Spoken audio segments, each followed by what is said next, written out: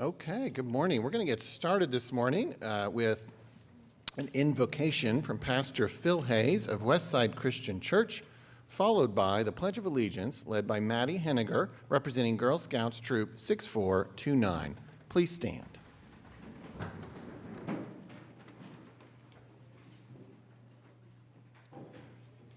Let's pray.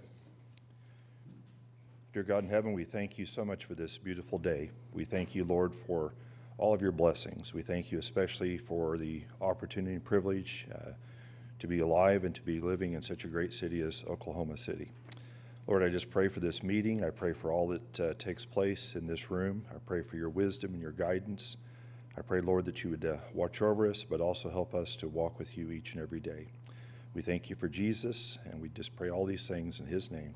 Amen. Amen.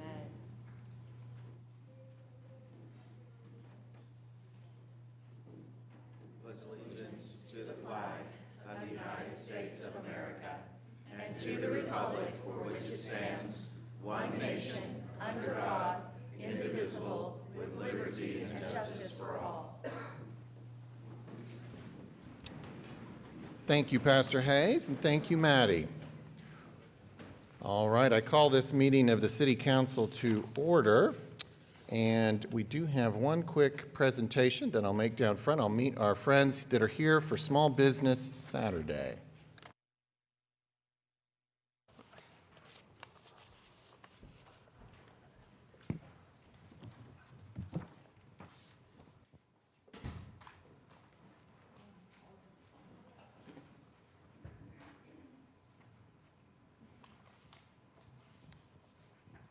Well, once again, it is time to sell some stuff in Oklahoma City.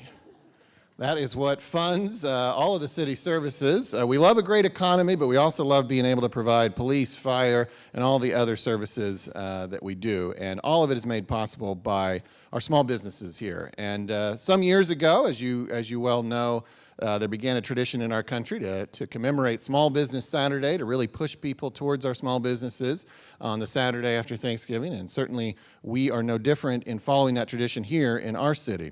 And we'd like to learn just a little bit more about what small businesses mean to Oklahoma City, and so I'd ask the clerk to read this proclamation. Whereas Oklahoma City celebrates our local small businesses and the contributions they make to our local economy and community. And whereas small and micro businesses are key contributors to our city's growth, employing approximately 2/3 of our workforce, collectively and consistently boosting our economy and sales tax revenue, increasing tourism opportunities, and giving back to our community by donating to local nonprofits. And whereas through the years, independent retailers and restaurants have also played an essential role in the revitalization of our neighborhoods and commercial districts, adding value and character to our community, even when faced with hardships. And whereas Oklahoma City customers who shop on Small Business Saturday agree that shopping at small, independently owned businesses supports their commitment to making purchases that have a positive social and economic impact and are essential to their community. And whereas we support our local businesses that create jobs, boost our local economy, and preserve our communities. And whereas advocacy groups, as well as public and private organizations across the country, have endorsed the Saturday after Thanksgiving as Small Business Saturday. Now, therefore, I, David Holt, Mayor of the City of Oklahoma City, do hereby proclaim November 26, 2022 as Small Business Saturday in Oklahoma City and encourage residents to support small businesses and merchants on this day and throughout the year. Thank you. Now, we have some great representatives today from small businesses, specifically retail shops here in our city. And to speak for them, we have Cleo Rehan Nash. Am I getting all that right? You've done fabulous work here for the last several years with the small business retail community here in Oklahoma City, and we'd love to hear a few thoughts and maybe also some introductions. Sure. Well, thank you, Mayor. Thank you, Council. Obviously, Small Business Saturday is the most important day of the year for our small businesses. I think it's no secret that 2020 was a bit challenging for our small businesses. And it's turned out that 2022 has been full of challenges too, so it's really more important than ever to support them I think as we head into the holiday season, it's important to remember that these small businesses give back to our community both financially and culturally, and we get to vote when we shop with them. We're not just buying things, we're getting to vote with our dollars, and we make a difference, and we get to have a say into what our city will look like a year from now. So I'm really hoping that everyone joins us in shopping local this Saturday throughout the holiday season, whether it's in a store or online or at the holiday pop-up shops, which open this Friday. So we have some shops here. I don't know if anyone else wants to say anything, but these are some of the great shops you can shop with this weekend. Tracy, do you want to say anything? Shop local. What shops do we have here? So we have Lindsay right here with DNA Galleries in the Plaza District. We have Jade and Kara with Chirps and Cheers. We have Rachel with the Black Scintilla. And Tracy with Plenty and all of their cheering fans. So, thank you. No, thank you. Let's hear it for our small business owners.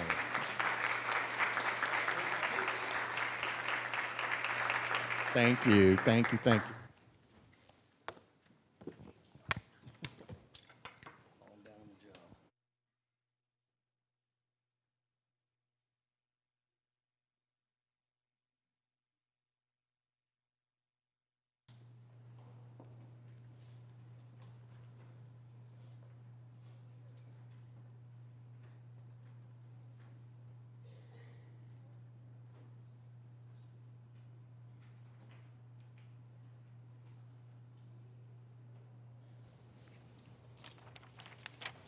All right, we also have some other items under Office of the Mayor. We have appointments, items A through E. These are appointments to the Board of Adjustment, the Downtown Design Review, Oklahoma City Arts Commission, Oklahoma City Housing Authority, and the Oklahoma City Riverfront Redevelopment Authority. We could take the appointments, A through E, with one motion.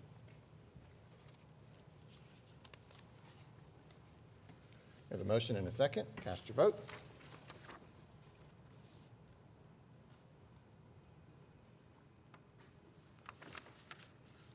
Passes unanimously. And then it is time to set the annual salaries for our three appointed positions, the city manager, the city auditor, and the municipal counselor. So we have those items here. Now, as we customarily do, we will vote to go into executive session here, but we will handle that at the end of our other business. So, and at which point we would also return and consider the resolutions found at F1, G1, and H1. We need 3 separate votes, unfortunately, I believe, to go into these executive sessions. So if we could go ahead and take a motion for F2.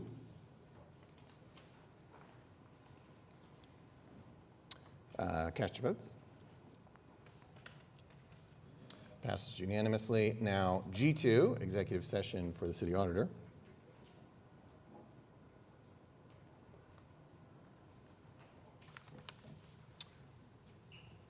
Cast your votes. Passes unanimously. And finally, H2, executive session for the municipal counselor.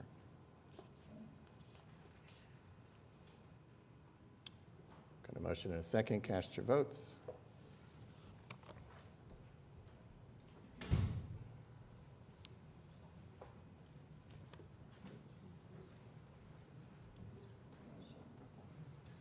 Yeah, are we waiting on somebody?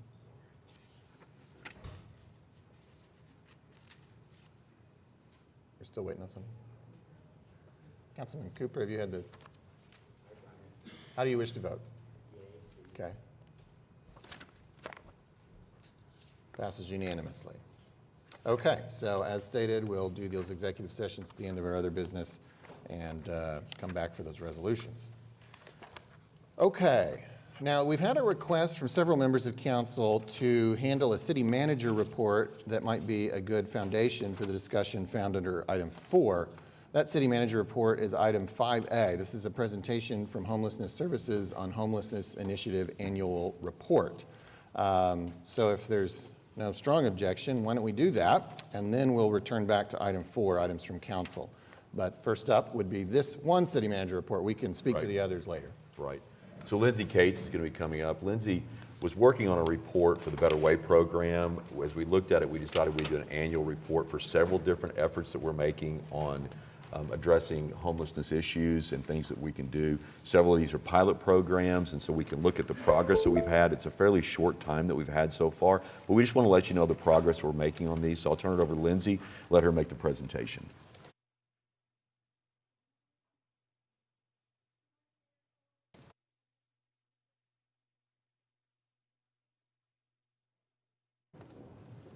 We should be getting it on quickly. Try it now.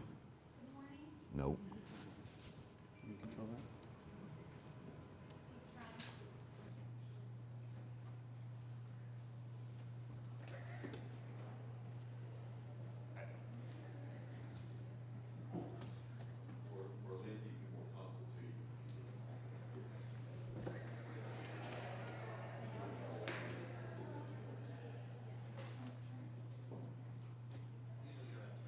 Oh, let me try this one and see if, can you hear me okay from, okay, then I'll move my notes over here, a little bit easier.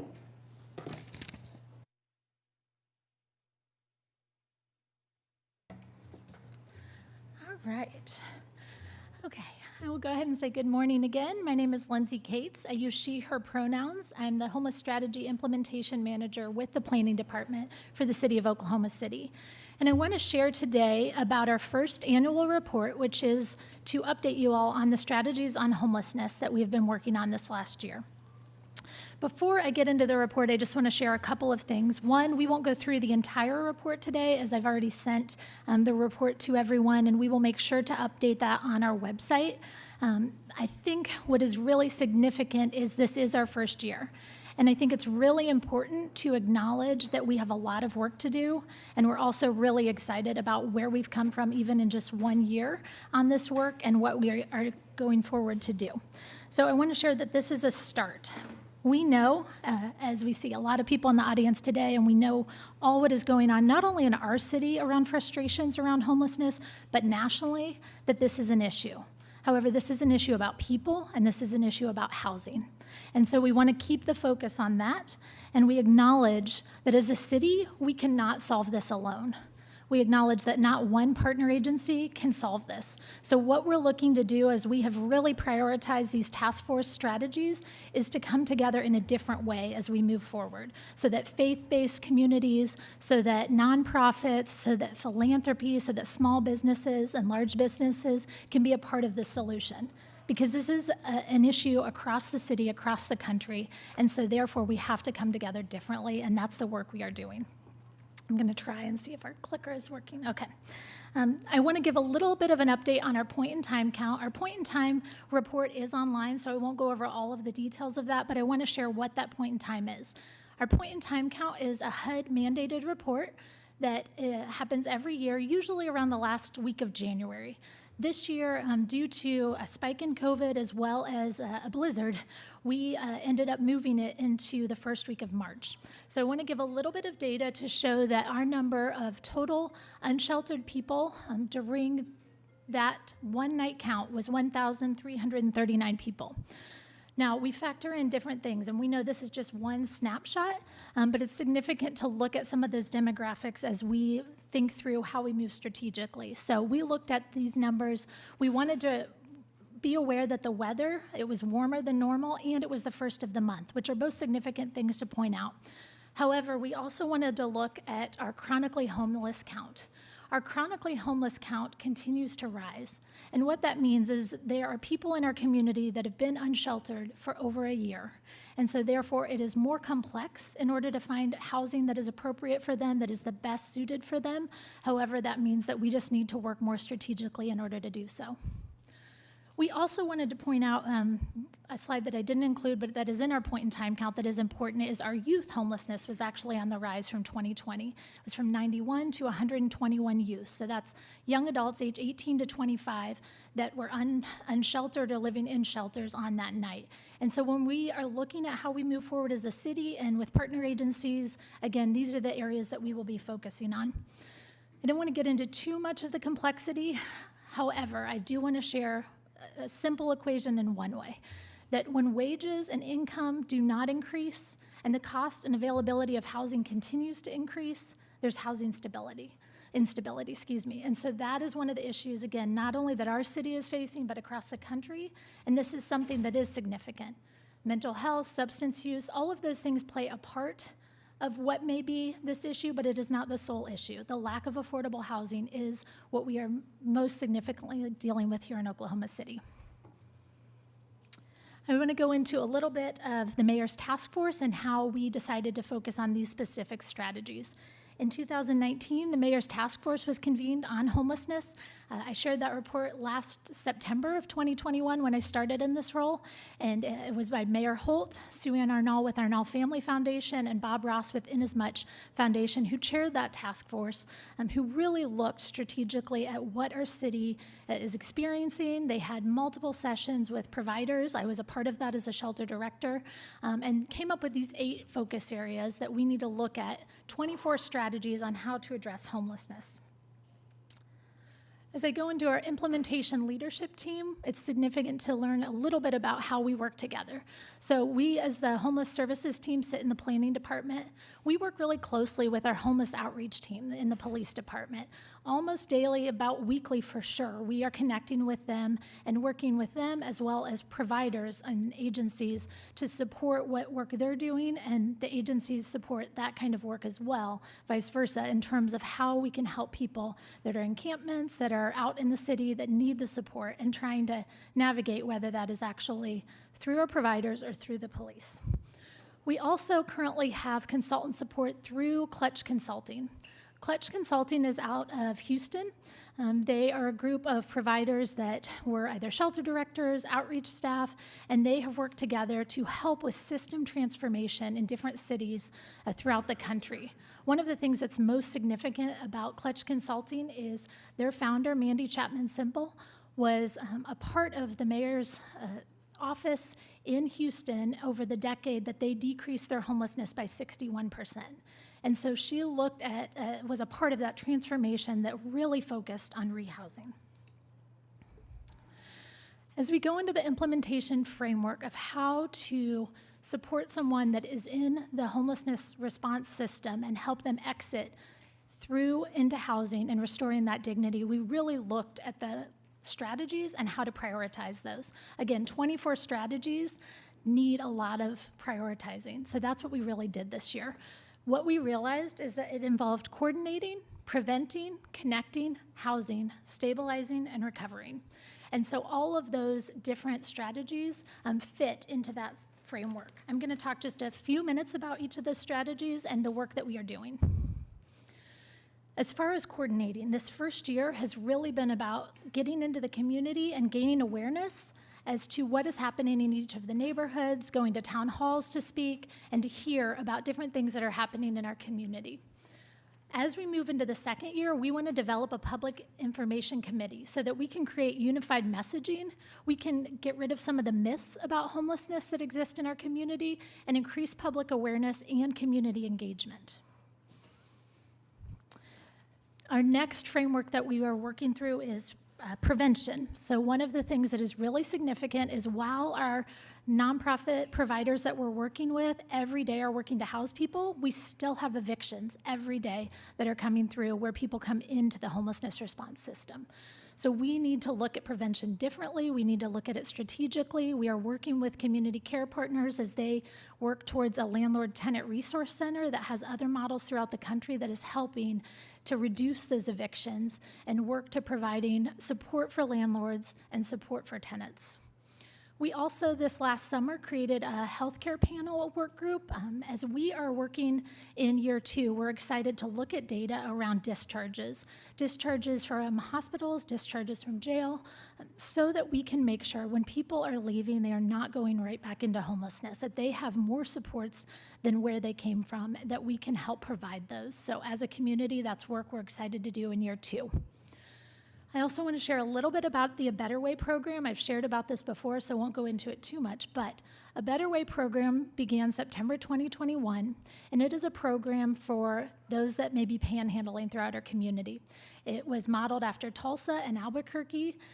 We started, and 3 days a week, a van goes around to different areas of our community. People are able to work for a day's work. They get a lunch from the regional food bank, and they hear from a case manager who shares about her barriers that she has overcome and how she can connect them with resources they may need to overcome barriers to get support for housing, to get support for employment or better employment. So at the end of the day, they get $65 cash and can meet with her or an employment assistance specialist. During this first year, we had 461 unduplicated individuals. We had individuals that rode the van multiple times because we know that it takes time to build that trust, where they may want to ask for help or get that support, but they may not feel comfortable that first time. 231 of those individuals completed an intake for other services. So they looked at ways that they can connect. It may be getting a license, getting some sort of an ID, getting a birth certificate, working on their resume, different things that they specifically need that Mental Health Association of Oklahoma was able to help them with. 28 reached competitive employment.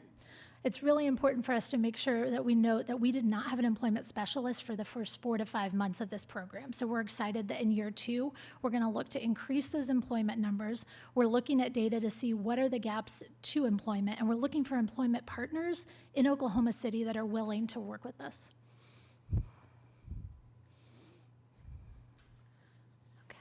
To share a little bit about connecting and the importance of that in terms of the work we're doing around homelessness.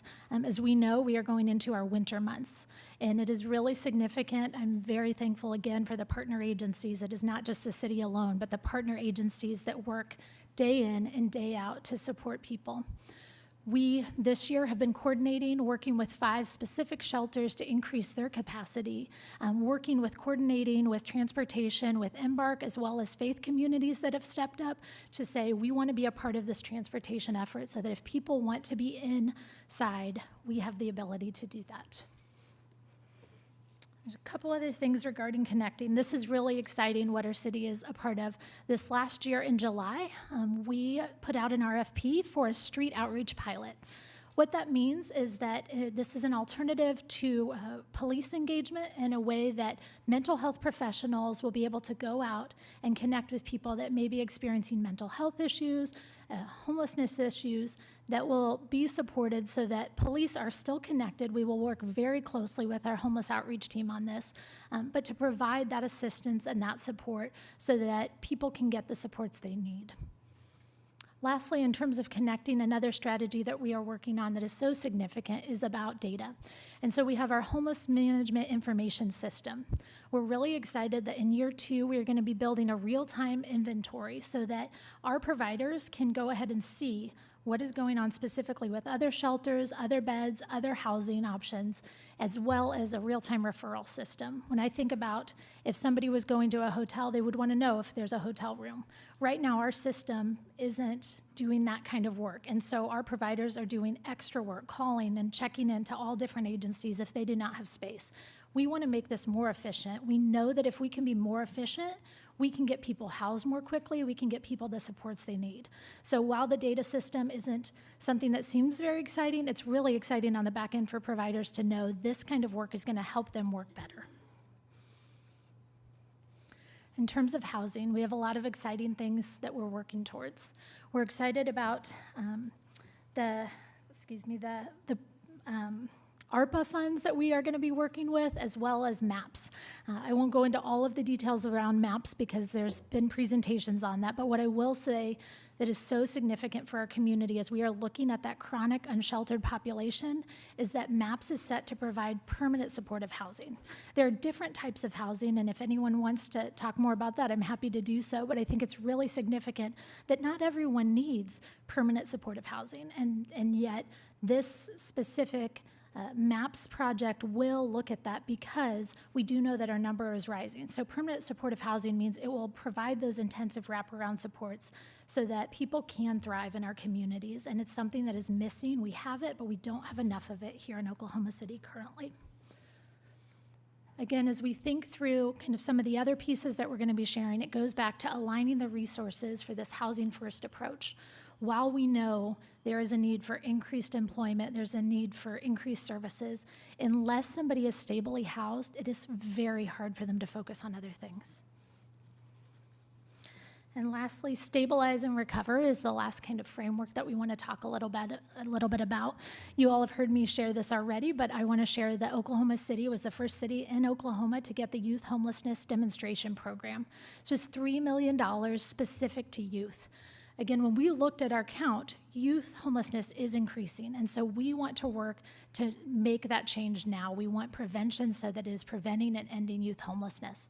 We're really excited about 5 new projects that will be coming out in 2023 around permanent supportive housing for youth, which has never existed here in Oklahoma City, transitional and rapid rehousing for youth, host homes, which are similar if you think a little bit to the idea of foster care, but it is different in that youth have the choice of where they would want to stay. Again, they're over 18 at that point, and so they are able to share and say, this is who I would like to stay with, and we have funds now to support that. We have a diversion program that will be coming out for the first time in our city again. This idea is that maybe a youth is couch surfing, maybe they're staying with an aunt. We now have program, and of course we'll have eligibility requirements, but we have funds to say, this can support that youth and that family so that they do not end up in a shelter. And again, this is significant on the end of prevention. Lastly, we have our drop-in center hours that will be increased, and that is so exciting because oftentimes drop-in centers, because of funding, because of staffing capacity issues, cannot be opened longer during the day, and youth do not have safe places to go. One of the things that I've seen that's most significant about the Youth Homelessness Demonstration Program is that it focuses on racial equity, which has to be discussed when we're talking about homelessness. And then the other piece is that it is about youth with lived expertise. So youth that have lived in shelters, youth that have stayed on the streets, were able to help review the program, say what they needed, and those programs were selected. It really is a huge shift in the way we need to look at how we design programs. Just want to give a little bit of the details around our year 1 collective impact. This number I will change for our annual report that you were given because we realized that we actually have housed more individuals than we had in our previous data when we looked at it again. So and when I say we, I'm not talking about the city helps coordinate and lead other agencies, but it is really the agencies on the ground doing the work every day who have helped house 1,600 individuals. The average number of days those individuals have experienced homelessness is 79. And that is, again, average. For many people, it's much longer. For some, it is shorter. I think about that, and that might sound like an arbitrary number, but when you think about 79 days without knowing where you are going to be safely, it's significant, and we want to decrease that. 96% of those that were housed through our programs actually remained housed after 2 years. So to me, that says our agencies are doing that work. We want it to get even better and better. And lastly, 14,309 individuals were served in our homelessness response system. I just want to share a couple more things about as we move into year 2. As we are looking at year 2, we are looking at our management team here with the city and partner agencies as to how we can support the implementation of the work on the ground and then towards our governing board. We're really excited that we are in the process of doing a governing board restructure.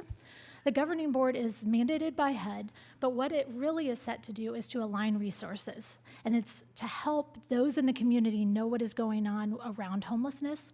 We have not done a governance restructure in some time, and so it's really exciting how we're going to be able to roll this out so that community members, small business owners, philanthropy, foundations, faith agencies can all have a part at the table and can help as we make strategic decisions. This is just really exciting because it is new in one way how we're going to be moving forward. And then lastly, again, I go back to those implementation work groups because, again, it is so significant to me that we look to those with lived expertise and we look at the nonprofit providers to say, what do you need in order for programs to be better? And we look at that data to make those decisions. The last thing I want to share is that we really are making a shift from a homeless response system to a homeless rehousing system. We are housing people. That's not the question. The question is, are we housing them most efficiently, most effectively, in the best way that we can? And the answer is no, we're working on it. And so we acknowledge it, but we're really excited about the direction we're moving. We are working specifically, as we met with the community over months, working with Clutch and working with our partner agencies on focusing on our unsheltered homelessness and our youth homeless. We want to increase supportive services so that we know that we can pair the type of housing that is needed with the individual so it works out. We also know that we need to think through how we do this right now. We have a lot of projects around housing affordability, but those are in the works. So what do we do right now? And part of that is engaging landlords differently. We're excited about some of the models that Clutch has used to create landlord engagement teams and work with landlords differently. We expect case managers and nonprofit providers who are working on homelessness to all of a sudden become property manager, expertise, landlord, engagement owners, things like that. We can't do that. So we're shifting that dynamic. And one part of that is going to be around rehousing directly from encampments. This is a pilot program, and I'm excited to share more in the future. But what is exciting about this model is that service providers work together in teams, and they go out and they connect with people. They're doing this every day, but it's strategic in the way that they're doing it for multiple days, multiple weeks, to really meet someone where they are. They pull up their laptop and they sit with them to help them fill out rental applications. This doesn't mean that someone who's living in a tent has to figure out a bus pass, figure out a route, go into an agency that they may have had past trauma or past fear about, and then sit down with somebody and then go back and find that person a few days later. This is what we think is one effective model. It's not the model, it's an effective model and an effective tool. And so we're really excited about how we move forward as we look at this. Just like this program, along with all of our other ones, it will take funding and it will take support, but I think the more that we can communicate about the work we're doing and the needs that we have and the way we're aligning resources strategically, we are heading in the right direction. I just wanted to say thank you for listening. I know I shared a lot quickly, and I'm happy to answer questions as I can. I know, again, I cannot answer all the questions, and I'm excited we have a team working on this. And I would like to say, too, just before we get into the questions and discussion here, is that I appreciate the Mayor's vision for having the Homelessness Task Force that really helped us think through how we approach this and get the community buy-in and feedback and all. But then Lindsay, Jared Shaded, and their work in the planning department together just through the years of trying to help us be in the right place with dealing with this issue and dealing with real human issues. And so I really appreciate their leadership on this and what we're doing. We all recognize that this is a work in progress, that it's not something that's solved, and it's not going to be solved. Lindsay has said it a couple times in her presentation. It's not going to be solved by one group. We all have to pull together as a community to do it. And it's not going to be solved by one approach. There are multiple different approaches and angles that we have to take on this, and so I really appreciate the creativity and then the expertise of Clutch with their experience of what they've done in other communities too. So I appreciate the leadership, and thank you, Lindsay, for your work on this. Thank you, Lindsay. Now there may be questions for you, Lindsay. Yeah. You might just hold for questions. Yeah, there's probably some questions or comments specifically on Lindsay's presentation. Anybody down here? Yeah. Okay, all right. You want to go ahead or you want me to go ahead? Lindsay, thanks for the presentation. I've got some questions. I think they're hard questions. Sure. But I think they're questions that need to be asked so that I can improve my understanding. And so that we can figure out how to better help, okay? With the, specifically with the Better Way program, which I'll tell you up front, I'm a fan of. The way the model works, I like it. Gets people involved. But I do have some questions on it. These questions aren't meant to be disparaging to the program itself or the people working in the program. They're just questions I have on the effectiveness and what we could try to do to help them improve that effectiveness. When we looked at the number of unique individuals that they've worked with for the past year, and then we looked at the number that had found housing or were hopefully in the process of finding housing, it was like 2.5%. And I'm curious, like, what we can do to expand that number. Is it that a lot of the people they're working with maybe do have housing? Because we're working with, I think, mostly panhandlers, is that correct? Correct. And one of the pieces I know when we talked before is that we want to get that data of how many actually were already housed, because there are some that have come to this program that said, I have a job, but I need extra income. And so they're panhandling. And so I think that's really significant, a great question that you ask as we inform our data going into year 2. This is something that we want to be able to look at. I also think that you're right, that statistic is not encouraging, and the housing piece is significant. Again, that's where we can come up with other programs, but if we do not house people, and again, if we have this great program, they do the work on day one, but they go back and they end up under a bridge that night, are they going to make it to their appointment the next day? So there's no question to me that this is important that you're bringing it up, and that the housing piece we have to figure out. I'm really excited that with the new pilot outreach team, I think there will be more connection there around outreach. I also think that we're just having to work on the back end of increasing our landlord engagement, increasing ways that we make sure those that want housing that are in that Better Way program can find those resources. So thank you for asking it, and it's something that we will look at in the data. I got some more questions for you too. The van only runs 3 days a week. Yes. Is that a funding issue? Is that? That's a great one. It's similar to the model that they do in Tulsa. I know that we need to clean the van. That's something that is significant. And then the other part is actually going to different areas. I think it's important. Our van driver just had a big job, not only like working specifically with a crew, but really each day trying to find people that would say yes to this. I think it can be a little alarming or overwhelming that a van pulls up and says, do you want to work?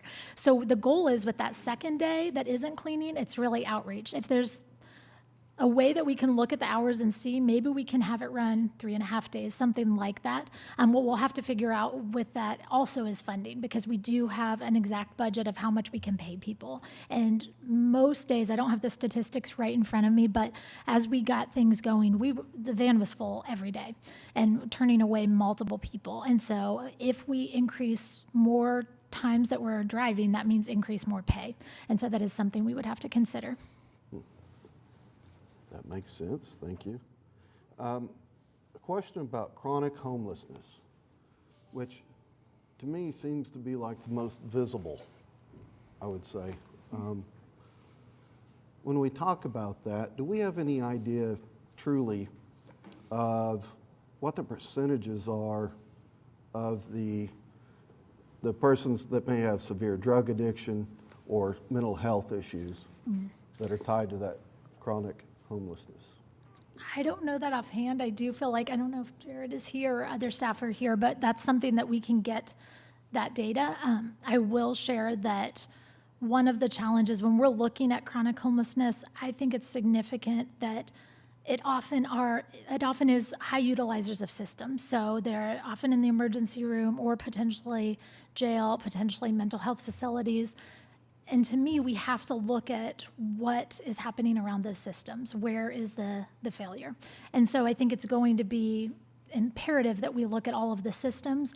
I think also that if we get someone housed and we have more supportive services, which is a goal for year 2, then people will not be utilizing those systems so much. So I can look at the data. I don't have it specifically, but that's something that I can get information on. I think, again, that when somebody has experienced homelessness for more than a year, there are other factors. And when we look at some of the needs around our mental health providers and the systems, we have a lot of work to do in our city and state, but I'm excited that we are working on that. We have some significant changes that we're making, working with Clutch and working with the providers on that, but it is going to be complex. Right, thank you.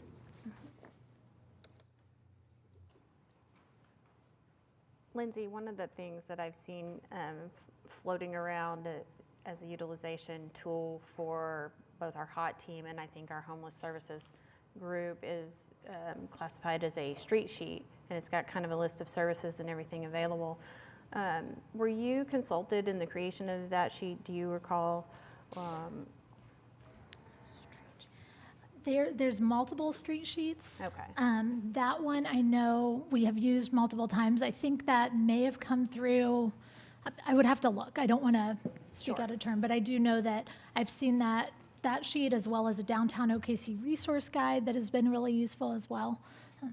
Okay. As I referenced that sheet, one of the things that kind of stands out to me is just the number of different nonprofit and state and local agencies that are available to our homeless community, and I just wonder if we're getting that information out there in the best possible way. How would you? What are your thoughts on how that information's being disseminated today? Is there a better way? I do think there is a better way to do that. I think with our second year, as we form a public information committee, so that would be a way that we're creating unified messaging and we're able to get out those sheets throughout better avenues. I think that right now, so many agencies act in silos, not because they don't want to work together. I really believe our agencies work well together. I just think that the work is so intense and so crisis focused that they are working on what is right in front of them. And so I think as the lead agency with the city, we have that responsibility. We don't do the direct work, we do the coordinating. And so that's where I get excited about my role, to be able to help coordinate in a way that gets them the information they need, gets people in their communities the information they need, so that isn't solely on them. I think that's something that we haven't done a really great job of, that we're working on it. Agencies do it, but I think it's our job as a city to continue to lead that and coordinate that differently in year 2. So then you would imagine that public information committee, because in my mind, it was more geared towards city residents who are not experiencing homelessness to have a different understanding of it. But what you're telling me now is that it'll actually hit both sides, so it'll be residents as well as helping the homeless with information. Yes, So that would be. that's two entirely different communication methods necessary there. Yeah, that would be the goal, I think, because I think right now when I look at most of the agencies that we work with, they have somebody that's doing their marketing, they have somebody that is doing their outreach and engagement. But I also think that they may not be able to know what is going on with another service provider in a different ward, for example. So I think that's where we can lead that. And then we can also help, like you said, with sharing that information to those that are not in that homeless response system, but knowing what is going on and staying engaged in the community. Thank you for the presentation and for taking my questions. Sure.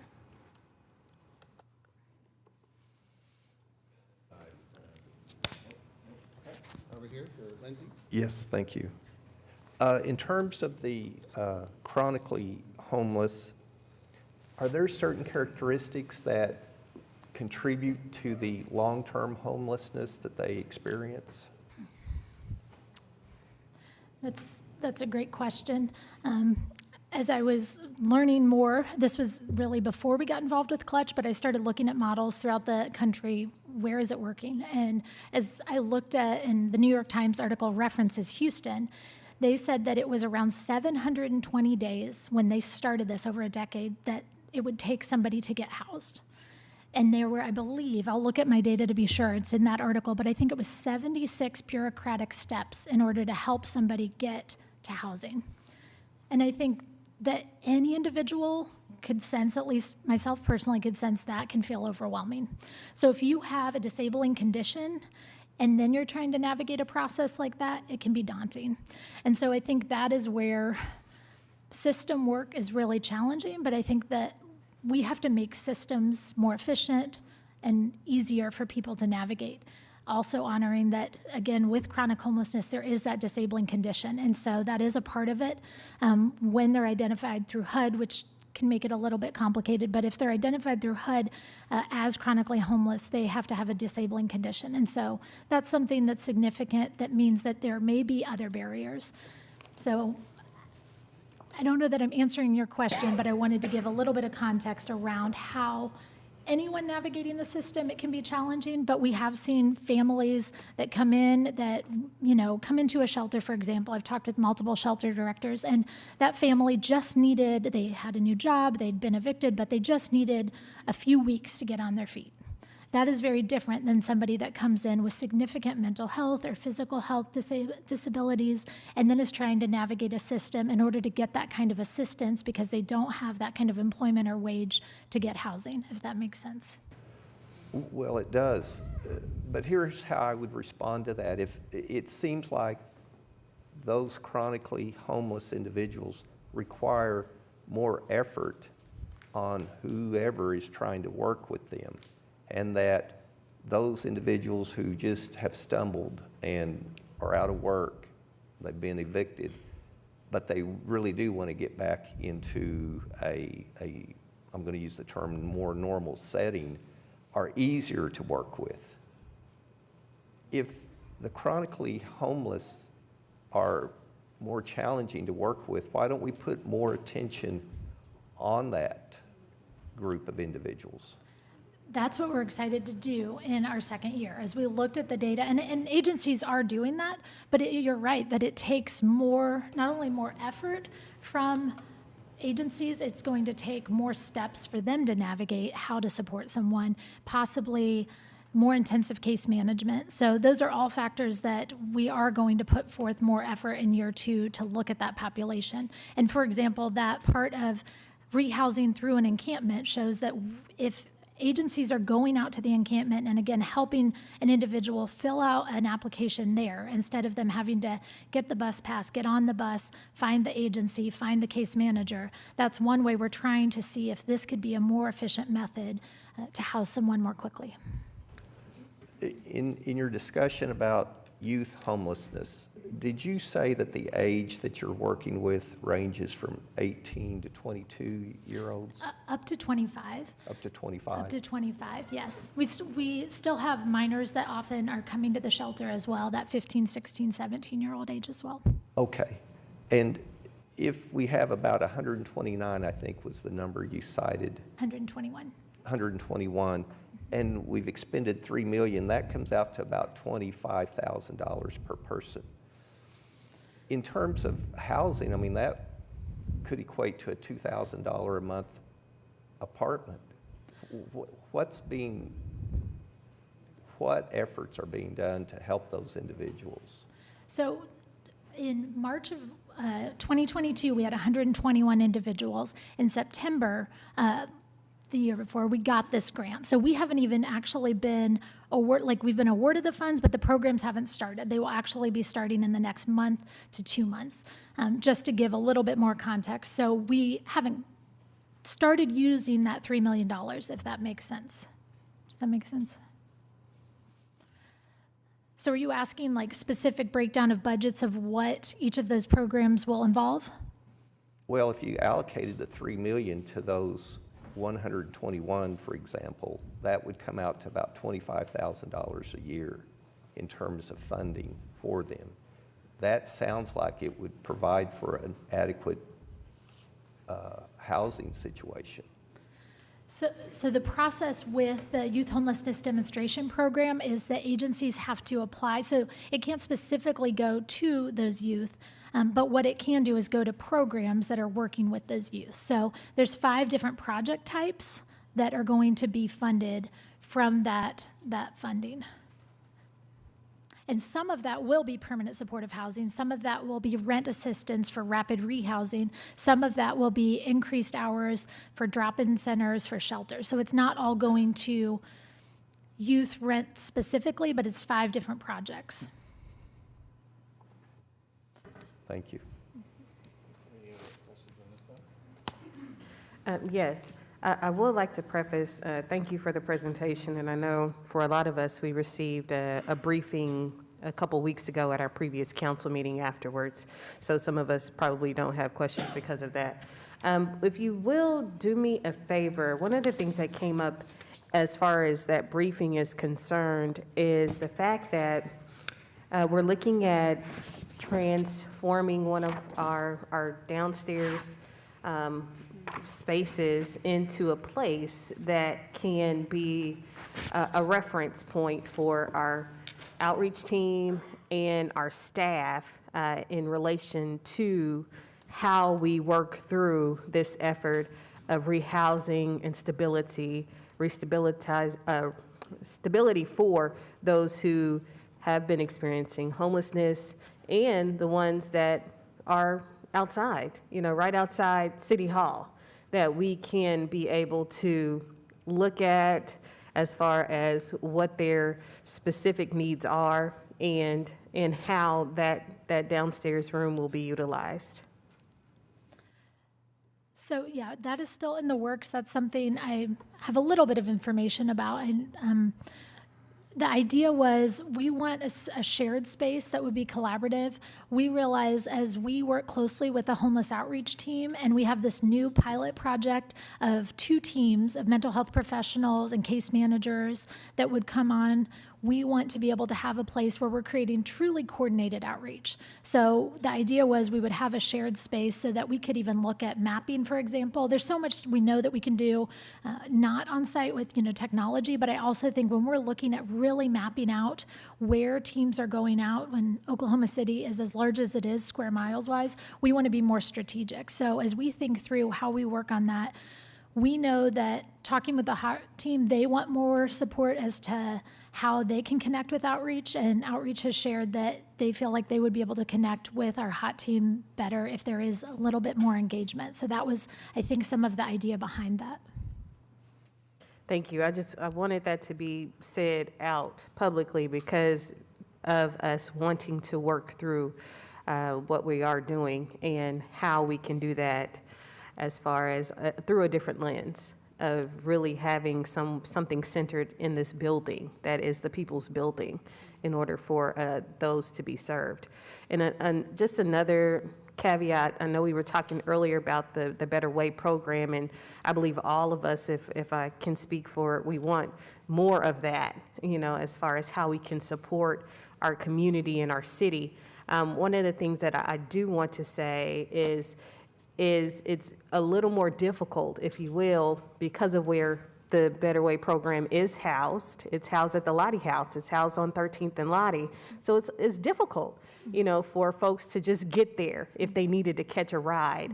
So it is very important that we have other ways and other stops and other locations where the bus or the van, whatever the case may be, whatever that transportation means will be, that they know this is where that stop is going to be located, instead of them having to figure out how to get on a bus or how to catch a ride or how to walk miles if they have to the Lottie House. And I understand they drive around and look for folks, but in a lot of cases, it depends on where you go. If you're even going to find some folks, that are willing, as you said, willing to get on that van, or just in general outside, especially right now with the weather conditions, that we've had in Oklahoma City.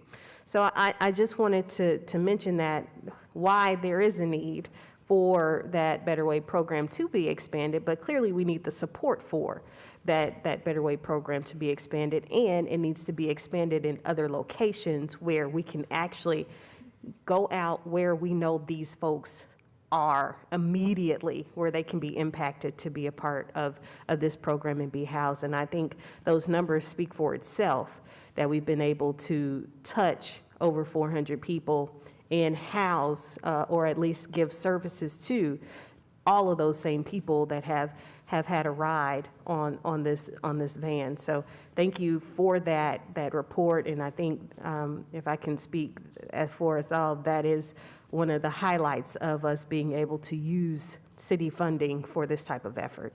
Thank you.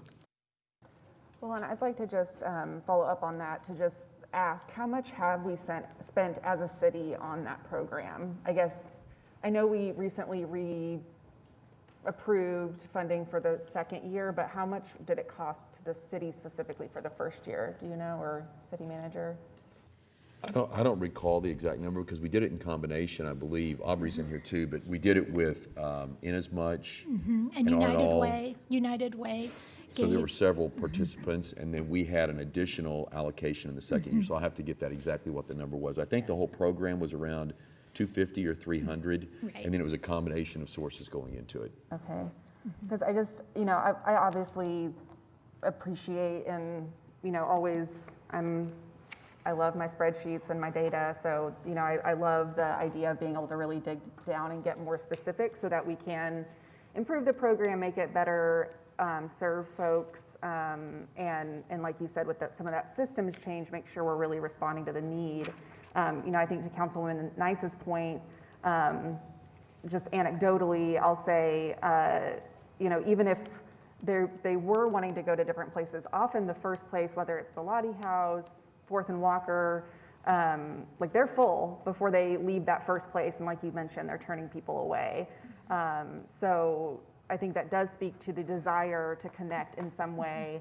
And like you said, that ability to get on that van multiple times to create that trust and sort of, I don't want to open up my life story to you over lunch the first, 4 hours after I met you. to kind of create that opportunity for those next steps. But I think what's so specifically good about this type of program is that, about 7 years ago, the city passed an ordinance that was challenged constitutionally. We spent over $1 million on external legal fees to defend that. And to my knowledge, I don't know that we have any data, let alone I would be shocked to hear that any person was housed out of that over $1 million that we spent as a city. So the fact that, maybe the program for a year is costing maybe $300,000, and from a myriad of sources, one being the city, that to me seems like a pretty good use of our public funds, taxpayer dollars, to actually get people connected to those services, whether it's, like you said, the improved employment so that there maybe aren't living in poor housing that they can afford on their, SSI or, Social Security. I start using jargony terms, Social Security or some other kind of fixed income. Or to your point, you said, that improved employment just so they aren't having to supplement it by being out on corners. So I just, I wanted to highlight that point about the cost, because I think it is really important that we do use these dollars efficiently. And it sounds like, always, of course, improving and wanting to ask those tough questions to make sure we get really good outcomes. But as far as I'm seeing right now, it seems like a great use of funds so far. So I'm excited to see how that continues to improve over the next few years. Thank you. And one thing that I think is exciting about this program as well, is that, again, it's often helping the people riding the van, and it's helping our city. I did get feedback from one person that had called about the park in their neighborhood, and I communicate with Mental Health Association staff to say, okay, we have some calls about this neighborhood. Can we look at this park? And so that is another piece, that they are helping to clean up our parks and city property as well. Any other comments or questions for Lindsay? I should say it was an excellent presentation, and it's a complex challenge, and your presentation helped us understand the community's complex response. But I think I can boil it down to something that's pretty simple to grasp. This community service providers have responded over not just the last couple of years, which when you've been here and you've done a terrific job, but it goes back 2 decades. The highest point we ever counted in Oklahoma City was in 2007, with about 1,900 people experiencing homelessness. Since then, that number has declined 25%. At the same time, our city's population overall has increased 26%. And I've crunched the numbers. This means that per capita, our homelessness in Oklahoma City since 2007 has declined 42%. That's an amazing success story. And it's why when I go other places, people are envious of our numbers. We're 82nd in the country in homelessness, even though we're the 20th largest city. So, of course, there's more work to do. Councilman Stone once said something very wise to me. He said, if there's only 2 homeless people, but they're in your front yard, it's frustrating and it's a disappointment. And so it's never solved until you're at 0. But we have, relative to other communities and relative to our own history, experienced a great deal of success. And it's a testament to the work that was represented in your presentation today. So thank you very much. All right, if there's no more comments or questions for Lindsay, we can proceed backwards to items from council, which is, and Councilman Stonesifer, if it's okay with you, we might hold item A and just stay on a theme and do A after we handle B through D. Does that make sense to you? All right.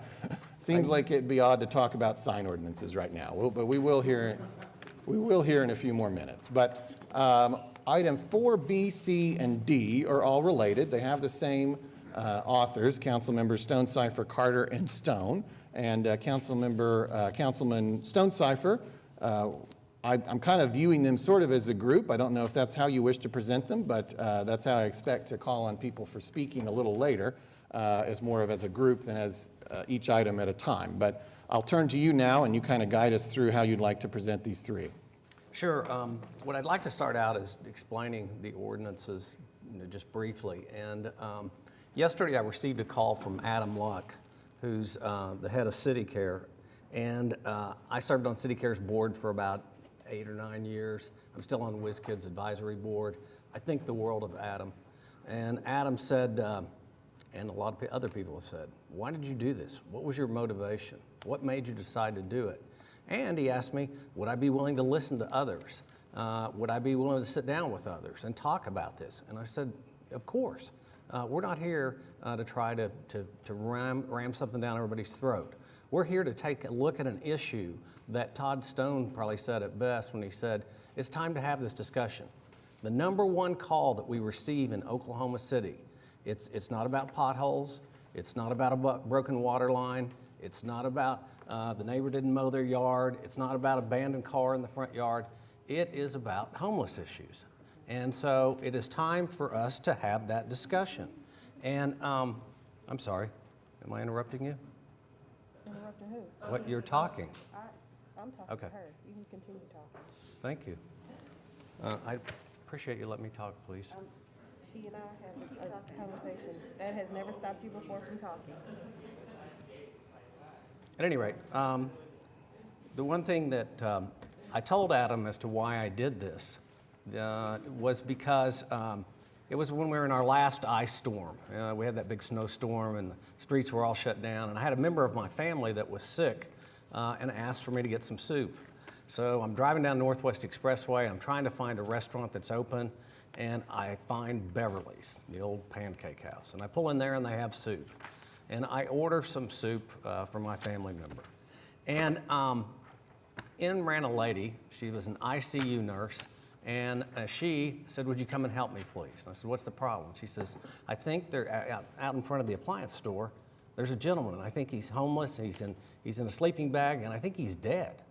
And so I went with her, not knowing what to suspect. And the person was not dead. He was in below 0-degree weather with the wind chill, was in a sleeping bag. And so I called the police. And I said, we need to take this person somewhere. He's going to freeze to death. And the police came, and they said, we can't do anything. And I said, what do you mean you can't do anything? And they said, this is on private property. And unless the owner of the private property signs a complaint, a trespass complaint, we just have to leave him there. And I said, you're kidding me. I called Chief Gorley. I said, we can't leave this guy out here. This is not compassionate. This is not fair. This is not the way we do things. And so I had the police go by 3 more times to check on this person. Each time he refused to leave. Finally, at 1:30 in the morning, he calls. Luckily, he had a mobile phone. And he called and said, please take me to a shelter. Well, sometimes I like to think God puts you in a place where you're supposed to be dealing with something. And that very moment led me to believe that I needed to start looking at what these issues are with private property. And so I started doing research. And I came upon an article called How San Diego Cleaned Up Its Act and Got Real on Homelessness. And it was by Kevin Faulkner. He's the former mayor of San Diego. He termed out, and he wrote this article on how they cleaned up their act. And I want to quote a couple of things he said, because I think they're important, and I think they influenced what I did. And he said, we are in the middle of a true humanitarian crisis. It's time to be honest with ourselves about why more and more people are living on the street and find the solution to fix it. We need to decide that it's not acceptable to condone living outdoors in urban areas. It's not compassionate to enable the brutal life found in tent cities. It's not responsible to turn a blind eye to drug abuse. And it's not humane to let people with severe mental illness wander the streets without effective treatment. He goes on to say, let me be blunt. Conventional wisdom and academic theories on how to solve homelessness have proven to be largely ineffective on the scope and scale of this crisis. I have seen it firsthand. 20 people died of hepatitis A 2 years ago when the virus struck a homeless camp. The deaths were fueled by many factors, including unsanitary conditions in homeless encampments and illegal drug use. In San Diego, those days are over. For individuals of sound mind who choose to refuse shelters and services, and for criminals who hide among and prey upon our homeless population, those are not options in our city anymore. Our new mantra will be, we must punish crime, not ignore it. We must end suffering, not condone it. We must reduce homelessness, not promote it. But do not confuse San Diego's resolve with a lack of compassion. For those without a home trying to lift themselves out of extreme poverty, San Diego is ready to help by providing services with dignity. There's a place for people, and it's not on the streets. I'd encourage everyone to get a copy of this. Again, it's entitled, How San Diego Cleaned Up Its Act and Got Real on Homelessness. The next thing I did after I started down this road was to look at our ordinance. It's section 3035.2 and at SAC. And I talked to Kenny about it. Kenny told me it's an ordinance probably from around the 1970s. And it has penalties for trespassing. It has a Class A and a Class B offense. And Kenny, I think this is right. That's the same offenses that are in the new ordinance, correct? Yes. So nothing has changed, correct? Correct. All right. Then I wanted to look at what are we doing as a city as far as homeless people and people that we are sending to jail. What are our numbers like? Are we trending in the right direction? Are we doing better? Are we doing worse? So I had LaShawn Thompson do some research on that. And LaShawn's here today, and I'd like her to come up and present her research on what's going on as far as municipal offenses, as far as not the county, not the state, but Oklahoma City. Are we doing a good job? Or are we doing a bad job of taking care of our people, homeless or otherwise? Thank you, LaShawn. Thank you, Councilman Stone Cipher. I'll wait for the presentation to come up. Good morning, Mayor and Council. LaShawn Thompson, Assistant City Manager and Municipal Courts Director. At the request of Councilman Stone Cipher, I'll be presenting some municipal courts data for you. Next slide. So our average daily inmate population, and this is information that municipal court staff is tracking.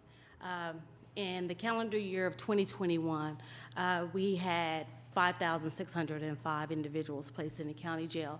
This is for municipal court charges only, with a daily average of 15. In 2022, we had 6,546 individuals with a daily average of 21. And I have to say that none of these inmates spent the night in the county jail. We have a 10-hour mandatory OR bond, and so any individual that's booked on municipal charges are immediately released within that 10-hour period. And so this daily inmate population reflects that, but no individuals are going upstairs in the detention center and being booked overnight. Next slide. This next slide is our jail agreement. This is what we pay as the city to the Oklahoma County Detention Center. And since 2015, we've reduced our jail agreement by a little over $2 million. And so this information just shows our jail agreement is based on the number of individuals that are incarcerated in the Oklahoma County Detention Center. Again, municipal charges only. And so you can see since 2015, the jail agreement has been reduced. Our penalty reduction program, this is a program that was launched in 2019 for individuals with Class A warrants. And so if you have a warrant and you have the financial ability to pay a reduced amount, this program is for those individuals. Since the program started in 2019 and we've cleared 6,837 cases and dismissed 2,355 failure to appears with a collection rate of a little over 1 million. Now, this is a program that's only available for individuals that have the financial ability to pay. There's another program that if you don't have the financial ability to pay in the next slide. So this is dealing with the individuals that don't have the financial ability to pay and that the court system has deemed them to be indigent. So since 2017, we've addressed 43,000 cases, and we've dismissed over $11 million. And again, these are individuals that are found to be indigent through our court system on our municipal cases only. And I'll be happy to answer any questions if you have pertaining to the slides that I presented. With council, and he always said, I need to see empirical evidence to make my decisions. A city of 700,000 that has a daily average of 15 to 21 is a very, very low number. Last year, our jail agreement with the county was $484,000. In 2015, when I went on the Judiciary Committee, we were at $2,614,000. In other words, the daily average has gone down. It was 5 times higher in 2015 as opposed to what it is today. So I think we're moving in the right direction to making sure that people aren't jailed who shouldn't be in jail. And I think the other thing that we've really worked hard on is the penalty reduction program, which we've dismissed 9,000 cases. 9,000 cases where there were warrants outstanding, and as a result of that, we've got people to pay their fines of over $1 million. I think it's also important to point out that in this circumstance, we have, how many Rule 8 hearings a week do we have? We have a total of 9 Rule 8 hearings weekly. And those take into account the circumstances on the person's ability to pay, even if they are fined or some type of bond is set, right? That is correct.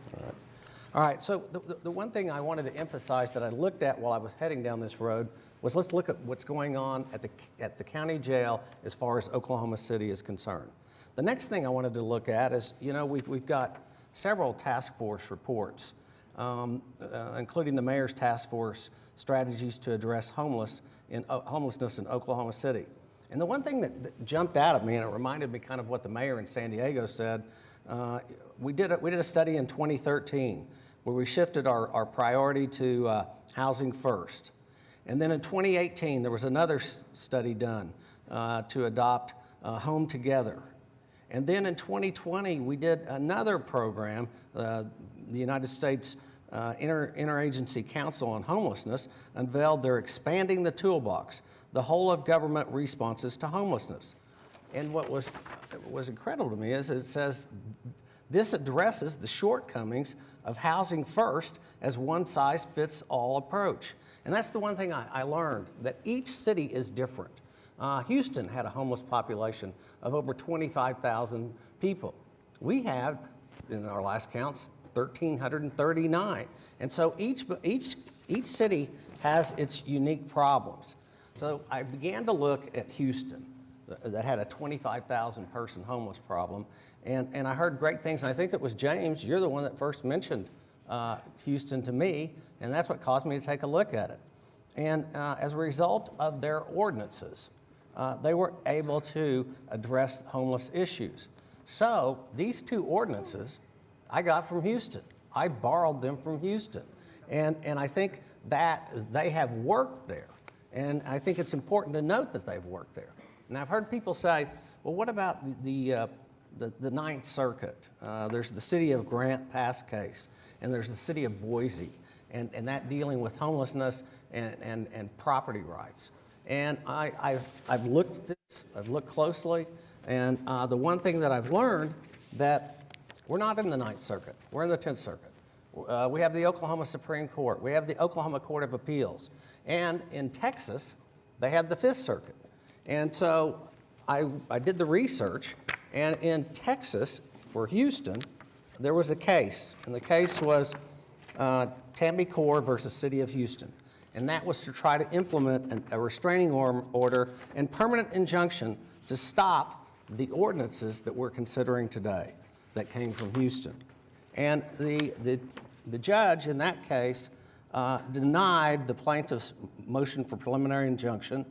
And with that denial, what that means is the ordinance withstood a test from a court. And so I know there's cases out there in the Ninth Circuit, but I'm more concerned about what's happening in our part of the country.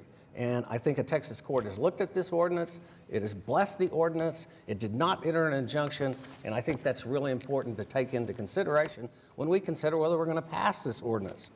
The next thing I did was I looked at the city of Austin. And I don't know if everybody knows about this, but the city council refused to deal with this issue of the campus. There was an initiative petition. A vote of the people was taken. 57% of the voters said they were in favor of reinstating criminal penalties for camping in public places. And so that passed, and it's being implemented. And that's what we're looking at with these ordinances here today. Now, the one thing,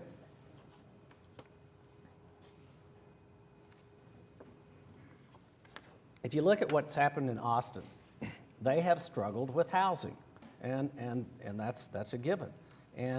But they have continued the process, and they are working to success on dealing with encampments in the city of Austin. And so I guess the point is, like when I talked about sitting down and talking to Adam Luck and to others, this isn't going to be perfect. Not everything is going to be done perfectly overnight, but we have got to take a step. We've got to quit preparing reports and doing nothing. We have reports dealing back to 2013 on homelessness and still have not enacted them. So the next thing I did was I looked at our count on March 1st. We had 1,339 homeless people according to the count. 35% of those were unsheltered, okay? 35%, that's what it says. That's 468 people. We have 850 beds. So if my math's wrong, somebody correct me. But if we have 450 beds and we have 468 people unsheltered, it looks like we have enough housing to deal with this issue.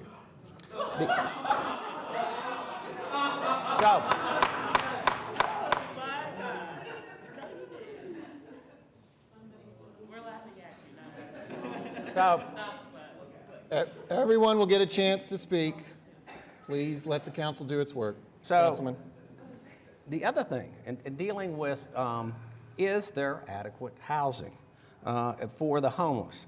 One of the cities that dealt with this problem, they adopted an ordinance that any night that there wasn't adequate housing, there wasn't adequate shelter, there could be no disruption of the homeless on the streets.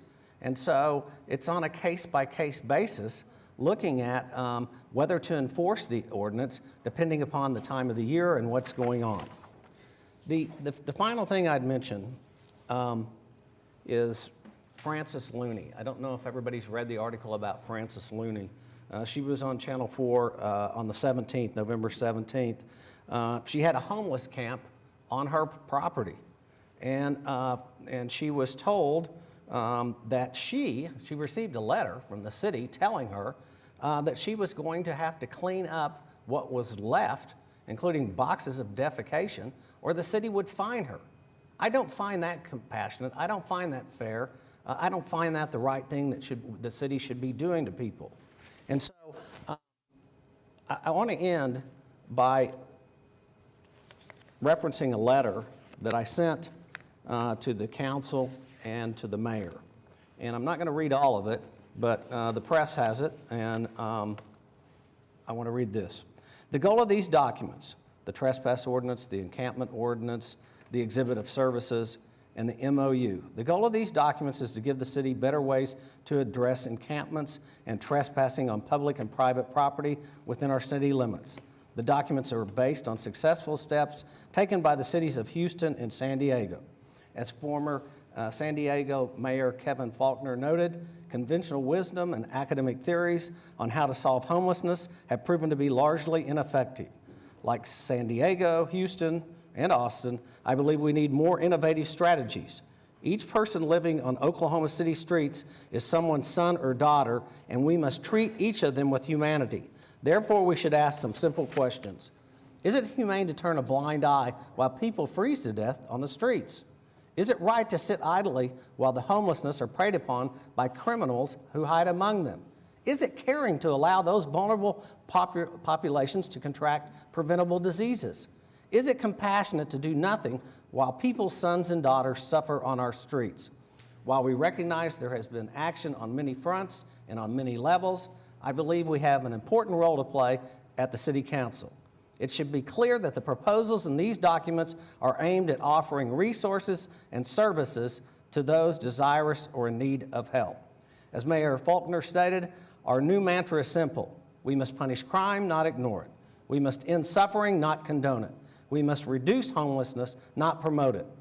The parable of the Good Samaritan teaches us we must help those who are hurt and in danger. Thus, we cannot ignore the sick and the homeless. Instead, we must address, attack, and resolve the problems with all our might and creative resources. After these discussions, I'm going to move for the introduction of these ordinances. Thank you, Councilman. Before you do that, Mayor, I know we Oh, had yeah, a yeah. Oh, no, we got plenty before that. I assume he meant a little later. Yeah, no, we got plenty of discussion. Please, go Okay. ahead. I wanted to bring up Ms. LaShawn, if she's still here, because I still had a couple questions after we had that long dissertation. Will you talk and mention, I know we talk about the programs that we have. One of the things that was not mentioned in your presentation was our homeless court. Will you talk about that and talk about what we've done to remedy that, and especially in our judiciary committee, how we've been able to work with that population to reduce their fines and fees and to help with programming for housing and rehousing and stability? Thank you, Councilwoman Nice. Our community court program launched in 2020. And what the program is it's anyone who is experiencing homelessness that have open municipal court cases or warrants. So what we're trying to do is eliminate those obstacles and those barriers to keep individuals from applying for housing. So, you know, if someone has a warrant, they may not be able to get in this Section 8 program. And so this court was designed to take we moved it out of the traditional court process. The homeless court, we refer to it as community court. My apologies. The community court program is, the dockets are heard quarterly at the Homeless Alliance. There is a attorney from Crow and Dunlovely that is working with the defendants pro bono. And so basically it's more of a resource-focused program. And so individuals that are entering in the community court model, they have to work with their treatment providers, and working with their treatment providers, their case managers, or whatever the case may be. That's what Judge James is looking for. She's looking for you to hopefully get into housing, to participate in your treatment, so that way you can secure housing through working with your providers. With successful completion or participation in the community court model, your fines and costs are suspended. And so that's a program that's taken out of the traditional court model that we've had in place since 2020. Thank you for mentioning that. And I think it's very important for us to speak some of these things into what's happening. And we may actually collaborate that with the presentation that was just presented, because they do coincide together, if you will, as far as what those strategies have been for our city in relation to how we house those who are experiencing homelessness in our city. And it's very important for us to, again, realize that community court does exist, and these implications of what this ordinance can bring will bring more of us needing more frequently than a quarterly docket. It's going to have to be a monthly docket once this ordinance is going to, if it is found to be approved by this city council and this body. We're going to need to have more of this heard. And that's the unfortunate part about why community court was created, because it was created for us to look at how we can get those who have experienced homelessness back on their feet without having these overheads of warrants, fines, and fees for them to be able to be housed and reestablished as a citizen, or just not a citizen because they already are, but just as someone who can be productive in our community. So thank you for that. That's the one thing I wanted to hear about first. Thank you. Appreciate that. And also, as we continue to talk through what we are looking at for this, I just want to make mention, I know we're talking about these other cities, and a lot of these cities have totally different opportunities and resources compared to Oklahoma City. While we've been looking at this since 2013, as it's want to be mentioned, and as we just heard how a lot of those numbers have gone down, there have been different strategies that have been the cause of why these numbers have decreased. And it's not been to criminalize what we're doing today. And I think we also need to reference, we also should reference and think about, while we want to mention all of these articles, there's still an underlying part of these conversations that we will never know about in these particular cities on how even these folks have been treated in that process or what has become of these people in this process. We don't know that. So all we're going off is an article from these different sources or newspapers, but if we aren't in the belly of this conversation, and for those who have not done a point in time count, I encourage you to do so. I was able to do one last year or the year before. I did not get to do it this year, but it brings a realization of what our community and our city is actually experiencing when it comes to these folks who are experiencing homelessness. And we've already received a report from Legal Aid talking about how these evictions are rising and how people are out on these streets sleeping in their cars because they have nowhere to turn. And I also want to mention, because I had this happen last month where we had to house a young lady immediately and try to figure out what to do with her, because our housing authority kicked her sister out when her mom, a 9-year-old, when her mom passed away of COVID. They moved to Texas and had to come back and live in a car. Now, you tell me what kind of sense that makes, that we have opportunities for housing, but we're not keeping people housed. So what happens to those people? This young lady was caring for her sister in her 20s with her own kids, and now she has to worry about where she's going to eat and where she's going to sleep. That makes no sense to me. It makes no sense. And I fear the day that this happens to any one of us here. I fear the day that happens to any one of us, because mind you, even for some of us who do not have all of the support or the jobs or whatever, that inherited trust fund, whatever the case may be, some of us do and are like one check away from experiencing homelessness ourselves, and that includes me on this city council. So I worry about the folks that are out here. And for those that I know personally, I know a gentleman that I talk to often and see him, and I say, "What are you doing? How are you?" And he says, because of the things that I have experienced, that I have been charged for, because of those certain crimes, I can't find a place to stay. I can't find a place to stay. These people won't house me at all. So what is this young man to do? What is this young man to do? He has to defend for himself, stay on the street, and figure out how to make a dollar. Figure out how to make a dollar. And I haven't seen him in a while, so I don't even know what's happened to him most recently. But when I see him, the first time I met him, he was being taken advantage of because a gentleman was just coming, picking up people and making them work.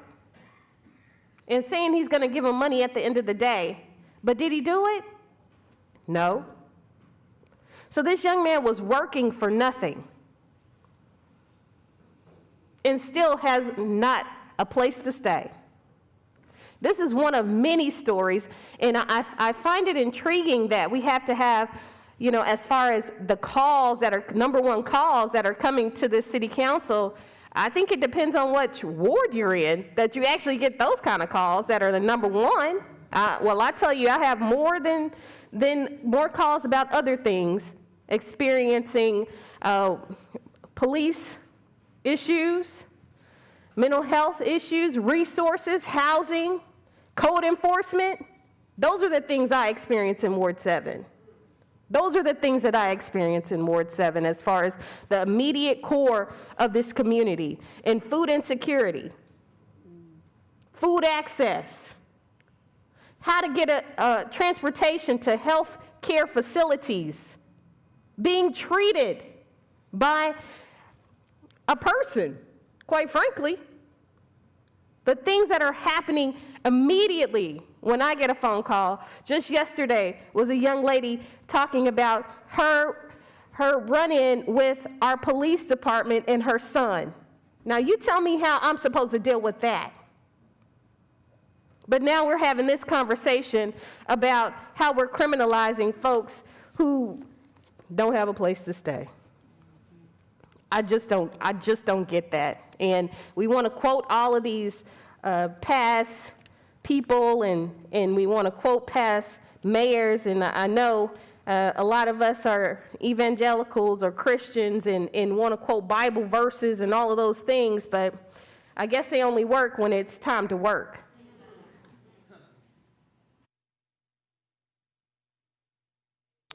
All right, any other questions or comments in response to Councilman Stonecipher before we go to residents who have signed up to speak on the items?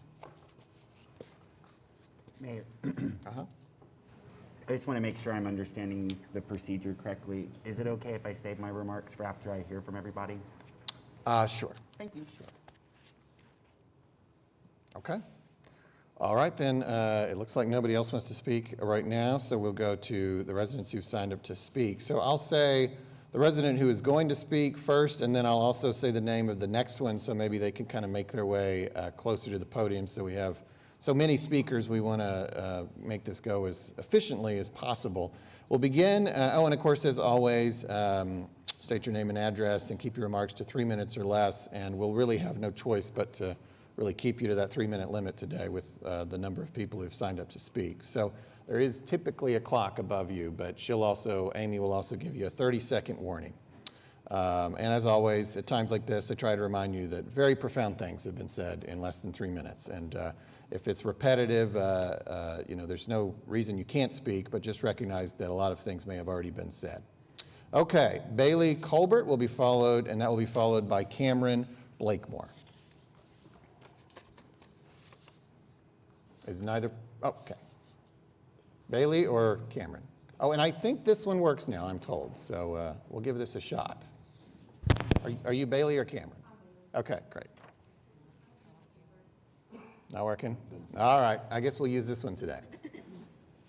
Okay, so like Jo Beth already mentioned, in 2015, OKC attempted to make panhandling illegal and successfully wasted $1 million in our taxpayer money when they lost in court. If this ordinance passes, there's already organizations ready to sue us again, and you all will waste more of our money again, and we do not want that. Is my timer on? Okay. We fully reject this outright fascist, quite frankly, ordinance and any other measures that are going to plunge our community into even more desperate conditions. Do you really think that someone who can't even afford to put a roof over their head can afford a $500 ticket?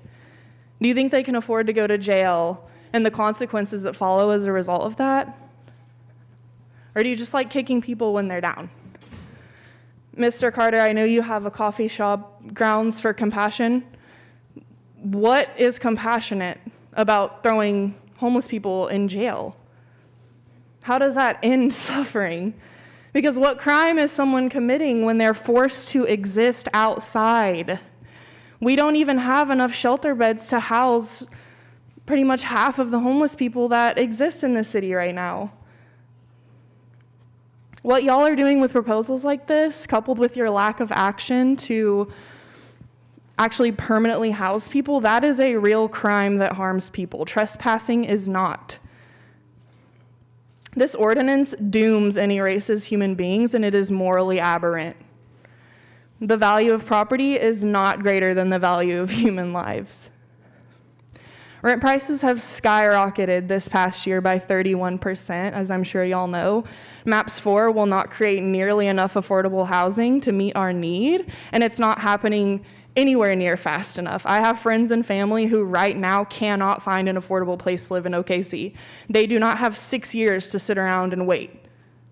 This housing crisis that we're in is an emergency, and it needs to be treated like one. No more for-profit development on public land. No more ritzy condos, rooftop pool bars, until every single person in this city has a place that they can afford to live in. we join with No New Jail Oklahoma in the call to decarcerate Oklahoma City, to defund Oklahoma City Police Department, and to immediately halt new jail construction. 30 seconds remaining. We don't need new jails and more reasons like this to throw poor people into them. We need resources to shift from funding the police and jails to community-led initiatives that actually address the root causes of homelessness and poverty.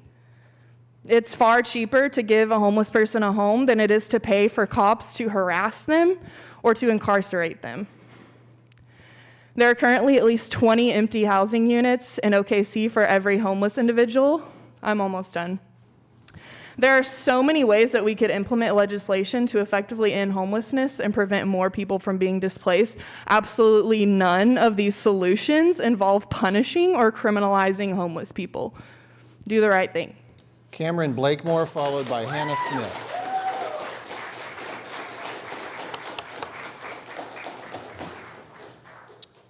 Good morning. My name is Cameron Blakemore. My address is 8908 Estelle Manor Circle in Oklahoma City. Councilperson Stone, as you are my ward counselor, I'd like to address my comments to you because I was concerned when I saw that you were a co-sponsor for these bills. One problem that we have is we tend to talk about homelessness in the aggregate without putting actual faces to it. So I would like to put a face to homelessness and tell you my story of homelessness and how difficult it was to come out of it. I've never had trouble with addiction. Did not come from a broken home. My parents were together until my father passed. My mom mourned him until she passed 5 years later. But something did happen to me. When I was 6, a respected and to me beloved professor spent the year abusing me. And I later graduated from this school 20 some odd years later, in 2005. But at the time, he was a respected professor and I was a kid with a couple of parents who didn't really know what to do.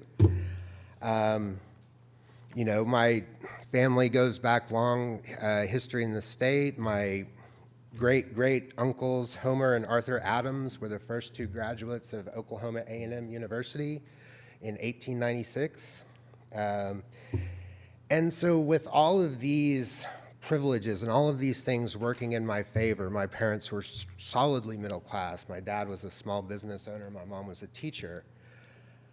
But when my abuser got arrested in December of 2011, and my father died in February of 2012, I went on a mental health spiral. I managed to hold down a job at the time, but I could not afford a place to live.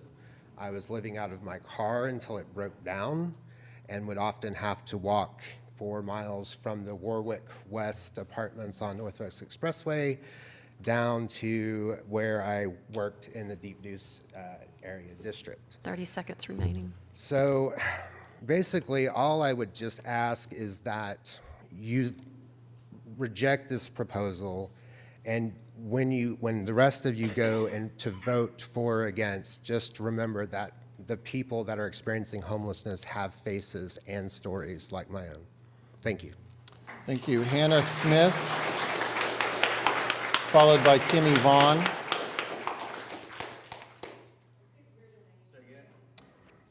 Well, I know we all support each other, but the reason you can't hear the names is because you're applauding. So maybe, to make this efficient, we're going to have to try to maybe keep that to a minimum. But Hannah Smith, who will be followed by Kimmy Vaughn.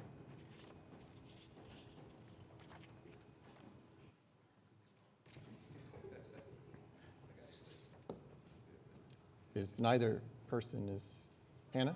Okay.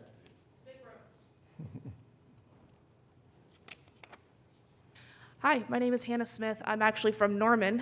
Unfortunately, I had to drive down here at 8:30 on a Tuesday morning because y'all were about to do something crazy. I work with a new nonprofit called Norman Caravans, What we do is volunteers give free rides to unhoused people between resources and in general try to just be a friend. We are only a small group of people working in a much larger system of folks who do everything possible to keep people off of the streets.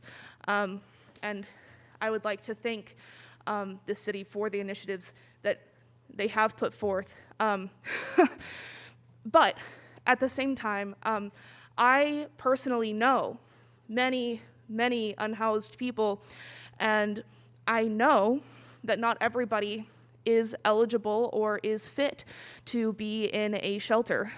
Some people have various barriers, like having a pet that they care for, having mental disabilities that make it difficult for them to be in that pro-social situation, people who may be suffering from addiction, who can't sober up long enough to consistently, night after night, be in a shelter. And those people shouldn't freeze to death either. It's a very simple concept. When you ban something like heaters in the middle of the winter, people will freeze. And it will be your fault. Don't do that, right? If you would like to reach out,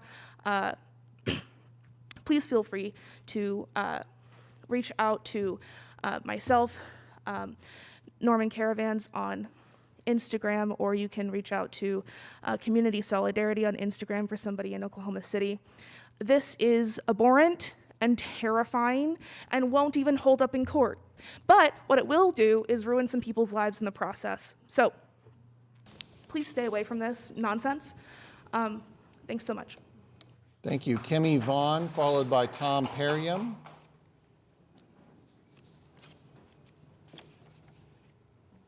Hello, my name is Keeney Vaughn, and I'm also a Norman resident. I have traveled here this morning to tell y'all that this is not the greatest idea. Criminalizing and vilifying an already marginalized and stigmatized group of people in society is a horrific thing to propose. The inability to afford a stable living place in the current economic crisis should not end up on one's criminal record, especially with the Oklahoma City Police Department being under investigation by the Department of Justice, and especially with the Oklahoma City Jail continuously being under investigation for horrendous living conditions. Thank you, Council, for your time. Thank you. Tom Perriam, followed by Caroline Pandy, and I apologize, I'm having trouble with the handwriting there, but Tom. Welcome, I'm Tom Perriam. Good job pronouncing my name. Not many people can pull that off. I live at 1001 Northwest 16th, not far from here, in Councilman Heyman's district.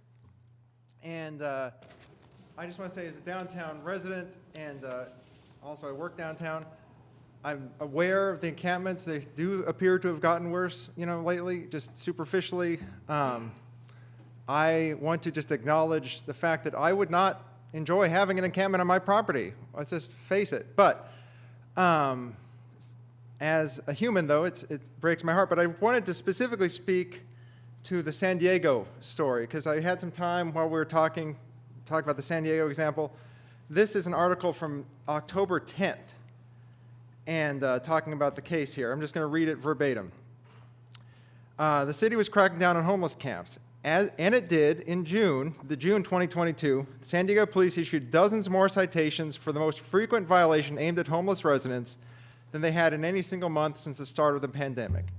Data obtained by the Voice of San Diego shows police that month wrote nearly 240 tickets for encroachment, a violation usually aimed at homeless camps blocking a sidewalk. 16 people were also arrested for encroachment and 2 for setting up a tent without permission. Officers also issued hundreds of tickets for vehicle violations that often affects people living in large vehicles, including RVs. As police bore down, some homeless residents scattered elsewhere, included to other San Diego cities and areas, including Balboa Park and the San Diego River. Some relocated only to be ordered to be moved again. Some never reappeared, losing touch with social service providers trying to move them off the street. Others who fled elsewhere have returned or relocated nearby, and some, just as the mayor had hoped, moved into shelters, though exactly how many were prodded to do so by the enforcement is unclear. But in the months after, enforcement ramped down. Some focal points of the crackdown were again lined with tents by early October. A few months after the summer enforcement spike, some blocks in the edges of downtown where police focused the most attention looked much as they did before the crackdown. As of Friday morning, sidewalks were packed with tents and trash that spilled onto the streets.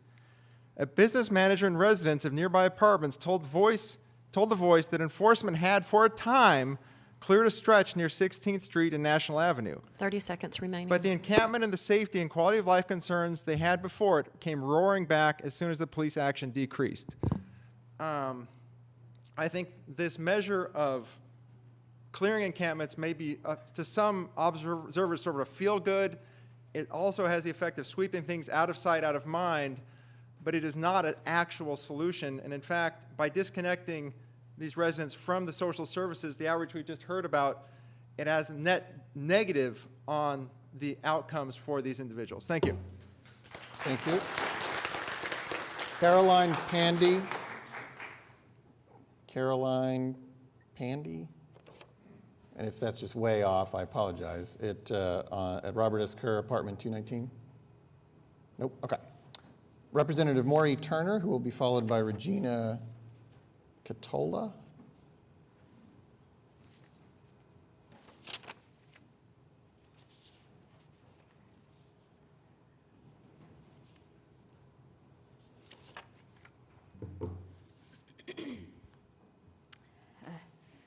Thank you.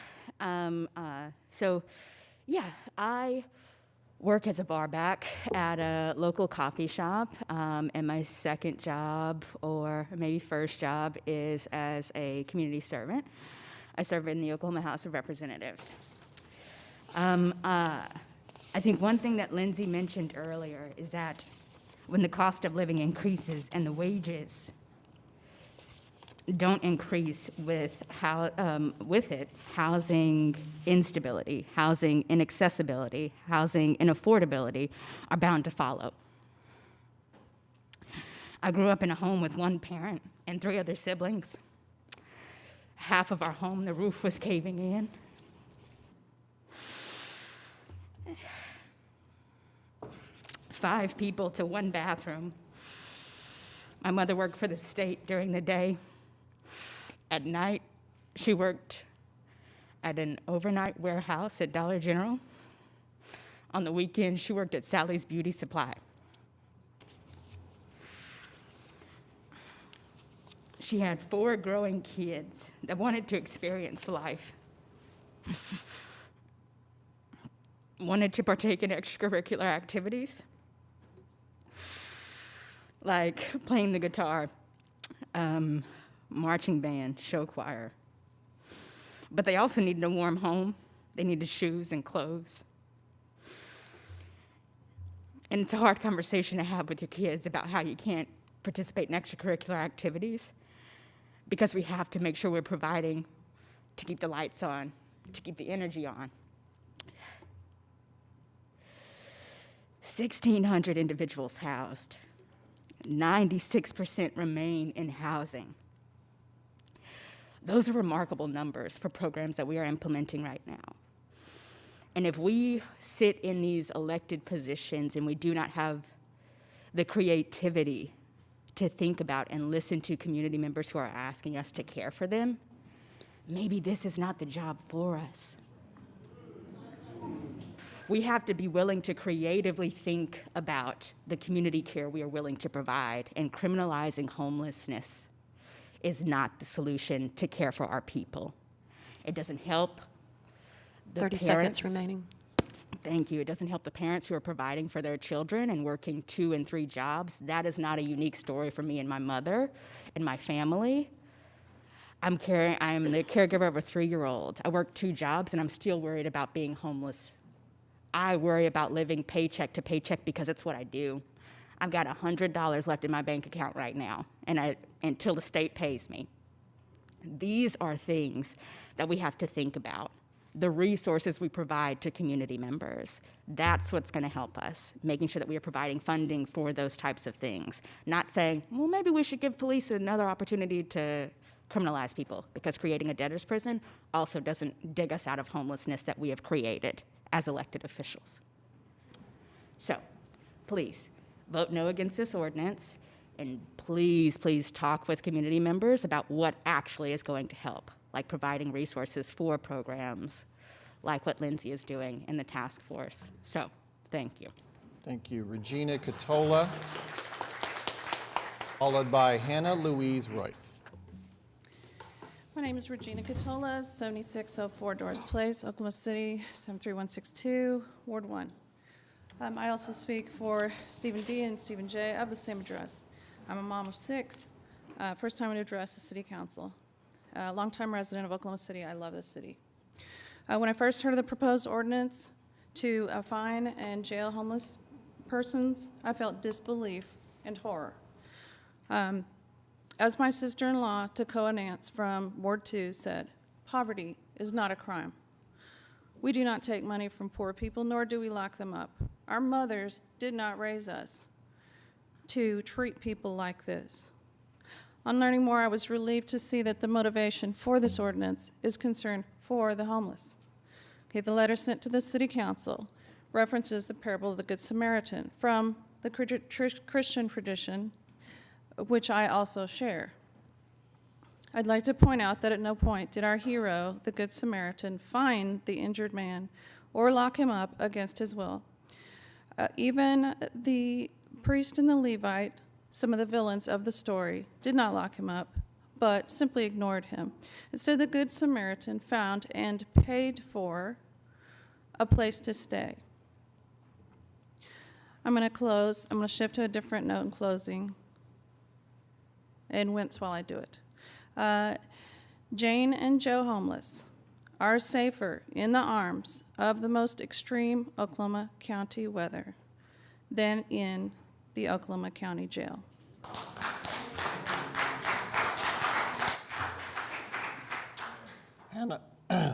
Hannah Louise Royce, followed by Emily Johnson. Good morning. Hannah Royce, my pronouns are she, her, and I'm a resident of Ward 2.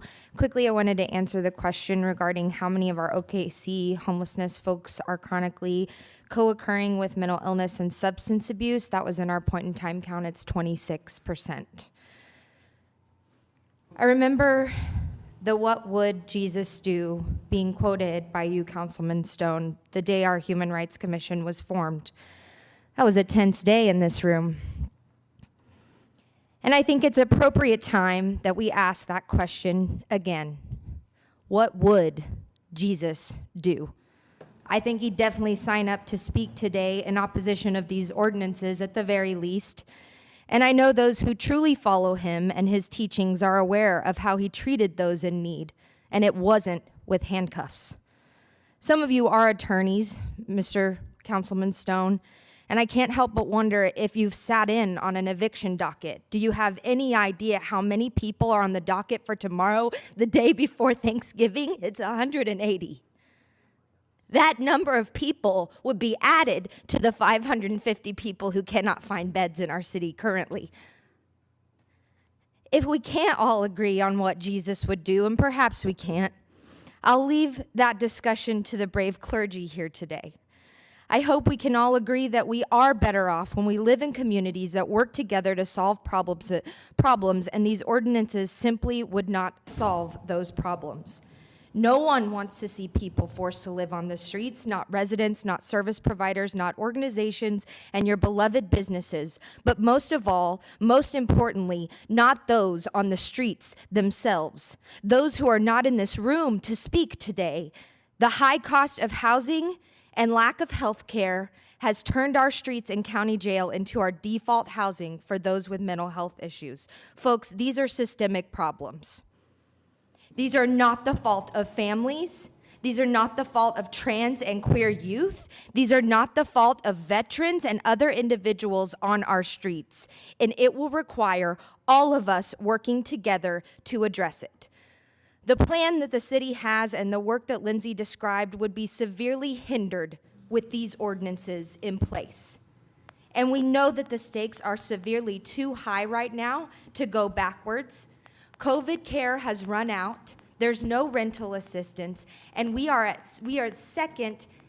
double the national average for evictions in the state of Oklahoma. 30 seconds remaining. You really want to fine people with a municipal charge just for our city staff to have to do the work of dismissing the charge? That makes no sense. I hear the words economically viable thrown around by you often, but I'd be interested to see the same type of financial pro forma required when we're developing big fancy buildings to these ordinances, because I can promise you they're not economically viable. The cost to taxpayers for this ineffective exercise of government power will be significant. We've seen it before and we'll see it again. We are in a housing crisis. Council, Mayor Holt, these are not the kind of ordinances that move Oklahoma City forward. In fact, these are the type of city policy that sets us back centuries. There is nothing holy about writing discrimination into the law. And I'll leave you with Proverbs 14:31. Whoever oppresses a poor man insults his maker, but he who is generous to the needy honors him. Emily Johnson, followed by Guy Peters.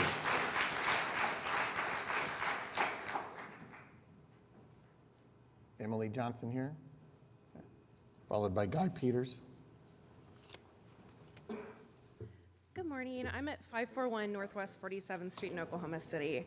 I'm a master's student in social work at the University of Oklahoma, and for the better part of a year, I've been able to research housing and homelessness as funded by the American Rescue Plan. While I do not speak for my employer, I do have access to information that I think you guys would find helpful. We're currently looking at putting $32 million into homeless services in Oklahoma. We've had 87 providers and 75 people experiencing homelessness take the surveys, a significant amount for the population considered. Based on the meetings and surveys I've completed and providers, the qualitative data and stigma we hold, including some of this in this room, is the most harmful thing to our friends who are unhoused. It leads to further marginalization. That stigma has shown up today in introduction of ordinance and policy. I understand that stigma is often rooted in uncomfortability and that it is okay to be uncomfortable, but that does not mean it is okay to marginalize the homeless because of it. Compassion and kindness have been mentioned, and I agree that they're needed, but I'd like to offer a reframing of what that could mean in this context. I want to thank you for taking the time to listen. Some of the qualitative data on a humanitarian approach shows that people who are homeless are some of the hardest working Oklahomans. Each person we have spoken to was formerly employed before coming homeless, right up until. Each person is currently involved in multiple social services. Each person is able to express themselves and say how harmful it has been for society to view them as less than. For those who can find housing, it is inaccessible or in poor conditions that you and I would turn down or not live in. I'd like to make it clear that it's not a choice to be homeless. It is not a lifestyle. The stigma as seen through policy continues to drive the homelessness issue. Being impoverished should not be a crime. Jailing the poor will only lead to the continued cycle of housing and homelessness through involvement in the criminal justice system, increased barriers, and added stressors. It is not compassionate to call the police, and it is harmful to charge them with trespassing. It was mentioned earlier that the math would provide $2,000 for an apartment, but would that apartment accept somebody with a criminal record or a felony for trespassing? Someone with mental health issues that are severe enough to need assisted living? It's not as easy. So to close, time and time again in research, we have seen that kindness and compassion are the most requested service to these most requested services. And we have an opportunity to extend kindness and compassion to our unhoused friends.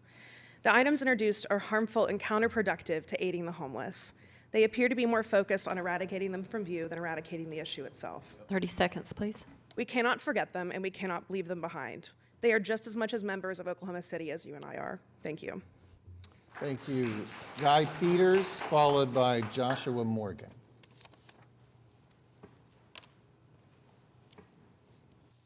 Good morning. I've addressed this council a couple of times in the past year and everything concerning my own personal experience.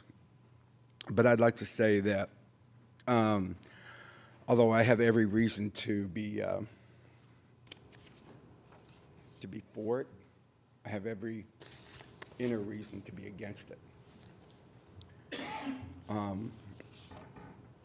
My neighborhood has, I'm sorry, Guy Peters, 3117 Southwest 28th Street. I live near a off-ramp that, you know, when you get towards these off-ramps and major areas where commerce is and everything like that, you get a group of people that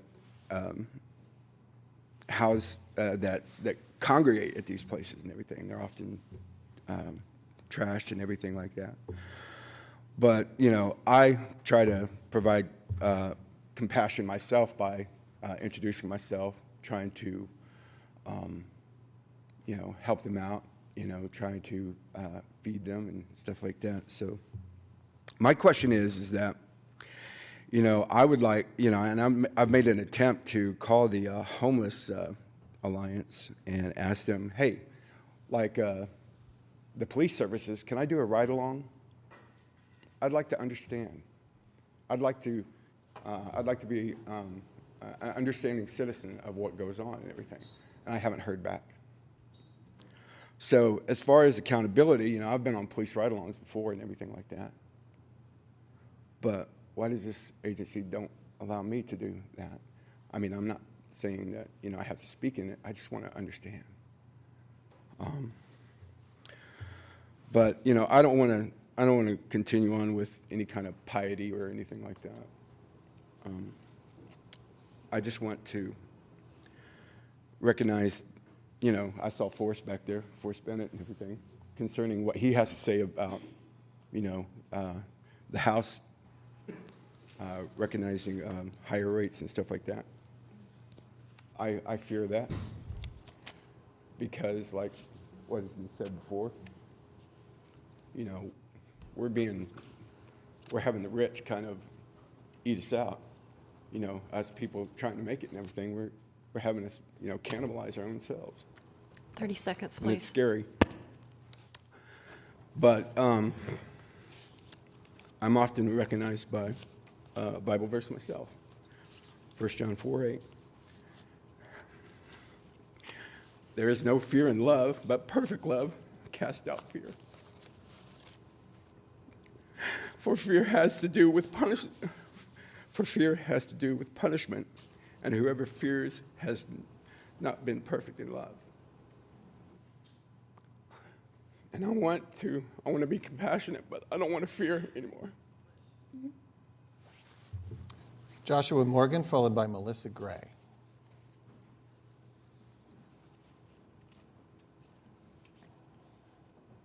Good morning. Josh Morgan, 700 Northwest 17th Street. I'm still new to the city. I've only lived here since July, but I spent 18 of my 22 years growing up in Houston, Texas, so I feel like I can speak to some of these examples that Member Stonecipher seems to be pulling from. It is true that a very similar ordinance exists in that city, but I must caution against copying their ideas without looking at what allowed them to partially succeed there.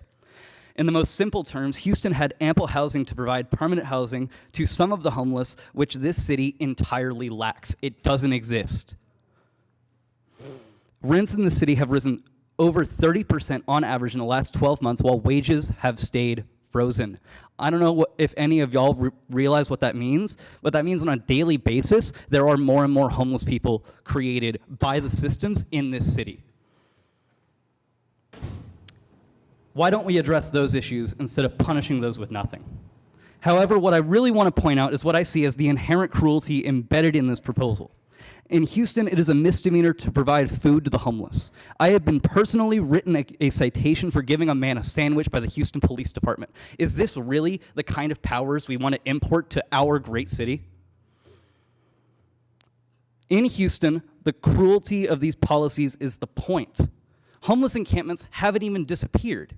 Instead, homeless encampments move from place to place like migrant camps, running away from the batons of the police as they go in, they tear apart their tents beyond further use, and they fill their sleeping bags with pepper spray. That is the exact kind of outcomes that this proposal will create if we bring it here. We are already approaching the first days of winter, and now some members of this council want to criminalize the homeless for owning a heating device. When people freeze to death, that's on your head. Under this proposal, the unhoused will be forced to choose between either freezing to death in this city or being arrested and sent to the city jail, which is in and of itself a crime against humanity, a blight on our city, and has already claimed over a dozen lives this year. I'll leave with this. I was raised in a Christian household. My God made it very clear multiple times that in both the Old Testament and the New that we should take care of the least among us. Jesus Christ himself told prospective followers to sell all of their possessions and give the money to the poor because it's easier for a camel to pass through the eye of a needle than 30 for a seconds, rich man to enter the kingdom of heaven. Perhaps some members here can learn from that today. Thank you. Melissa Gray. Melissa Gray, followed by Walter Jacks. Hi, my name's Melissa, and I live here in Oklahoma City. And I'm here as a mom. My daughter is one of the ones that live out on the street. She's one of the mentally ill ones that can't be helped very easily.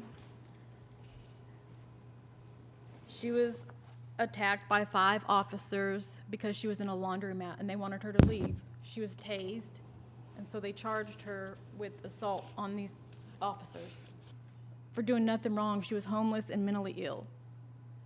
And this is taken 2 years before she lived on the streets. It didn't take her long.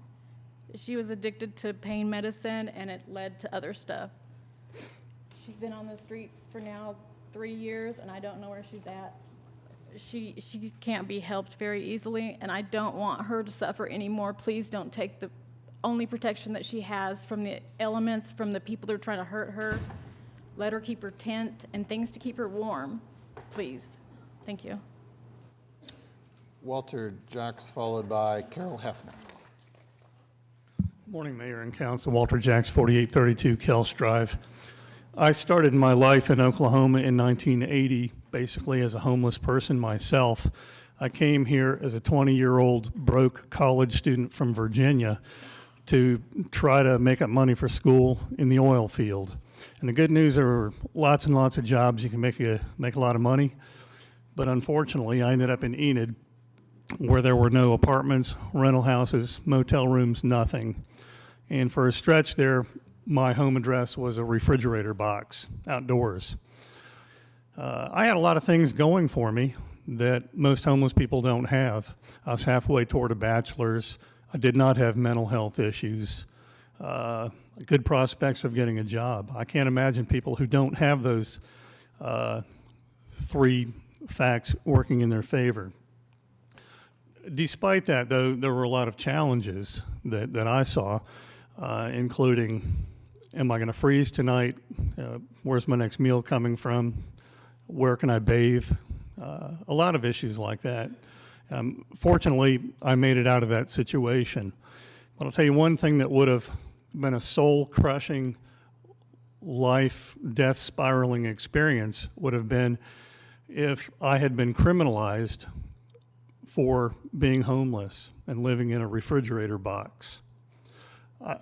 I cannot imagine the mental health spiral that would have thrust me into if that had happened to me simply for being homeless for a brief period of time. And I hope that the council will consider rejecting a proposal that criminalizes homelessness. Thank you. Carol Hefner, followed by Robert Hefner. Good morning. First, I want to thank Mark Stonecipher, my ward, for presenting this, because depending on, and it doesn't matter which side of the issue that you sit on, I think it is very important to have this conversation. It's very important to hear everybody's perspective, and I appreciate everyone who came out today. I want to say that the body that sits here is a government body. It is not an individual acting on behalf of Jesus Christ. So that's something important to put into context. We are charged with being the Good Samaritan and doing such things as to help the homeless individually and collectively. But as a body, as a government body, it is your responsibility to educate law. That is the important distinction between the two. I recently ran for mayor, as some people here may know, and during that time I decided to take upon myself the investigation of the homeless, because to me that is the paramount issue since, gosh, about 6 years ago, when I think that our mayor here went out and tried to investigate on the West Coast the homeless issue there. And I spoke with him and had the honor of discussing that with him. And he said he was going out to see how they were handling their homeless situation. Since then, ours is becoming a little bit worse, as we know. But during that time, or during the time that I was running, I decided to speak with some of the people who were homeless. 94 people in total. And I enjoyed that, and it was an honor to speak with these people because they enlightened me as to their plight and what's going on in our city. Of the 94 that I spoke with, 89 of them were not from Oklahoma. They were from the West Coast. So I asked how they got here. They got here with a one-way bus ticket to our city, and they were paid to get here because they didn't know, the majority of them said they didn't even know where Oklahoma City was. So when I asked them why they came, they said because they were given $50 or $100, and they did not know where that came from. So that aside, this is informational, and you need to know this. So the people who are here, they said that they were directed to the Homeless Alliance. The Homeless Alliance, out of MAPS 4 money, has been given over $55 million. My question is, what are they doing for these people? There's something else that I'd like to point out. 30 Of the seconds, people please. that came from the West Coast, these people want to go home. One girl, it was about this time of year, and she says, I just want to go home. We call them homeless, but they in their hearts have a home, whether it's where they came from, where their family is. And this girl said, I just want to go home. I asked her why she couldn't, and she said she couldn't afford the bus ticket. Do you know how much money we spend on individual homeless people here in Oklahoma City? The people that Time we is call up. homeless Thank that you. have a Robert home. Heffner, followed by They need Reverend to go Dr. home Lori where they Walke. feel like they're loved and they have a place. Thank you so much. It is not normally Robert Heffner, followed by Reverend Dr. Lori Walke. I don't think it is my role to correct rampant misinformation, but when it is directly involving me, I never went to the West Coast to study homelessness, and you and I certainly never spoke about it. And if I never...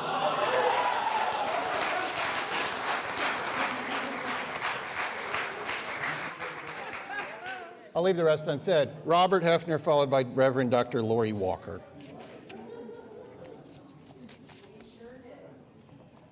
I would personally, is this on? I personally would recommend that this entire horseshoe support the ordinances that Mark Stonecipher has put forward. And also to remind you that your role as leaders of a government entity is really to protect property.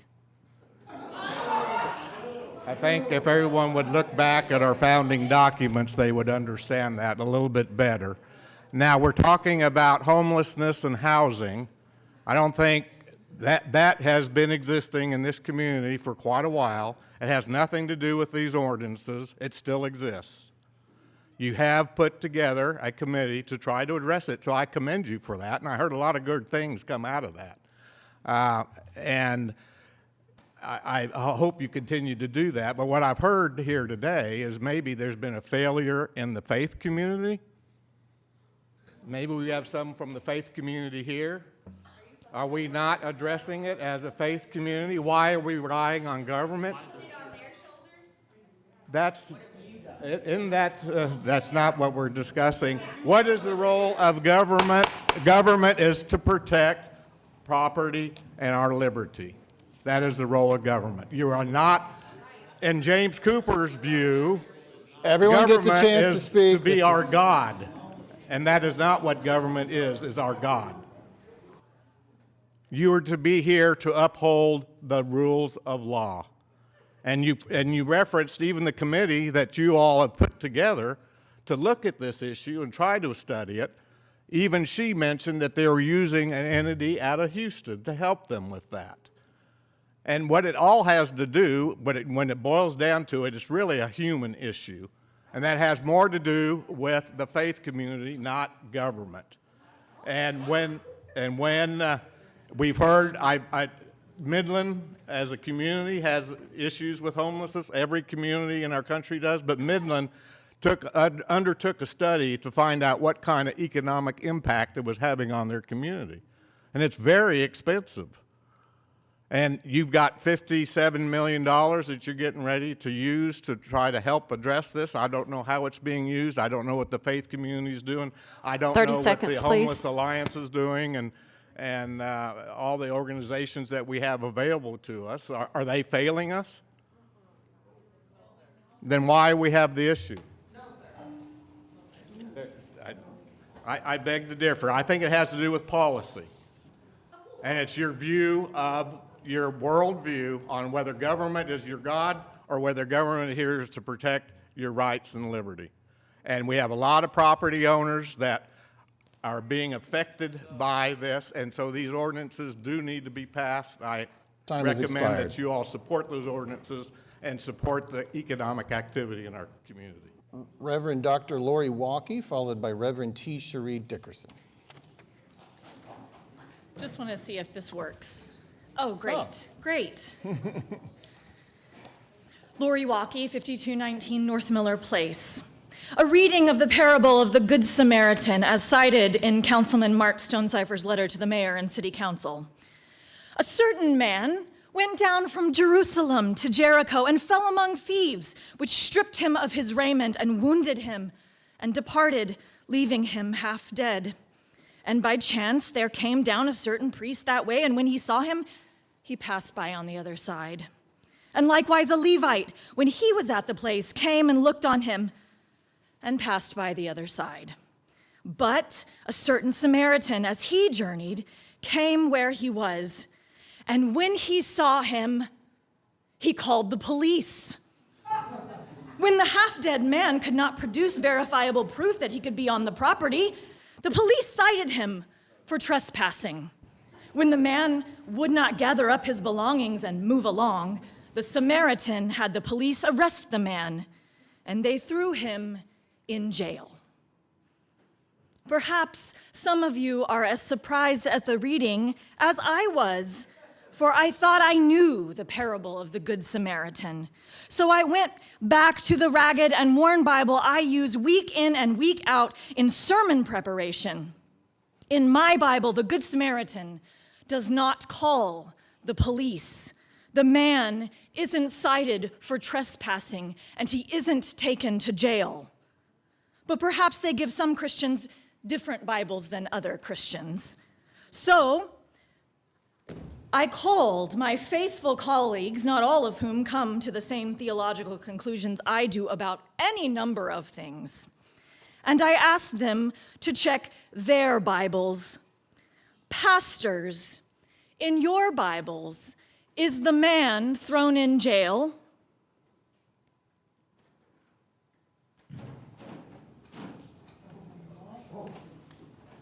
Reverend Walkie, I don't find it in mine. This is abhorrent.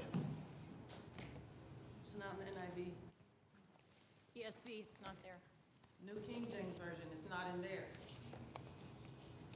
Definitely not in there. NRSV, not in my Bible.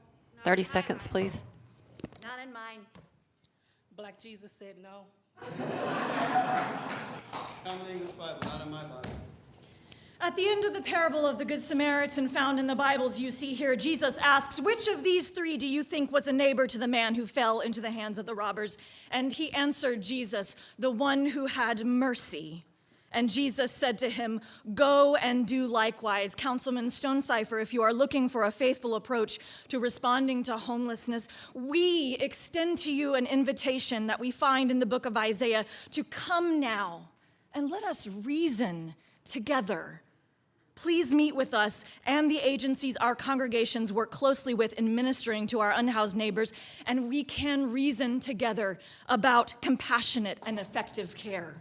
You have a great cloud of witnesses praying for you and for your heart, but our prayers also come with our presence, and we will continue to insist on mercy. Our faith demands it. Thank you.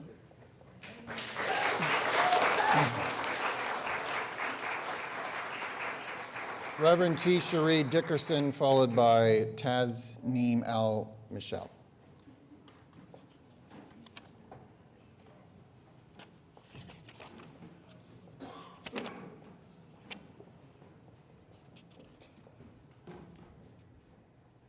Reverend T. Cherie Dickerson, resident of Ward 7, 1907 Northeast Grand Boulevard.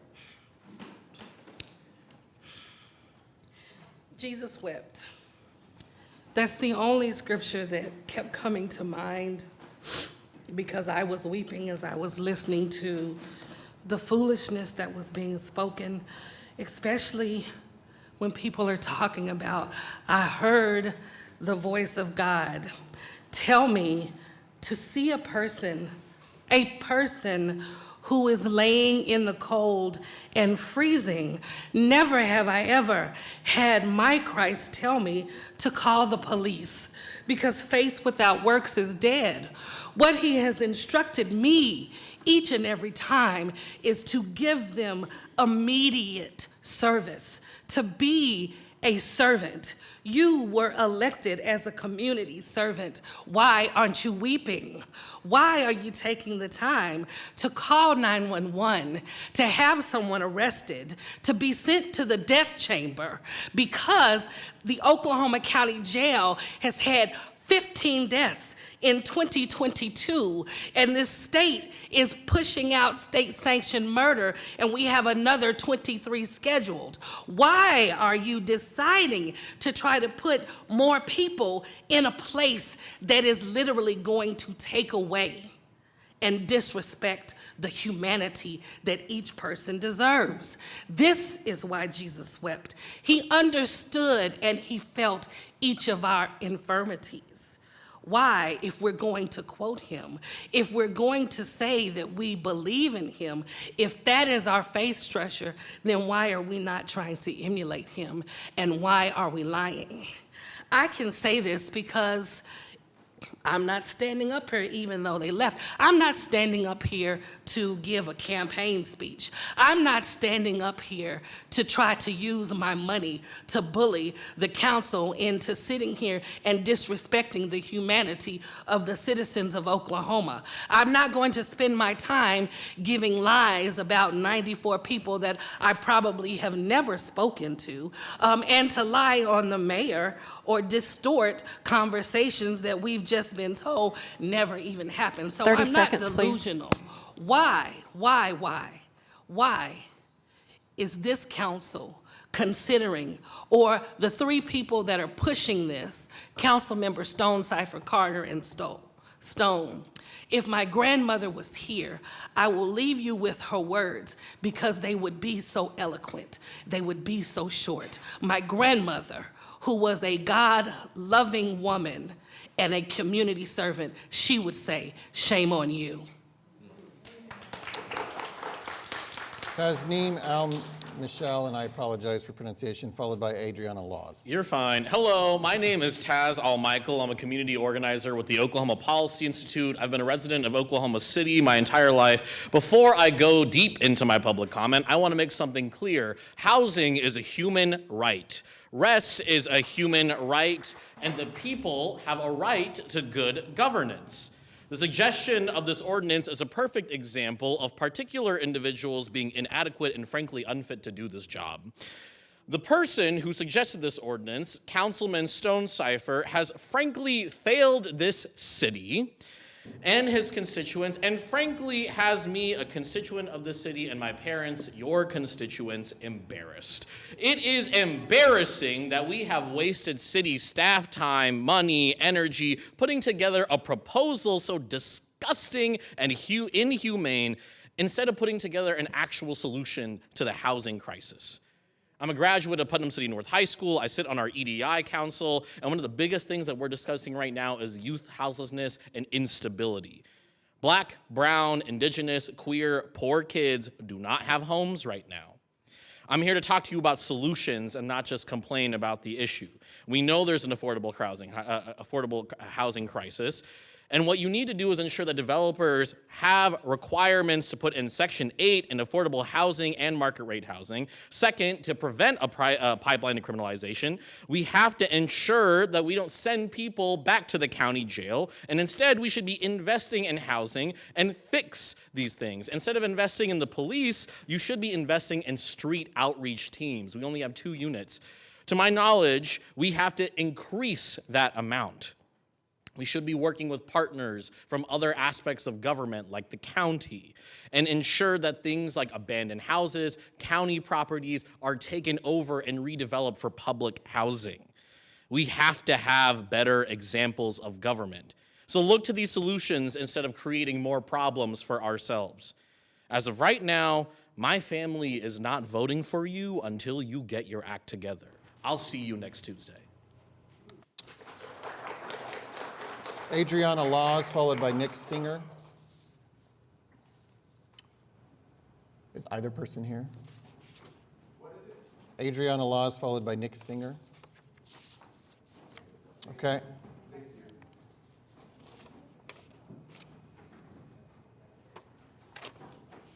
Nick Singer will be followed by Amy Warren.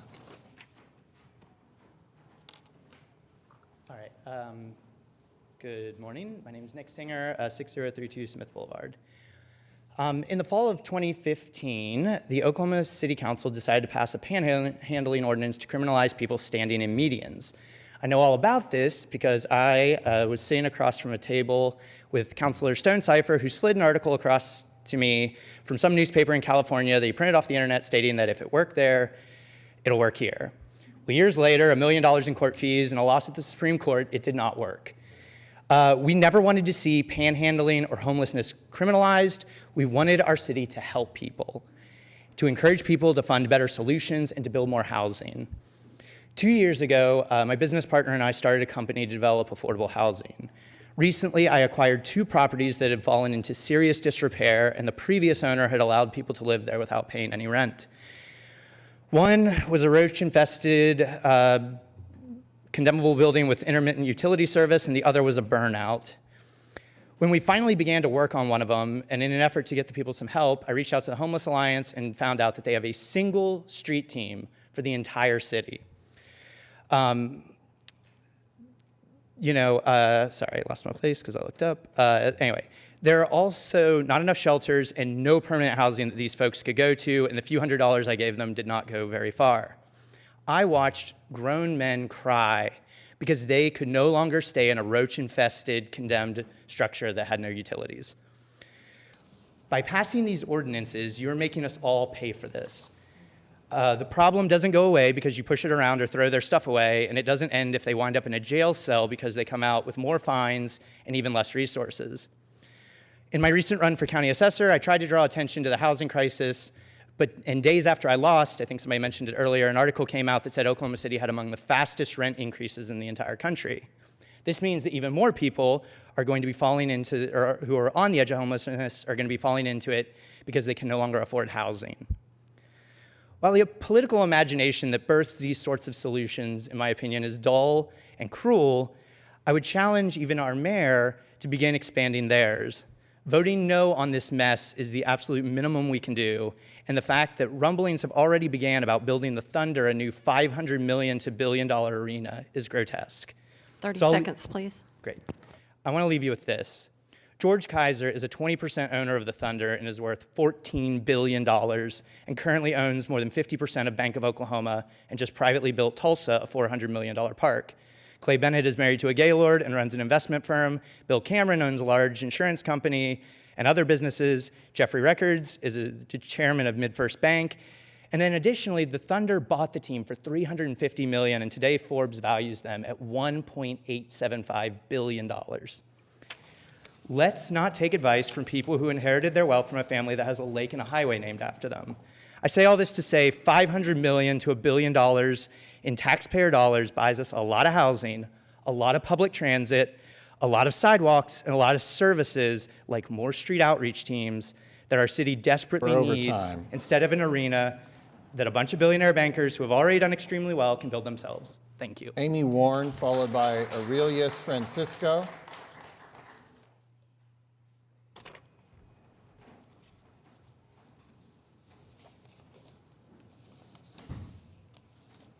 SJ, don't go. My name is Amy Warren, address 5701 Northwest 110th Street in Oklahoma City. I stand before you today with concerns and opposition to proposed items 4, B, C, and D. my current city council person, is proposing ordinances that will have devastating effects on transients, the unhoused, and if you look closely, constitutional rights. He claims this to be at no cost to citizens. This, after the city was ordered to pay nearly $1 million by the U.S. 10th Circuit Court in the panhandling ordinance case. These monies could have covered a year of housing and case management for 83 families, or a month of housing for 1,000 people. This proposal is eerily similar to what the citizens of OKC have already lost and paid for. He claims he wants to protect those without homes from freezing to death. The answer to that is not to put them in a jail that has seen 15 deaths this year, the most recent death occurring this past weekend. Some of the descriptions in this proposal are so vague that anyone could be deemed a criminal just for existing, and it can be weaponized to affect anyone who congregates from Girl Scouts selling cookies, to tailgating at a football game, to anyone who is standing outside with a blanket or hot hands.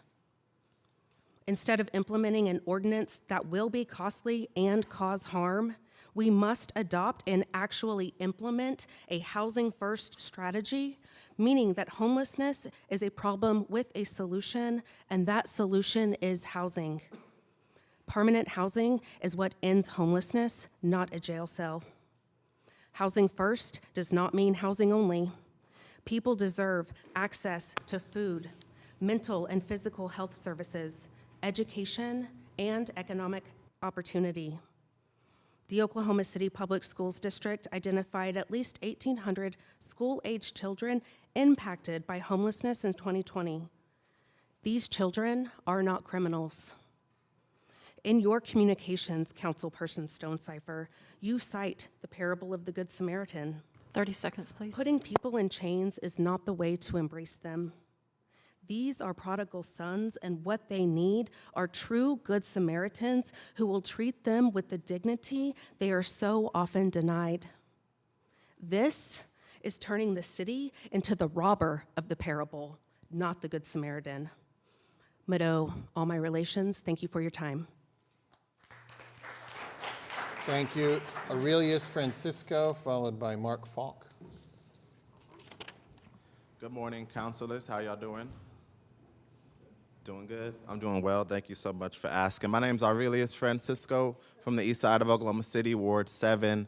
I serve as the co-executive director of Foundation for Liberating Minds. We're a community-based organization here in Oklahoma City, looking at the ways that transformative education can serve as a tool for social change. And so I want to start my remarks today by assuming best intent, which is a core principle of ours in the work and organizing that we do, assuming that you all, Council Members Stone, Carter, and Stonecipher, had good intentions by proposing this ordinance, and that you all actually do care about caring for all of the residents that you are responsible for overseeing as a governing body of this city. And as an educator, as a person who leads an organization that works in education, we'd like to do a lot of definitional work to make sure that we're all working from the same perspective. And so I want to bring this term into the room from Ruth Wilson Gilmore, who's a geographer. She is an academic. Maybe you're, think that some academia isn't the best route, but I do think it's appropriate to sort of shape what this ordinance is doing. So this term is organized abandonment, which is defined as the process of governing populations through callous yet purposeful neglect. Organized abandonment is about discarding the many undesirable humans as surplus or unnecessary to the current economic order. That is what this ordinance is doing. It's rendering poor people in the city, it's rendering people experiencing homelessness to a place of surplus. Dr. Angela Davis, she says that prisons and policing, they do not disappear social problems, but they disappear human beings. That's what this ordinance is doing. It isn't actually solving the problem of homelessness. It isn't actually solving the issues that we have about rent hikes. It isn't actually solving the problems about evictions, but it's temporarily disappearing human beings and putting them in cages. I want to encourage you all to vote against this ordinance and to vote for a structure, an approach to the problem that we all agree that we have in this city around homelessness and around poverty, to center one of care, of support, and of compassion 30 for our seconds, neighbors, please. and the responsibility that you have to all of our residents, not just the wealthy and well-off. Thank you. Thank you. Mark Falk, followed by Jennifer Edmondson.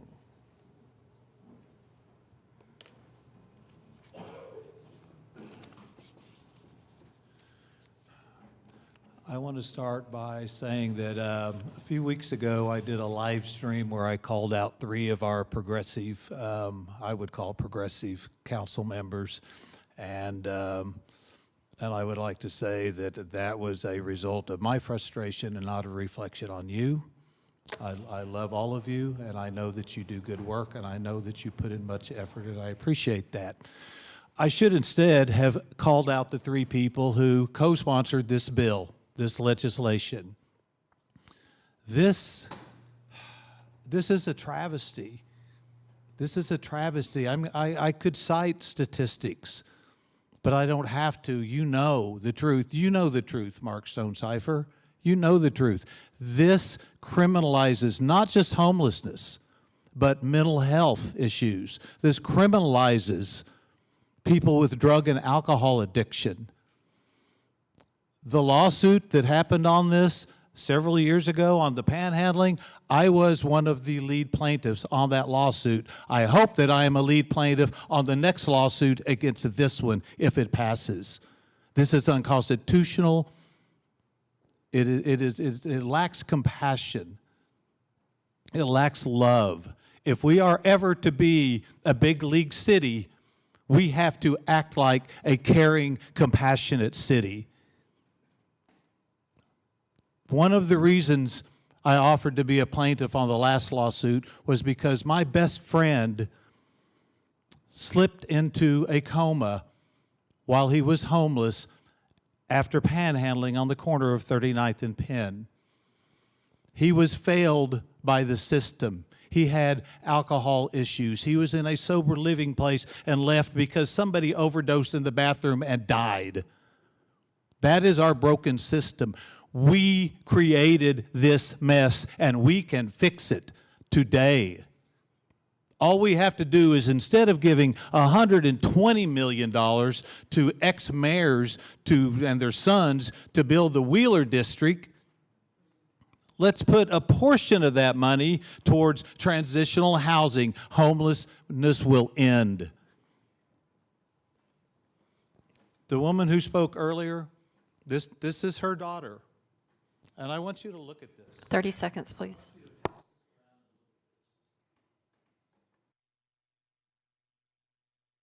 She is on the streets right now. We hope that she does not have the same fate that my best friend had. We can't find her. She was tased by the police, put into the system, beaten in the county jail, and slipped back into the darkness of homelessness because we couldn't find a bed for her in a mental health institution, because we couldn't find housing for her. We couldn't help her, and by we, I mean this system. So I am telling you now, do not turn your backs on the voices of the people who are crying out in the darkness, who will starve to death and freeze to death this winter. And if we criminalize them, you will traumatize them yet again. They need help. They do not need to be traumatized. You're looking in the wrong cities. Go to Kansas City and St. Louis and other cities who have passed legislation and who have begun to build transitional housing. We could rent housing tomorrow and save money because it costs half as much to house them as it does to keep them on the streets. So, again, we spent over $1 million on the ACLU's legal fees, probably $2 million when we include our own expenses on the last lawsuit. I am ready and willing to be a plaintiff on the next one. But that doesn't have to happen because we just need all of you to look into your hearts and do the right thing.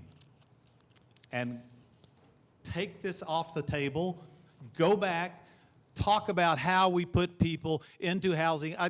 Mayor Holt, yes. I have been disparaged in this council chambers more than once. I think I can have 30 seconds to wrap up. Please and make this a is all I concluding want to statement. say is this. I got it. I think we got it, but go ahead. It is Concluding time to come back to the table with transitional housing and get them off of the streets and then help them with the real issues that are the root causes of this. Thank you. Jennifer Edmondson, followed by Diane Perkins.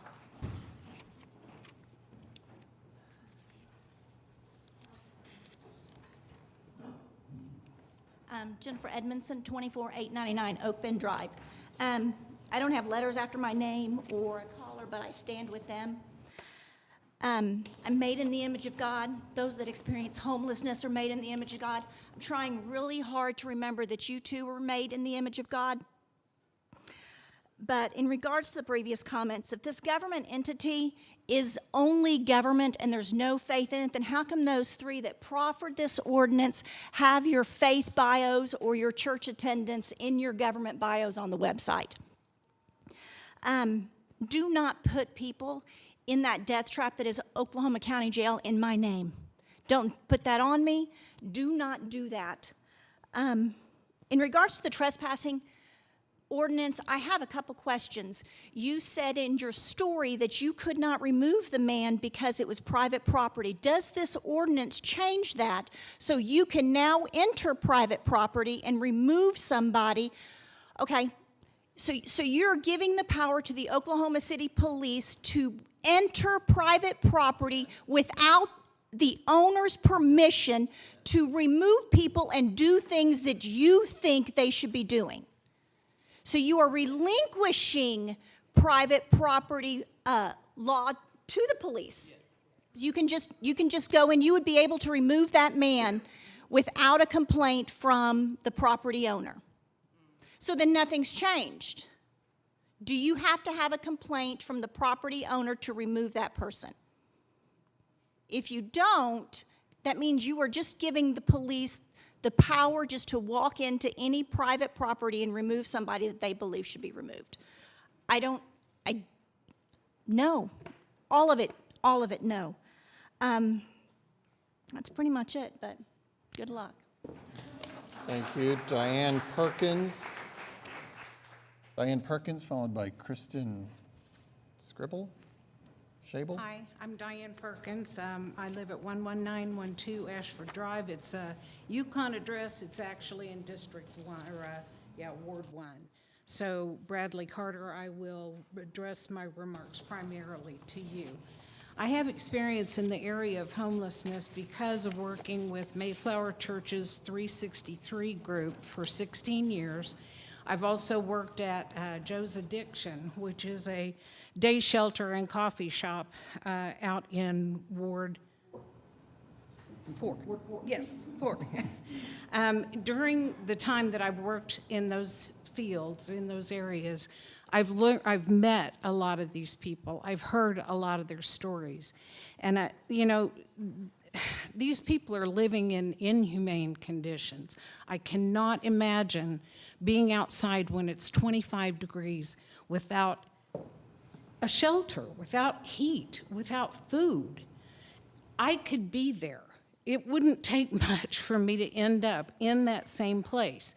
I got lucky. I was born into the right family. I have the right color skin.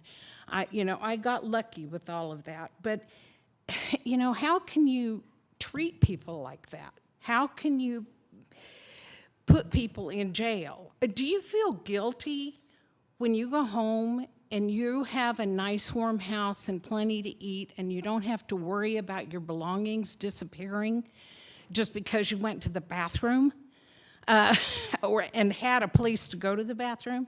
I think that guilt is why I want to see the homeless people go away too. I don't want to see panhandlers. I don't want to see homeless camps. But putting them in jail is not how you do that. You get them a place to live. You get them a house. How can people reach their God-given potential and purpose in life if they don't have basic human rights? This ordinance is a violation of the International Bill for Human Rights, and it will be challenged legally and cost a huge amount of money that could so much better be spent elsewhere. I ask each of you to please look into your hearts 30 seconds, before please. you take this on, before you accept this proposal. And for sure, if it's accepted, when you're voting on this, think about how close it could be you. Kristen Schabel, followed by Stephen Tyler.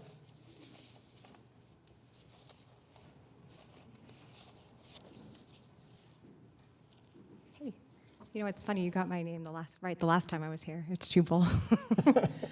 It's handwriting, it's not, yeah, sorry. Gosh, there's a lot I want to say. A lot's already been said, but I'll try to make this as quick as I can. First, I want to touch on some of the stated reasons for this ordinance. I know it says that we are basing the ordinance on recent efforts in Houston, which has seen a 67% drop in homelessness over the last decade. But as others have mentioned, OKC is not Houston. Houston had a $200 million rehousing program. And you can't get the long-term results that Houston is seeing without providing long-term housing-first solutions. Honing in on Houston's most punitive policy without first increasing housing availability, it, to me, seems disastrous. It's also worth mentioning that that ordinance was issued in response to a huge flood of encampments that popped up after Hurricane Harvey. So the intention behind the ordinance wasn't simply to protect private property or get rid of nuisances, it was to reduce public safety issues. Gosh, I also want to touch on costs because there was one document, the City Council Action Financial Impact Report, that said the cost to citizens in the business community will be zero. Houston's cost per unsheltered homeless person in 2019 was $2,102, excluding medical and emergency response costs, and the bulk of that was taken on by city government.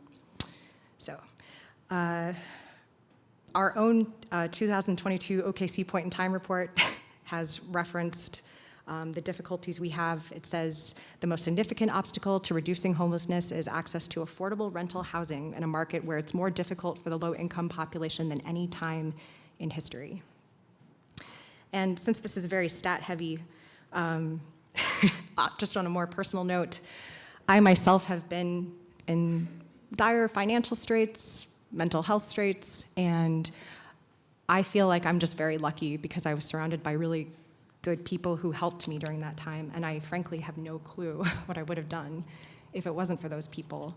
And now that I'm no longer in that position, I want to be there and help in the same way, and I really hope the city chooses empathy over punishment, and it's very possible that this ordinance is based in 30 seconds, please. compassion, but in my opinion, it misunderstands what drives addiction. I feel like it is based on judgment of the people on the streets more than true care. I think addiction and mental health issues are a huge issue we have to grapple with, and one of the biggest reasons that we have this crisis in the first place. So I hope we continue to direct more efforts that way. Thank you. Thank you. Stephen Tyler, followed by Adriana Laws. And my name is Stephen Tyler. I live at 1408 Northwest 20th, a Ward 6 resident. I have multiple businesses in Ward 2 and Ward 6. Like some people, I would probably try to address those council people, seeing as they directly represent me, but I don't feel like I need to be talking to them right now. I feel like I need to be talking to you. Since I am a person who recognizes my privilege in my skin tone and the fact that I've never had these concerns that some people have addressed today, and the fact that if I was out of my house tomorrow, I know I have a family I can fall back on and a place to live, I questioned my getting up here at all to talk to you, but a few people have brought up issues that I think, sort of how Mayor Holt responded to Ms. Hefner's comments, that I can speak to.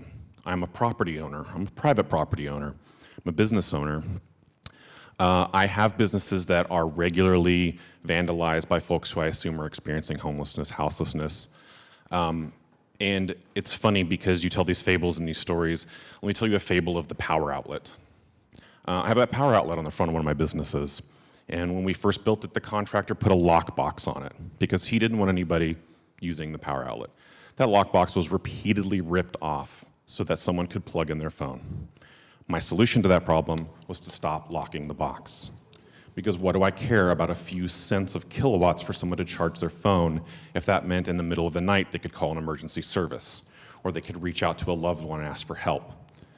Those are minor inconveniences to me. When they broke out the window to try to get a few dollars out of my business, that's a minor inconvenience to me. And what my response is to come to you and ask for us to solve this problem. The other thing I want to talk about that I think is important is that I can touch on because it directly impacts my counselor, is Mr. Stonecipher's complete disrespect. He's doing it right now. He publicly chastised two of these council people for having a very quiet, private conversation that I see every council person on this horseshoe do at different times. They will turn to each other, they will speak to each other, they will walk out in the middle of a sentence, and they will not be publicly shamed. And you continue to have that look on your face, this smile. There is nothing that has been said here today that is fun, that is light, that is enjoyable, and you've had this smile on your face.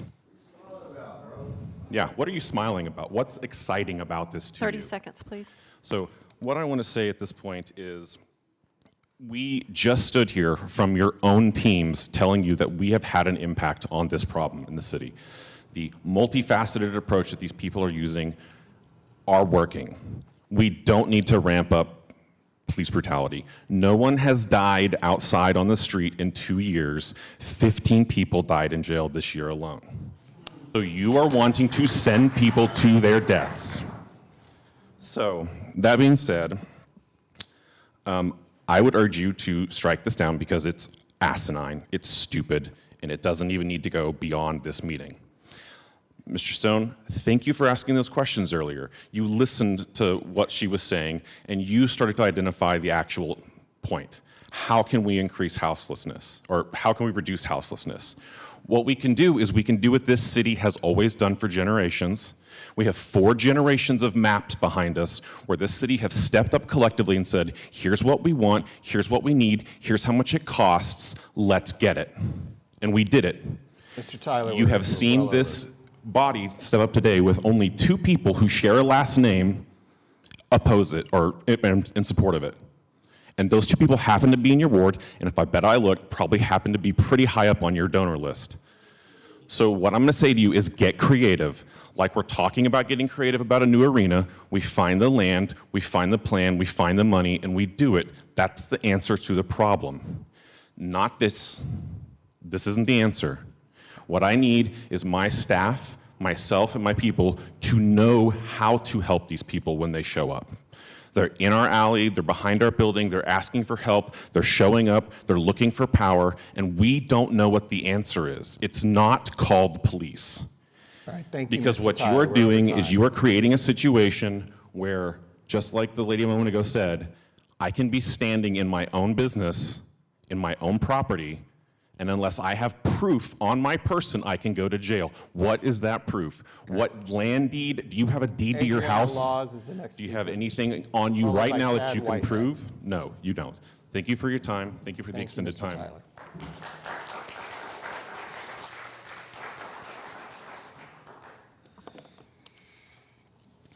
I don't even know where to start, honestly. If you made the claim that the most calls that come to the city council are about homelessness. Criminalizing these folks is not the solution. If the owner of a private property has not filed a complaint, why are you making punitive decisions on behalf of property owners? That's government overreach at its finest. Every problem you brought up could be solved with one simple solution: providing housing and resources. You talk about humanity, but how is it humane to criminalize and imprison folks for up to 10 hours thanks to the city ordinances, and then release them into the same situation and potentially worse off than before, having to go through the disastrous county jail?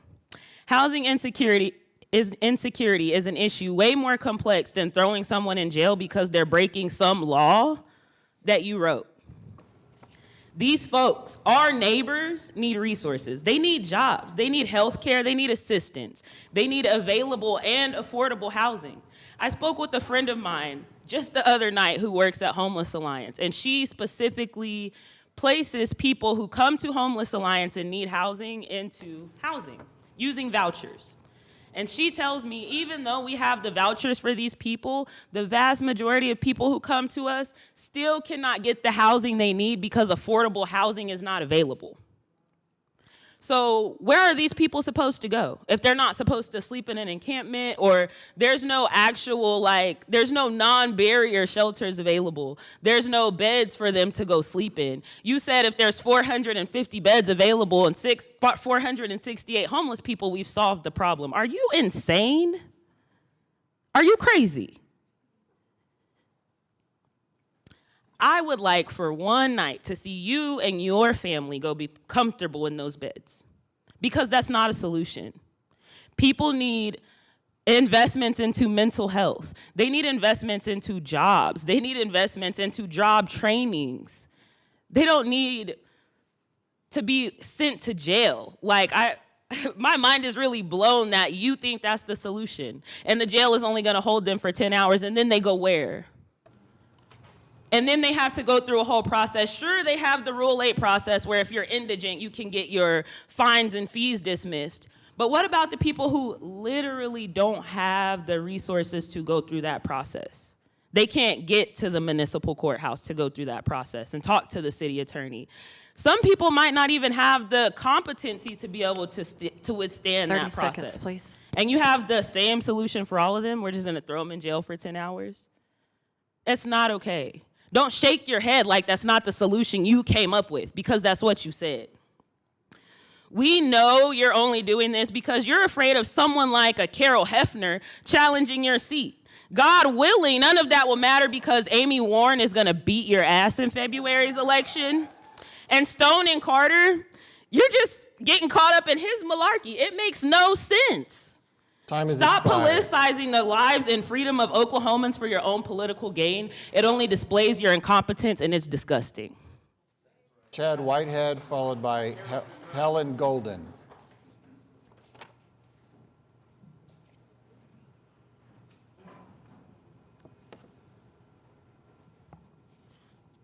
Hi, my name is Chad Whitehead. I live in Jefferson Park. I have a couple of businesses here in Oklahoma City, particularly in the Uptown neighborhood. Mr. Stonecipher, I wanted to reflect on your testimony that you shared today. You had a compassionate, caring interaction with someone experiencing homelessness 2 years ago. And in your words, God used that moment to inspire you as one of the leaders of Oklahoma City. You said that God is your inspiration for wanting to criminalize living outside, but yet your proposed legislation is wildly contrary to the teachings of Jesus. So I do not believe you when you say that this is an inspiration from God. The Bible has never criminalized being less fortunate, and actually has some pretty strong things to say about class warfare and division. And Jesus, if we believe the stories of the Christian Bible, was a big fan and advocate for the meek, the mild, the less fortunate, the unhoused, and the down on their luck. I personally no longer ascribe to American Christianity, but to the many in OKC who do, and might be listening in the room today, or listening online, or sitting in front of me now, I would ask you, are you comfortable with this? Are you comfortable with Councilors Stone Cipher, Carter, and Stone using your Bible and your faith to criminalize the less fortunate and further drive a wedge in our society? You do not get to claim biblical and religious authority on this. And quite frankly, as Carol Hefner said, this is a government body, and we really shouldn't be talking about our personal faith in this at any point. You do not get to claim biblical and religious authority on this. This legislation is shameful, it's villainous, and it's downright evil. We desperately need to help our friends and neighbors, but this is not the way. This is not the way. We cannot forget our shared humanity and the dignity we share as a society when we do.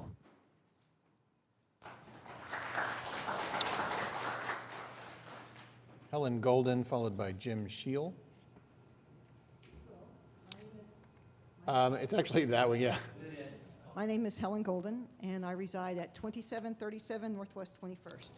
I'm coming to you today as a former small business owner. From 2012 to 2015, I was one of the owner-operators of a coffee shop in the Paramount Building at the intersection of Sheridan and Lee. And while today the Film Road District is bustling and active, 10 years ago it was a little sketchier. When we selected that location for our business, we acknowledged its proximity to the Jesus House and to the City Rescue Mission, and we deliberately set out to be good neighbors. Our restrooms and the decanter of water in our cafe were available to anyone. That's not to say that things always went smoothly. We had to engage in some difficult and awkward conversations. For instance, yes, the restroom is available to the public, but please don't undress and bathe in the sink. And yes, you can come get water and sit down, but please don't trim your toenails at the table. And the reason I mention these incidents is because I don't want you to think that I am naive. I understand what it's like to try to balance compassion and running a business for profit. There is one incident that will always stay with me. There was a young man who would come by around closing time, and we always hooked him up with something to eat. He never left empty-handed. One evening, we were closed to the public for a private event, and this young man came by. The people running the private event were monitoring the door. There was some miscommunication, some frustration on his part that escalated to the point that he went around to a side window and broke out the glass. At the time, the breaking glass sounded like gunfire, and it was mildly terrifying. We had customers who were ducking under tables and behind the counter. That only lasted, the police were called, that lasted a few seconds. We realized we were not in any danger, cleaned up the glass, the event continued. The police showed up later to let me know that they had apprehended this young man, and they wanted to know, what did I want to do? And I'm going to be honest with you, in that moment, my cortisone, my, adrenaline, sky high. I was very upset. And I was like, what do? Do I press charges? And to his credit, the officer said, yeah, you can press charges, but to what end? And the officer asked me, do you really want this guy to have to spend the night in county jail? And my answer was absolutely no. 30 I do not seconds, ever please. want anyone to go to jail because I have been inconvenienced. There are a lot of smart people in this city. There are a lot of smart people in this room. We can come up with solutions that are better than this proposal, but I don't know that we could come up with one that's worse. Thank you.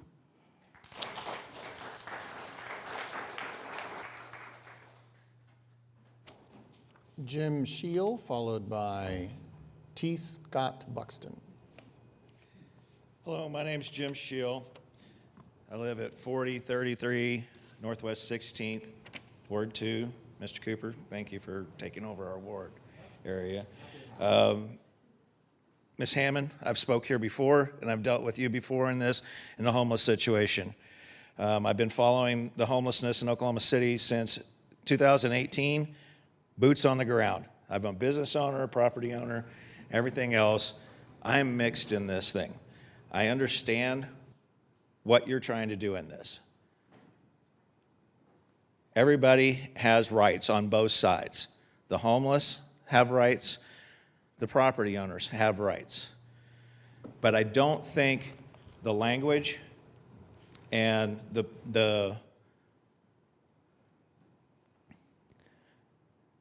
I don't know, if you want to say fine, to this. I don't think that's the solution.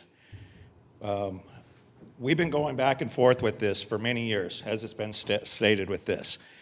When I first spoke at City Council in 2019 about homelessness, about my business, I spent many conversations with Ms. Hammond about the homelessness around my business that were defecating, the people that were giving them food and they were just throwing it on the ground, the trash, dead people in my backyard, needles getting injected, people robbing these people. This is not right.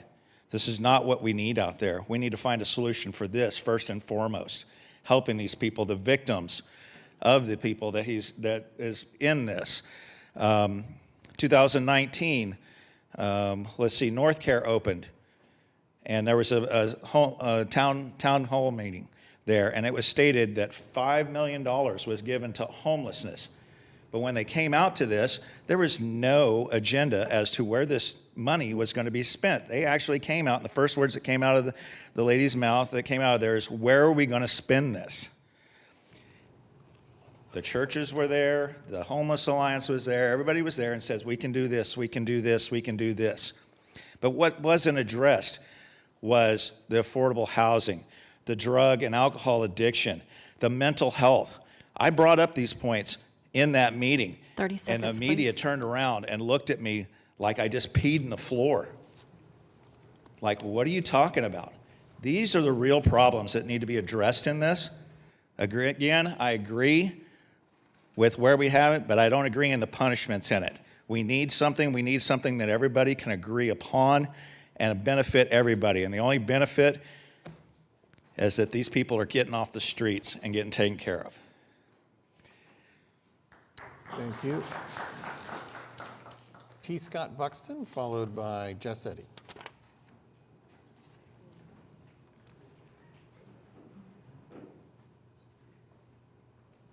Hello, my name is Scott Buxton. I live at 1442 Northwest 36th Street. I'm in Ward 2, James Cooper's ward.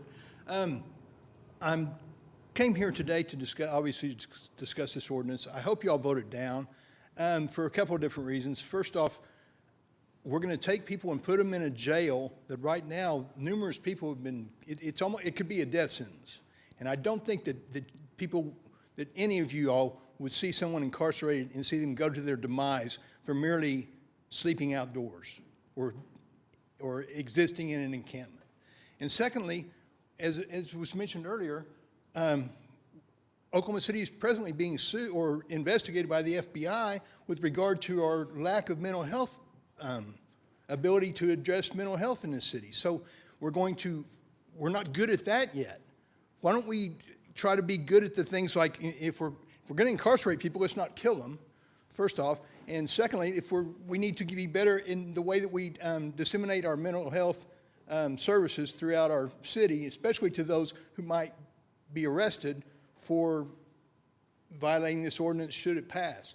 And thirdly, I'd like to, we already passed MAPS 4, which has not a tremendous amount of money, but a significant amount of money that is supposed to address this particular issue. Perhaps we could accelerate that onto the agenda. Perhaps we could get the MAPS 4 steering committee to prioritize the subcommittee to address homelessness and kind of raise that in the priority list. So that's all I have for today. Thank you.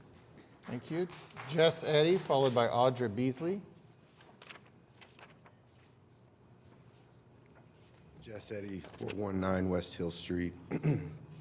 Mr. Stone, Mr. Carter, to a great extent, I consider you both to be moral men and have some moral fiber and background. I didn't know your son well, but I know he's a good man. And not that it's always the case, but most good people were raised by good people. And I've understand that to be the case. I do have a hard time understanding your involvement in what he's doing. It really underscores the depravity of this maneuver when you realize it's a political reelection thing at its core. I had a hard time yesterday conceptualizing how I could express the depravity of that because he's attacking people who can't defend themselves. He's attacking the most vulnerable people in our community for political gain. And he's been smirking about it this entire time. I've seen a lot of offensive things, but that is profoundly offensive to my sensibilities. As a recovering alcoholic and addict, I wanted to come here today, but for the grace of my God, there go I. There I would be Lazarus in the story of Luke. I'm not a great Christian, and I would never consider myself to be better than any other Christian. But I've found God in the work that brings me here, because when I read the Bible, I discovered that Christ was chiefly concerned with aiding the poor and oppressed. More than anything else, that was Christ's mission. And in this Gospel of Luke, Christ is talking to his disciples, and he tells them the story of Lazarus and the rich man. And he says, there was a rich man which was clothed in purple and fine linen and fared sumptuously every day. And there was a certain beggar named Lazarus, which was laid at his gate, full of sores. And it came to pass that the beggar died and was carried by the angels into heaven. And the rich man also died and was buried and found himself in hell. And he lifted up his eyes and cried out to Abraham and said, Father, have mercy on me. But Abraham said, Son, remember that in your lifetime you received good things, and Lazarus none, but now he is comforted and you are tormented. We, as moral people, as Christian people, have a responsibility to comfort the afflicted. And I submit that an ordinance mandating that any large-scale residential complex built in this city going forward should have some sort of requirement to provide Section 8 and affordable housing. That's the kind of ordinance that solves this problem, not this. So please don't support this any further. Thank you. Audra Beasley, followed by Clayton Barr.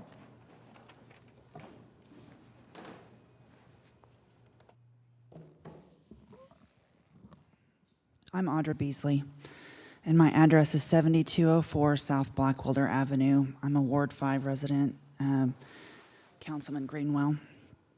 I'm not in support of these ordinances, and I'd like you to pay attention to the United States Justice Department being in our city, investigating our state against Title II ADA violations against the mentally ill and intellectually challenged individuals in the state. If we have a known ordinance that we could possibly be using several possible millions of our dollars fighting later, that's not good fiscal spending. But what I would like you to do is look at our homeless population. My children attend John Rex Charter School in the heart of downtown Oklahoma City and have for 9 years. So I get to see it. I live just right by the 240 corridor between Southwestern and Penn on Southwest 72nd Street. And I witness it there too. And what I see is a lot of barriers. When we have homeless population looking to remove a barrier to an outlet to plug their phone so they can call their mom for a meal, when that business owner decides to remove that barrier and give that person access to a charging station, it gives that person access to a meal. So instead of, and I can't think of a scarier, more inhumane barrier than a jail cell. It is inhumane. And it is not decent. And all of us need to come together and look at these problems like Mr. Bo Ireland in the Lazarus community. I've spent some time with him, and he has a $2,100 filing fee with our city, just to make a possibility to provide shelter for these people. Maybe we can look at removing those barriers. What other barriers are we looking at to remove?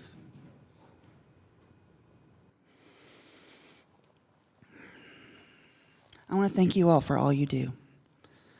And it's time that we come together with our community support and leadership and bring everyone in around a table about this issue, because we can't be throwing up barriers when we really need to be tearing them down.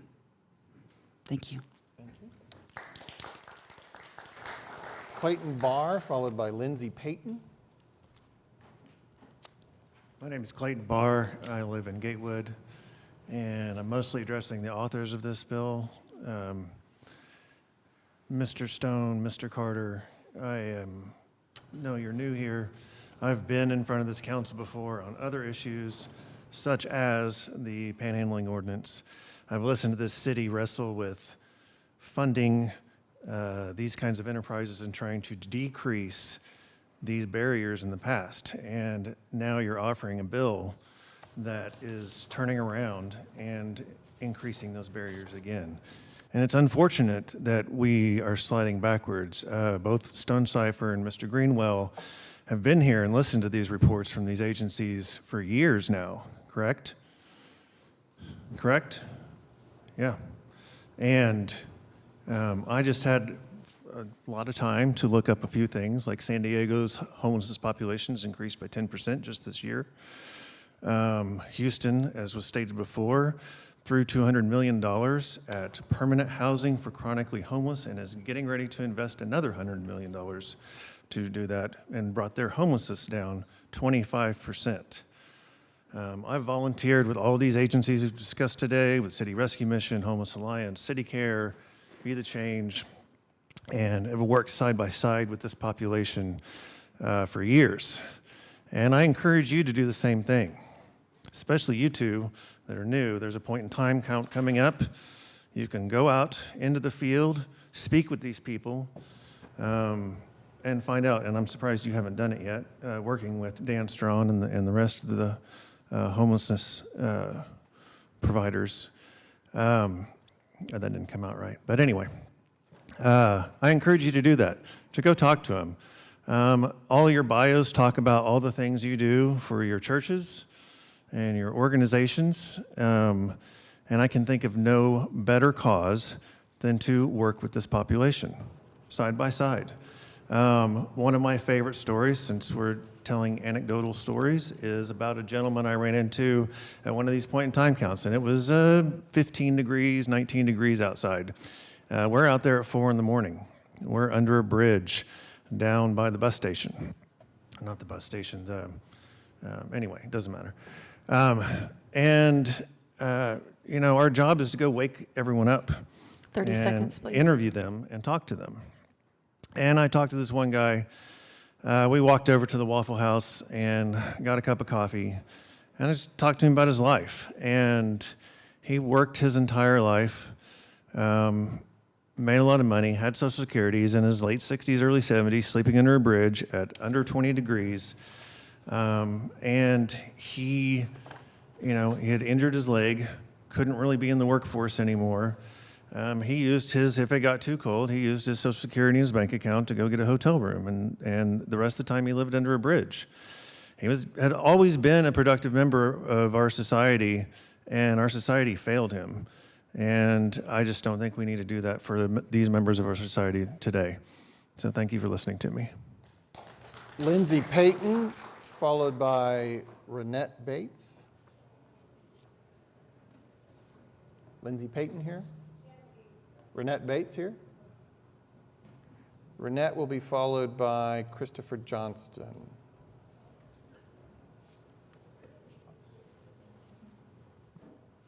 Hello, my name is Ronette Bates. I have a ministry called From the Hood to the Cross Ministry, and it's sponsored by Oakcrest Church of Christ. And to be in one of the people that used to be out on these streets, I'm one. I'm a recovering drug addict. And if it wasn't for some church members coming to my camp and telling me how to get help and where to reach out, I would still be out on these streets today. And of course, I'm not out on these streets, but the Lord has put in my heart to go care for the people that I used to be myself. And I'm asking each and every one of you, please don't put us in jail, because we don't deserve it. We've done nothing to deserve to go to jail. And once we start with a record, then it's going to be hard for us to get a job. And once we start in that madness of people trying to hire us and then our background comes back, they won't want to hire us because we'll have a record.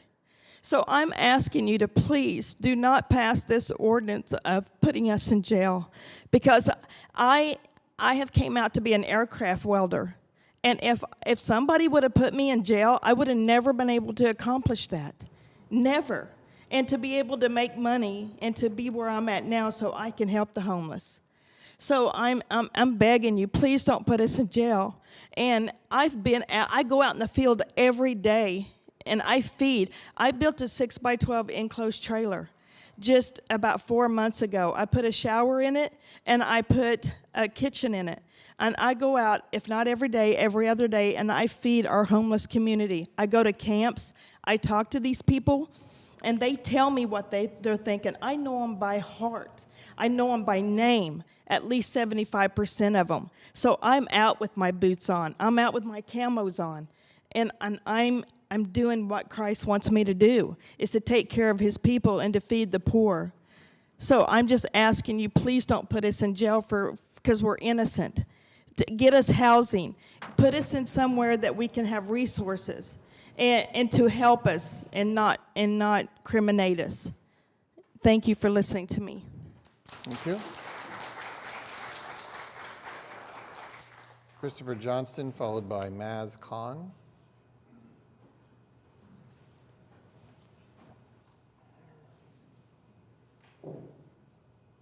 Hello, everybody. Can you all hear me? Okay. I wrote just a couple of things down. I've heard a lot of comments from folks, a lot about morality, a lot of personal stories. And the reason why I'm going to come from a different perspective of, my address, 1714 Northeast 44th Street, Oklahoma City. Apologize. And a lot of valid stories. But I'm going to come from a different perspective because I've been doing this for a while. I know a lot of people, depending on the horseshoe, don't really care about human beings. So I'm going to talk about this. If morality doesn't work, the federal government is here for a reason. They didn't just miraculously show up and say, I'm going to take a tour of Oklahoma City, Oklahoma County, the state of Oklahoma. A lot of people who are watching this or whatever have worked to get them here. They're here for a reason. Strike this down because it's one positive step that you can do to maybe keep the feds off of you. I'm going to be honest. They're here for a reason. They're not taking a vacation from D.C. and coming here. So that's the one thing. If you vote this down, think about your own behinds. If that's what matters to you. If that's what matters to you, because it's clear the folks who put this before don't give an utter damn about human beings, but at least fear that prison cell that will be coming to you.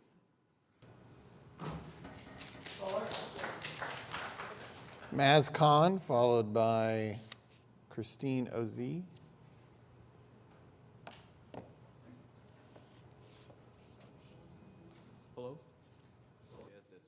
That one, yeah. Yeah. Hi, I'm Maz Khan. I live at 513 Northwest 156th Circle in Nikki Nice's district. I am currently a medical student, and in a couple of months I will have my MD. I'll be a doctor, and what I want to say comes from a sort of healthcare standpoint, just from my personal experiences of working in the hospital and seeing what I've seen with a lot of the indigent and homeless population in our city. As we know, a lot of these people don't have access to health care, and while that leads to problems in perhaps short-term settings, it really is a problem when they don't have access to any sort of long-term care, and it just results in recurrent problems over and over again.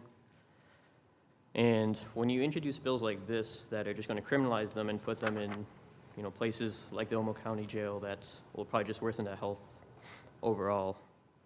You're not doing anything to contribute or to help anyone, whether it's the population that you're addressing, our population that is housed, or the economy overall, because this will just lead to more healthcare costs in the long term, as well as causing worsening healthcare outcomes for our city and our state, which, as we know, are not too well. So my point being here is that if you want to really solve this problem, if you want to address this problem in a way that takes care of the healthcare needs of this population, as well as a lot of their other needs, the best way to do it is by just housing them. And we've shown that before, and we know that this measure will have the complete opposite effect and will just make things worse in the short and long term, as we've seen with other cities, as others have addressed, and that is what I came here to say.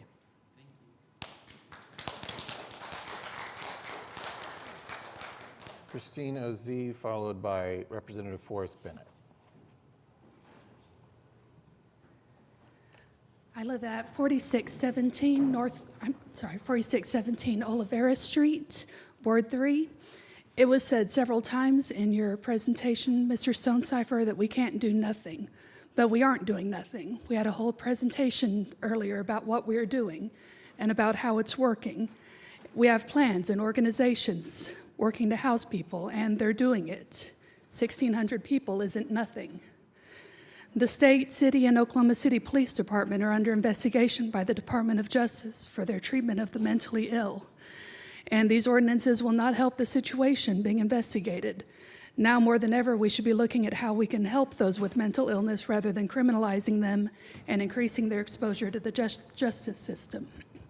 We don't need to spend money defending the ordinance in court, and we don't need to open up ourselves to more penalties from the DOJ. A lot of scripture has been shared today. The members of our household do not share one faith, and the citizens of our city do not share one faith. What we do share is a belief that humans, neighbors, fellow citizens should be helped and not hurt by city policies. These ordinances would hurt people.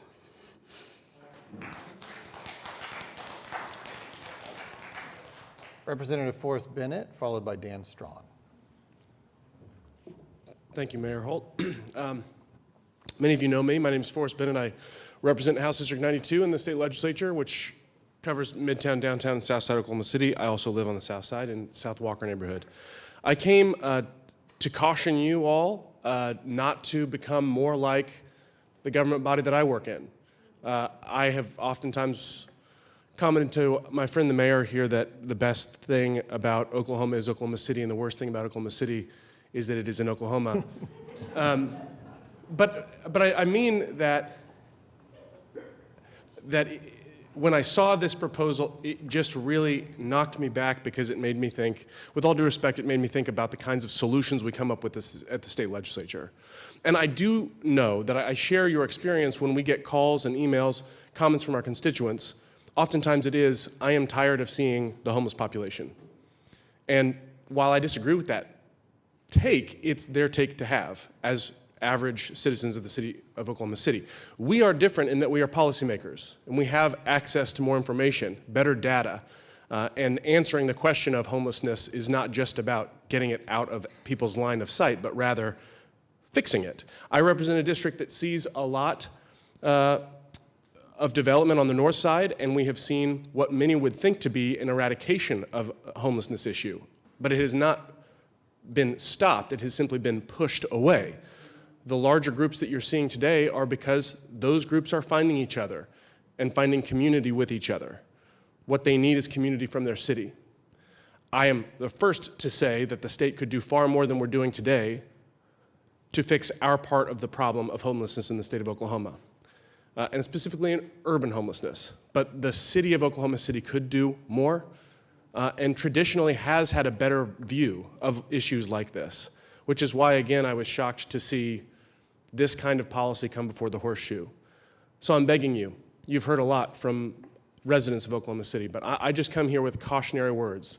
Don't become like the state legislature. Don't become like a government body that cannot govern, but instead deals in political messages. This is an answer to a constituent concern. Get rid of homelessness, in their view. I understand that, but we do have a bigger responsibility as policymakers, and I have 30 seconds left, I know that.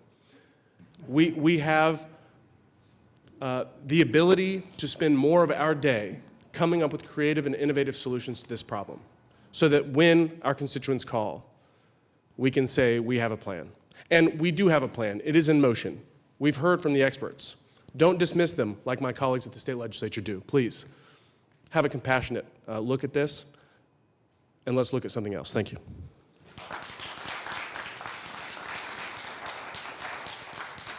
Thank you. And our final speaker on these items is Dan Strong.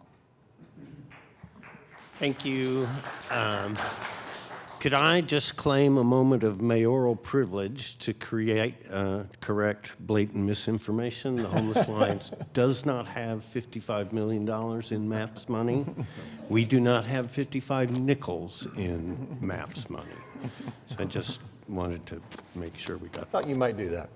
So thank you, Mr. Mayor and members of the council, for allowing me a few moments to address these proposed changes to Oklahoma City's ordinances that affect people experiencing homelessness.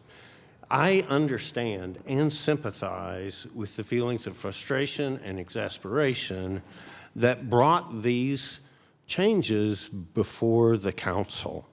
I too hate seeing people sleeping on the streets.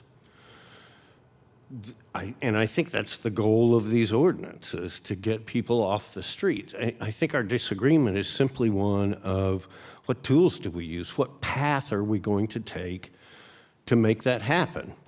So I want to take a moment to advocate for my path. As Lindsay said, in the past 12 months, the nonprofit and faith-based agencies that make up Oklahoma City's continuum of care for people experiencing homelessness moved 1,687 people from homelessness into housing. That's a path that works. Moving forward, I would suggest that this body consult with those agencies that are having success in moving people off the streets and into housing. They would be honored to be brought to that table. I know a lot of them, and I think they'd be willing to help, and they've got proven success. We had a lot of talk about Houston's success with this ordinance. I do want to point out that when those ordinances were passed, the city of Houston put up $50 million. County government matched that dollar for $50 million, and then HUD put in $100 million. So they had $200 million with their ordinances to invest in street outreach, behavioral health services, and most importantly, housing. Any success that Houston has had has been from the $200 million investment in programs that work, not the impact of the ordinance. And I will, just because I have to say it, 20 seconds, even please. with $200 million, Houston's point-in-time number is still 2.5 times Oklahoma City's. Okay, we've done a lot of numbers, but I will really want, it's critical to get to Mr. Stonecipher's final point in terms of capacity. Any given night in Oklahoma City, 1,400 people experience homelessness. Across our 8 homeless shelters, we have 850 beds. That's the mismatch. 1,400 people, 850 beds. That's why there's 471 unsheltered homeless. Those people literally have nowhere to go. They cannot go to a shelter because there's no shelter bed.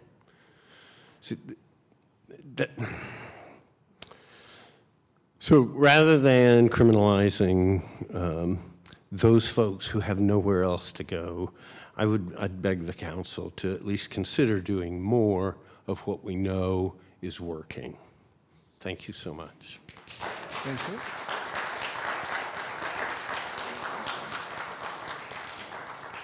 That concludes our residents who've signed up to speak on these items, which are, to remind you, items 4B, C from council. Yes, actually, Dan, I'm sorry. I know you just sat back down. May I ask you a question?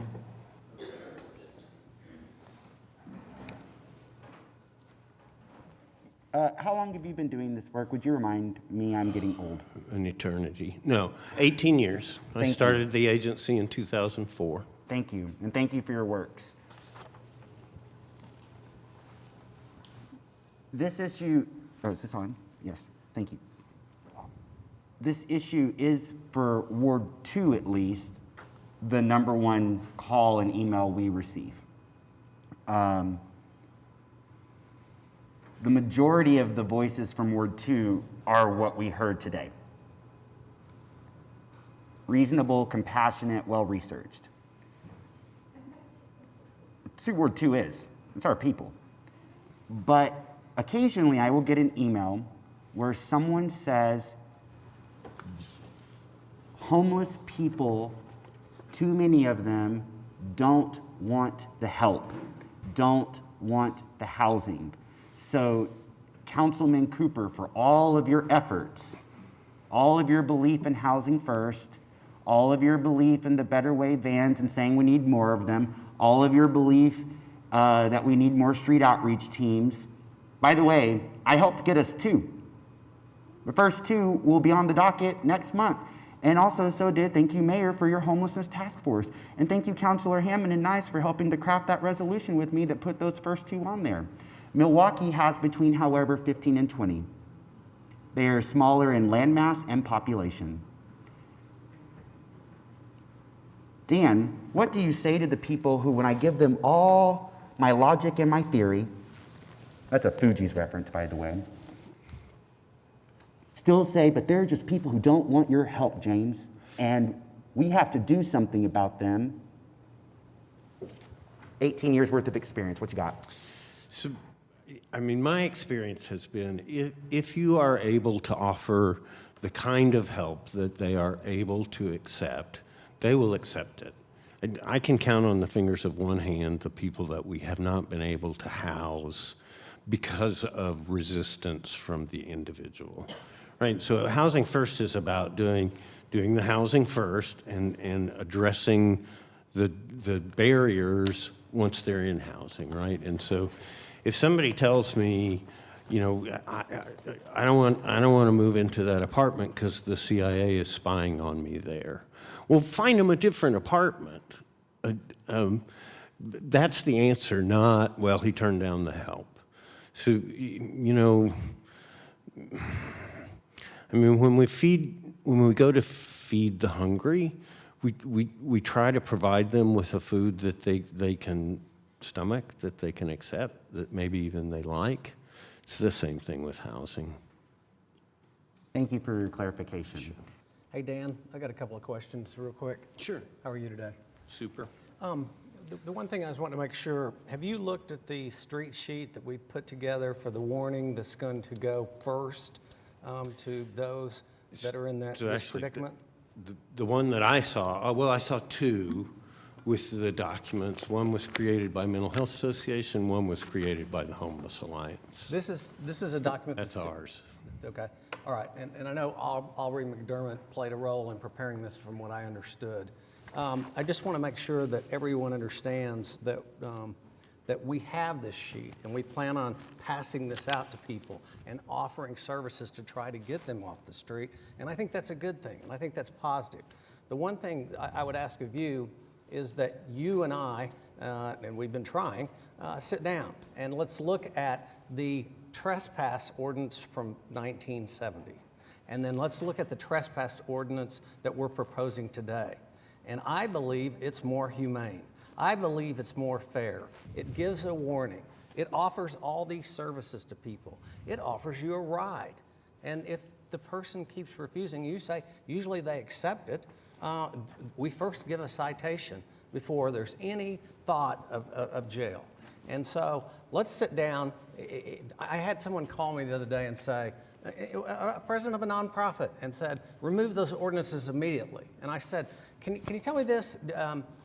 When you read it, what did you find objectionable about it? And she said, well, I haven't read it. And I said, you're calling me, telling me to withdraw something, and you haven't even read it. And so I'm hoping people will take the time to read the ordinance and compare it to what exists now, because what exists now criminalizes a person without a warning, without an offer of services, without an offer of ride. And I think people need to remember that. I've seen the press so often say, well, this is criminalizing things. We've already got criminalization. It's been in effect since 1970. And so the point is, I'd love to sit down with you. I'd love to talk to you, and I hope people will take the time. I'm going to put it up on okc.gov. I'm going to take the time to put up this street sheet for people to take a look at, since you like it. I do. One of the things about the street sheet, though, is as we've talked about in terms of capacity with 1,400 homeless people and 850 homeless beds. So it's nice that City Rescue Mission is on that street sheet. It's not helpful if they're full. And same thing with... I agree with you. I agree with you.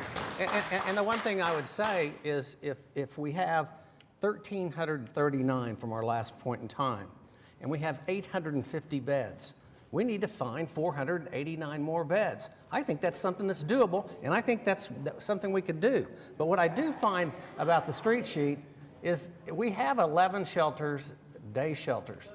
We have different places for meals and food pantries. We have 10 different places for closing, 4 with traditional housing, 4 with low-income housing, 4 Oklahoma Department of Human Services offices, 3 different forms of transportation and travel, 6 employment assistance facilities, 6 identification facilities, 12 medical, dental, and pharmacy, and 7 mental health facilities that are on the sheet. And what we need to do is do a better job at getting that out to these people and having them take advantage of it.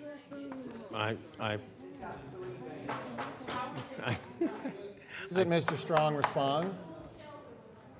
There was not a question there, I don't think. Well, there was a... Yeah, the question was, let's you and I sit down, let's work on this, and let's make it better. Are you okay with that? Absolutely willing to Thank you. sit down. Thank you. I do want to make it better. At your convenience. Okay. Any other comments on the items? Okay.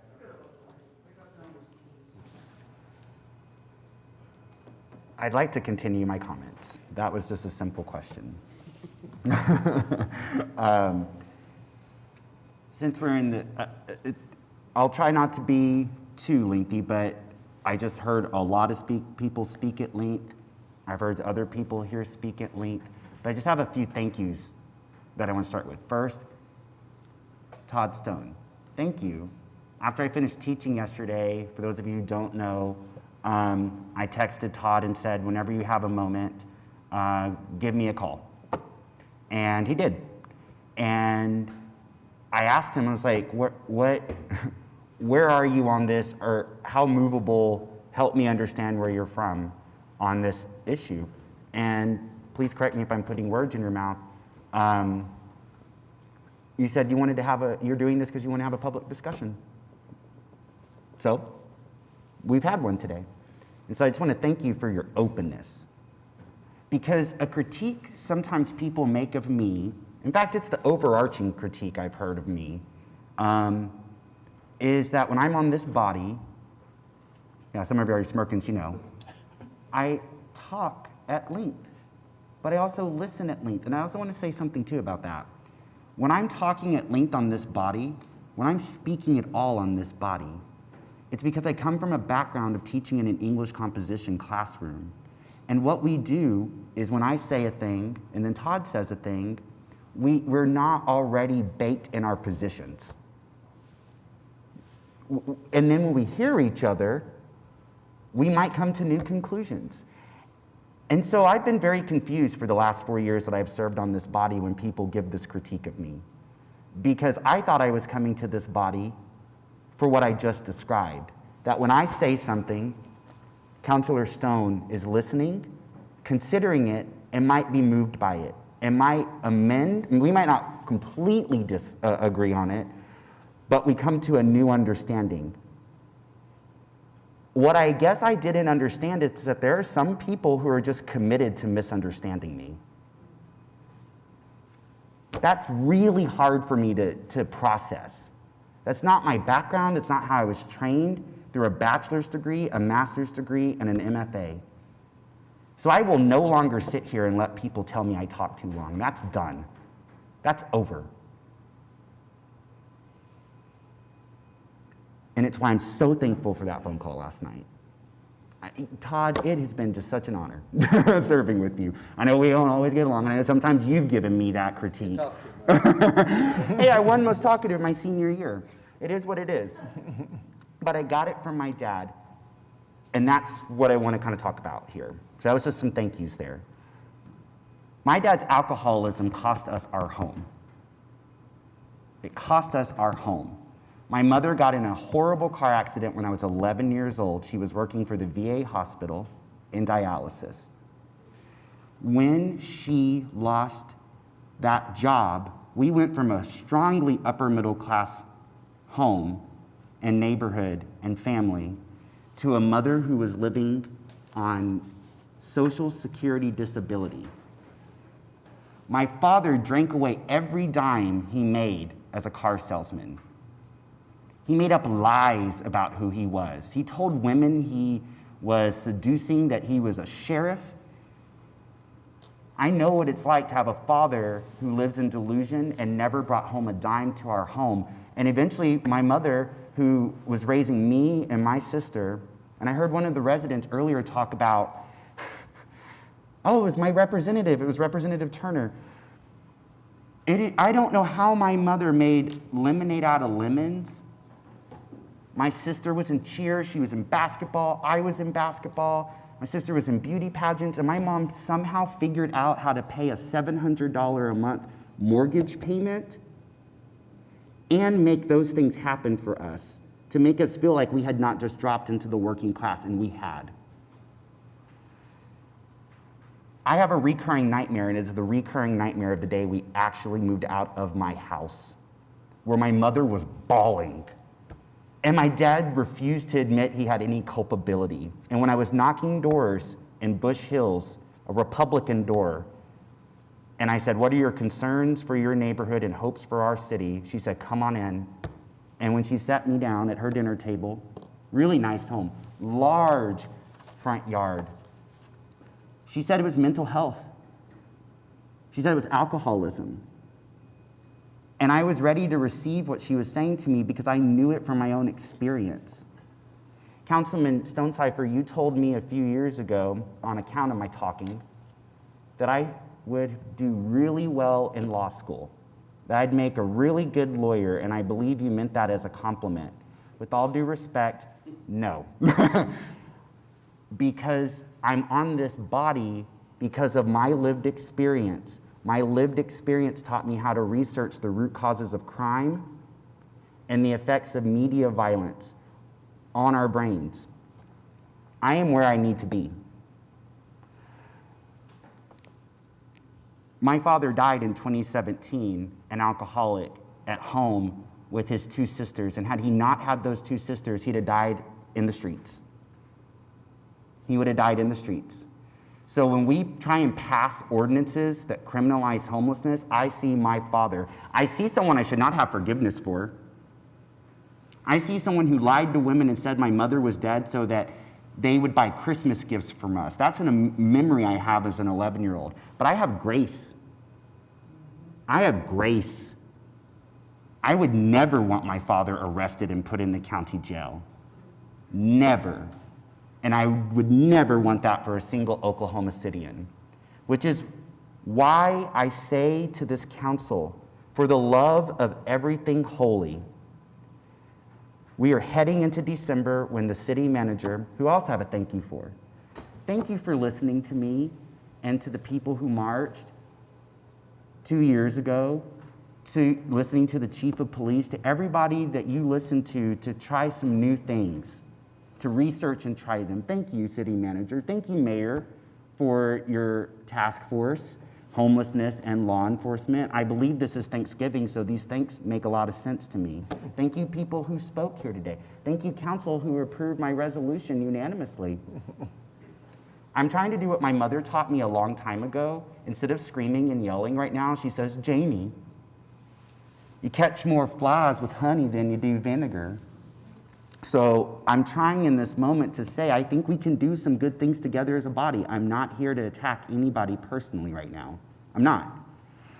Instead, what this should be as an ordinance proposal is an ordinance proposal for more Better Way vans to meet the councilman's request earlier. More funding for Better Way vans. City Manager Freeman is going to task his departments next month in December to bring their budgets forward. Then we should go all out. And I have been saying this for 2 years. I respect you. We've known each other since COPPA days. You may not always agree, but you have my respect. But now what I'm asking for you is urgency, man. City Manager. Urgency. More vans. And word two, if you're listening to this, and I hope you're my audience right now, start emailing everyone on this body and asking for more Better Way vans. Councilman Stonecipher, you asked just a few minutes ago with Dan, you said you have this street sheet. Well, you know who could connect people to that information? Street outreach teams. We have 2 coming for the first time in the city's history. Milwaukee has between 15 and 20. We learned that. We heard the arena conversation. We know that arena, when people went and toured Milwaukee, that's when we learned, as they were looking at, whoa, what did they do with their arena? That's where we learned Milwaukee has between 15 and 20 street outreach teams. They are smaller in population, smaller in landmass, as I said. So I have a feeling at least 15 to 20 is what we're gonna need. Do that. Do that. Ask for that, ward 2. Ask for that, even if you're not in my ward. We need more street outreach teams. We've gotten so far. We are moving forward. We would be going back if we did not do this. I think we should be hiring in those street outreach teams, right? It's a mental health professional, it's case managers, but we should also be looking at existing buildings and moving them into, that are abandoned, moving those into mixed-use housing developments. We should be investing in more, the data that Lindsay's talking about, right? Make sure that all the service providers have access to the same data. Right now, in our city, in our state, there are 26,000 homeless children. 21% of them are couch homeless. This means literacy rates drop, their vocabulary lessens, their motor skills lessen, stress goes up, anxiety goes up, their high school dropout rates go up, and they create generational poverty. Mark Falk, I'm really glad you offered your apologies earlier, and I accept them and I applaud you for them. It means a lot to me, because your words have hurt me in the past. They've hurt me because they come from the lens of, James, do more. Nikki, do more. Joe Beth, do more. We are trying. We are trying, because the good news is we have $11 million in new crisis centers coming for mental health, $22 million for a new restoration center to deal with substance and abuse and addiction that my father would have benefited from, $7 million in transitional housing for mental health, $70 million for youth centers, $42 million for domestic violence, the sort of violence my father enacted on my mother. What would happen if I could have gone to that? In conclusion, Councilman Stonecipher, in your letter you sent to council, you mentioned I-44 and Penn. I wish you had reached out to me first, and I beg you, we need to sit down. Because what I wish we'd done it first. But yes, we can. It's called growth. It has been beyond painful since I found out about this proposed ordinance and when you referenced I-44 and Penn. Because right down the street from it is the 39th Street District. And just a few days after you sent that letter to this council, Club Q experienced the loss of 5 people because a madman had a different interpretation of their sacred text. As the city's first openly LGBT counselor, that is weighing heavily on my heart. It is so heavy because then the next day on Sunday, the Trans Day of Remembrance, I had the honor of speaking on that street, 39th and Penn, about the lives lost. And that is where I learned we lost an Oklahoman in that shooting who left here because he didn't feel this place was his home anymore. And he found comfort and safety at a bar, a club, as a bartender, until a madman took his life. 40% of youth homelessness, as I have told this council, is LGBTQ. 35% increase in youth homelessness. I wish you had asked me how I could shape this with you to meet their needs. My heart and my community's heart is broken. But we come together and we take care of each other. And I want to say in those concluding remarks, what Steven Tyler, the owner of the Tower Theater, was saying, I hear all the time. The majority of my small businesses that are experiencing break-ins, vandalism, the majority of my neighborhoods that are experiencing that, I understand their frustration, I hear their frustration, I'm listening to it, but putting people in jail is not going to fix the problem. They will be out 10 hours later. They will be camping in Lake Larry McAtee Park. I don't want that for my former colleague. What I want are more vans, more street outreach teams, more case managers and mental health professionals in them. That's how we get out of this, by putting people in a house. Ask a child to solve homelessness, they will say, a home. So I hope that the three authors of this reconsider after what you've heard today. And let's actually move toward the things that will reduce this crisis facing our city. Thank you. Okay. Other comments from council? Yes, sir. So I've Councilman Carter. sat here and I've struggled with this, going through it, looking at it, listening to everyone's comments about everybody who sits up here, not knowing anything other than maybe a little bio that you've gotten to read, not understanding that every single person that sits up here works at least 2 jobs, that they did this out of their own time. They do this because they do care, whether you believe they do or they don't. There may be differing opinions, there may be differing situations, but they're here because they care. To take that for granted is, it's hurtful in a lot of ways.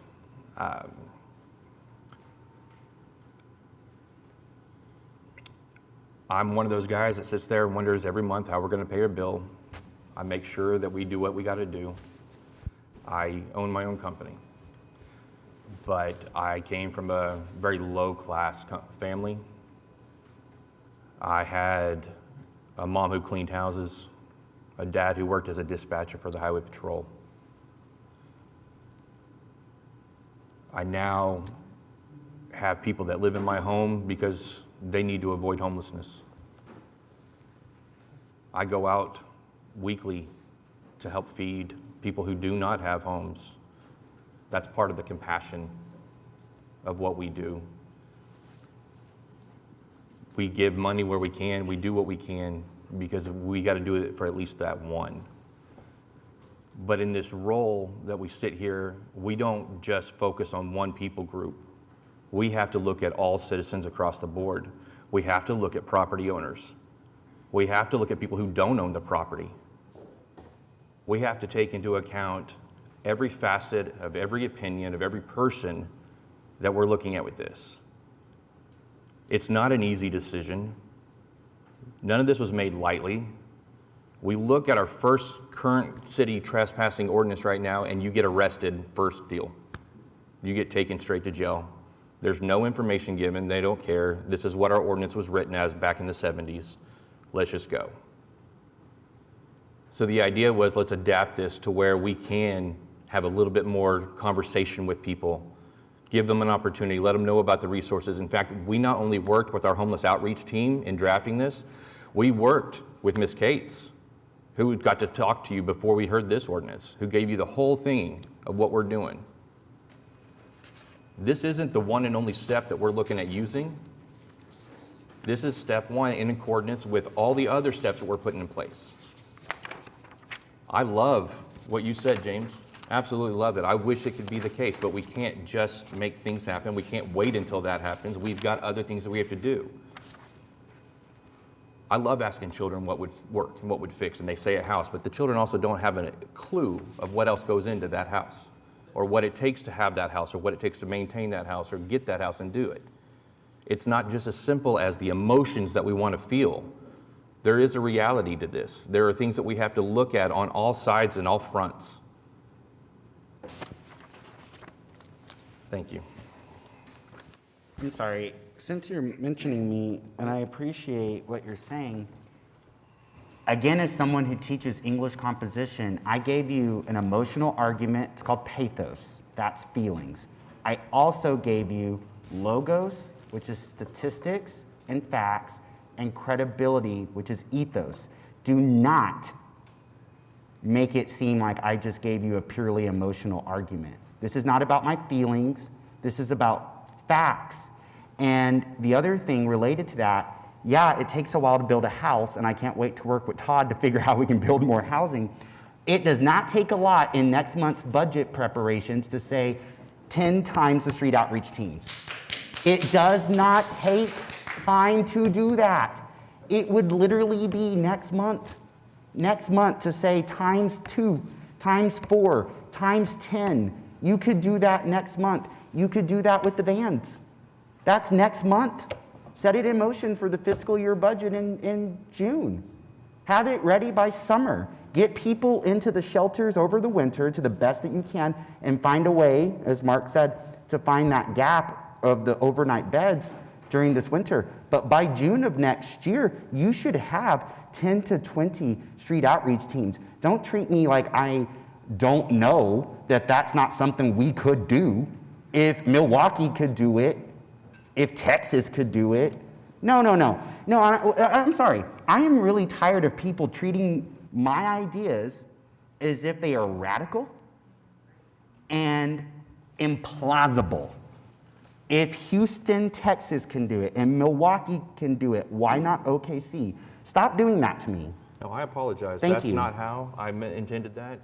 What I said was we can't do it at once.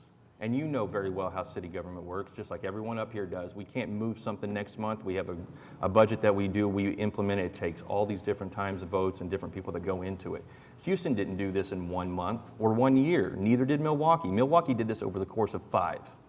Great. Start right now, huh? We're all in that. Like I said, this is the first step. This is not the one and only step. This step should... Did you not read or hear what we just said? Everybody got to speak. Everybody got to speak. Council is now deliberating. Mayor, Your Honor. May I speak? Oh, I'm sorry. Go Yes, ahead. did you want to, Councilman Greenway? Well, I would just like to say, I think we're at the point where we are beginning to repeat ourselves and would like to call for the question. Well, I have Still some have a actual discussion on the questions, floor. yeah. What's the, So, need a second for that. For calling the question, And but then it would have we priority. still have a discussion on the floor, Well, and trust me, I we can understand. go Robert's Rule of Order if we need to. I understand, but calling the question is a, Previous question, you need a second, but you need a 2/3 vote to adopt it. okay, You so have is to have there, 6 so, votes so to we have adopt to that. handle the calling of a question. So, Yes. so we can't do anything else until we've handled it. Is there a second to that motion? Right. I wanted to be very clear because Is there a second to that motion? No, Mayor. Motion fails for lack of a second. Mayor, he said when he made that motion after the discussion, we are still in the discussion portion of that. I'm talking about his motion, and I've just handled it. It died for lack of a second. So we're continuing on with the discussion. We're still in the discussion, thank you. So discuss. well, Is it okay if I speak? I'm sorry. Sure. All right. I just want to say, this is what makes democracy great. I thank everybody for being here today.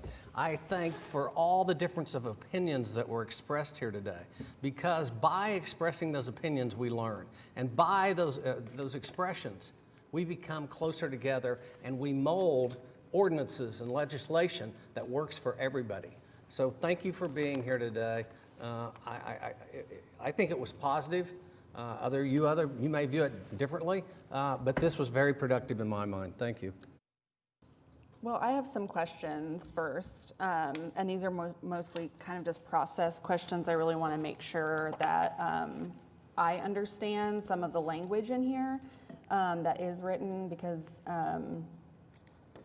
while yes, a lot of this relates to trespassing and changing definitions of trespassing. There's also some, what I would sort of call, I don't know if unintended, but there's some ways that public disturbance is defined, and access to public property is defined, that I want to make sure I understand. So especially as it relates to public property and having a verifiable legal right to enter and remain on the property, I think I'd like to hear from our municipal council what a verifiable legal right to be on public property is, or how that is defined. Yes, even though it's worded different than the current trespass ordinance, which is express or implied consent to be on the property, the burden of proof under state law and the Constitution does not change. We cannot do anything that is contrary to state law or Constitution. A police officer, before they could arrest someone for trespassing or issue them a citation, must do an investigation and have probable cause that that person is a trespasser, which means they're still going to have to do a complete investigation. And so they can't, just the mere presence of someone on the property, they can't not arrest them for that. It's not really going to be any different. And if you look at the last section that I intentionally put in the ordinance to make sure that it couldn't be read like that, is that no provision of this ordinance essentially can be construed or enforced in a manner that violates the legal rights of any person under the Constitution or statutes of the U.S. or the state of Oklahoma. So we can't arrest. That's at page 7. Right. Under section 30-35. Correct. So we can't arrest someone just because they're standing on someone else's property. The police are still going to have to make the investigation. They're going to still have to talk to the property owner. And they're going to have someone saying they're a trespasser. They can't just arrest them. So I didn't hear an answer to my question, what a verifiable legal right to be on public property. On page 3 specifically, as it relates to public property, it is saying trespass shall mean any of the following. Number 1, without a verifiable legal right to enter and remain on the property. Right. That's essentially it's the same thing as express or implied consent. For example, yes, the people panhandling on medians have implied consent and they're not trespassing because they have a constitutional right to do it. So if you're just standing on a sidewalk, you have a right under both state law and the Constitution to be there. So that essentially is a verifiable legal right there. Would a revocable permit be another example? Yes, a revocable permit is. That would be express permission from the city.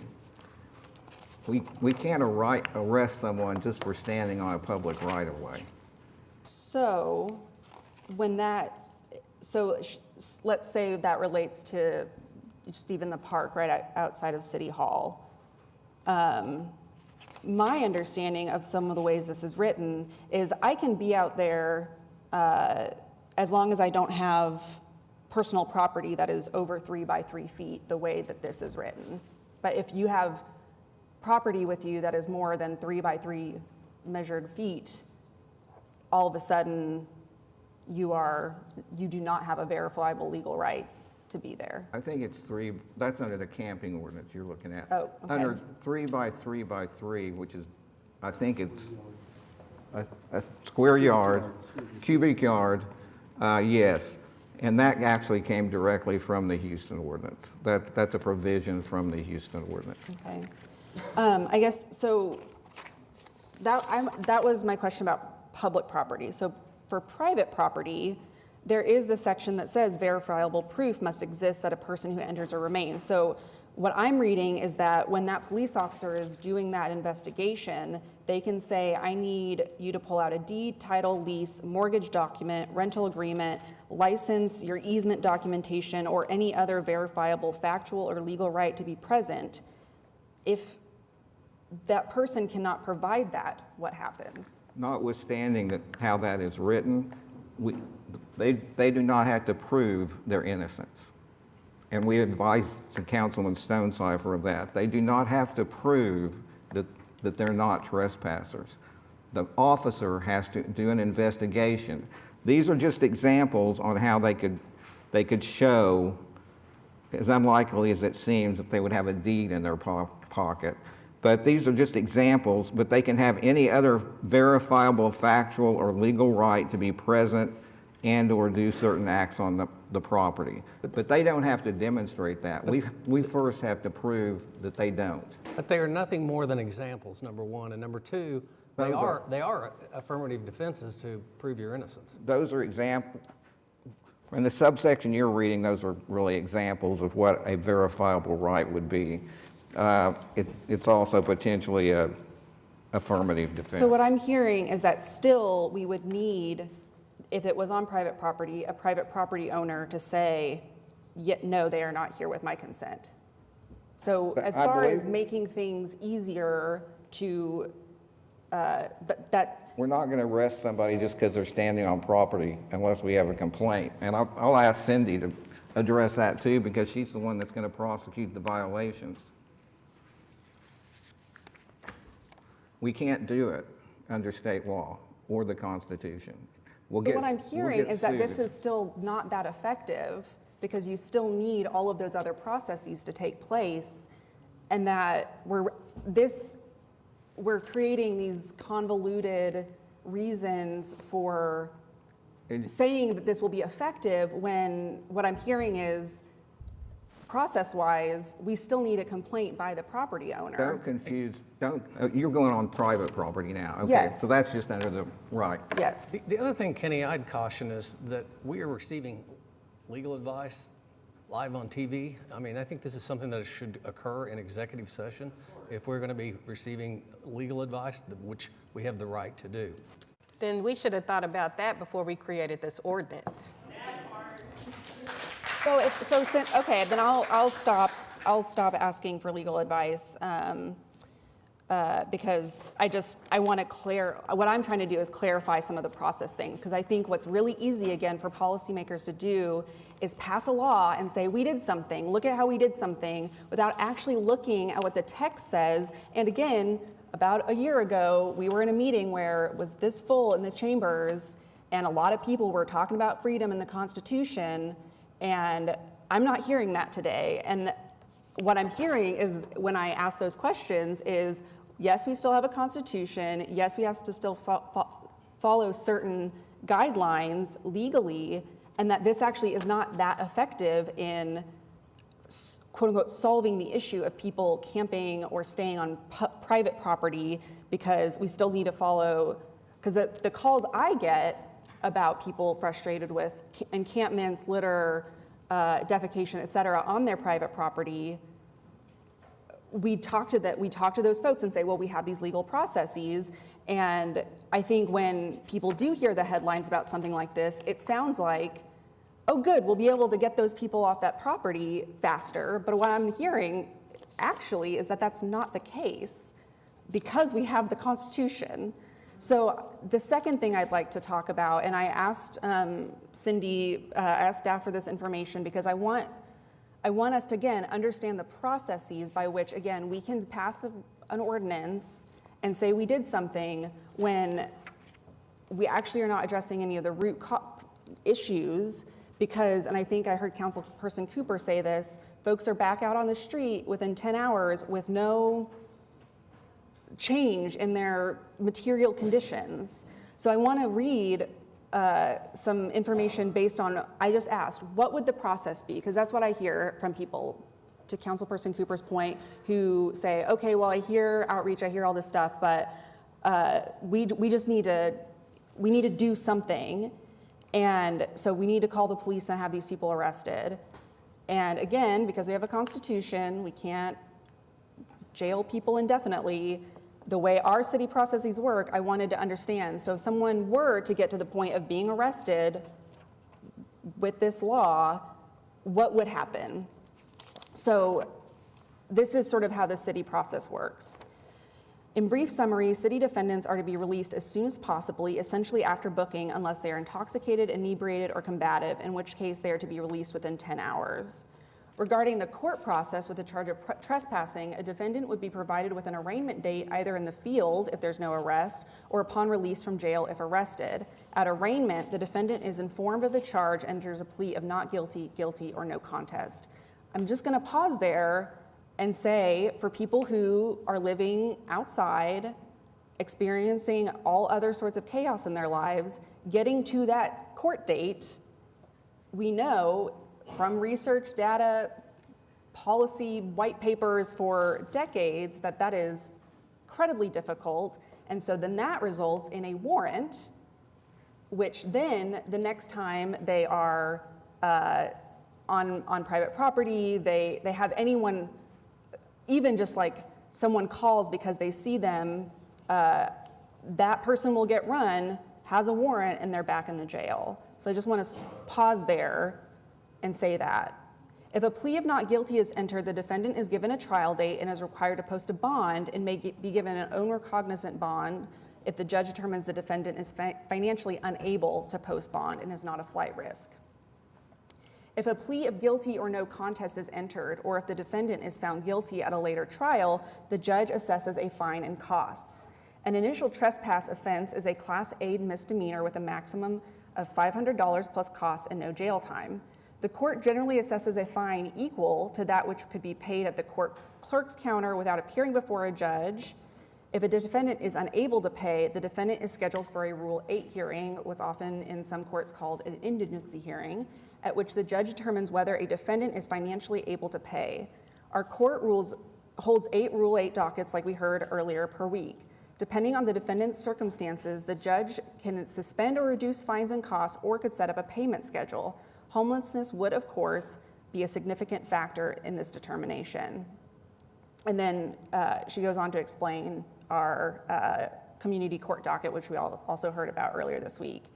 So what I just read was a convoluted, difficult process for somebody to navigate with no change in their material conditions that puts them right back in the situation they started in, and no amount of handing somebody a piece of paper before you arrest them because they're going to get mad that you're handing them a paper that has a bunch of information they already know and already try to go get those services and cannot navigate them because how am I supposed to know they have any openings available? How am I supposed to know how I'm going to get there? And to chance the fact that the idea, we heard earlier that even our service providers struggle to help people get to the right resources because there's a difficulty in coordinating how many beds are available, what types of programs have openings. How is somebody standing in front of their tent supposed to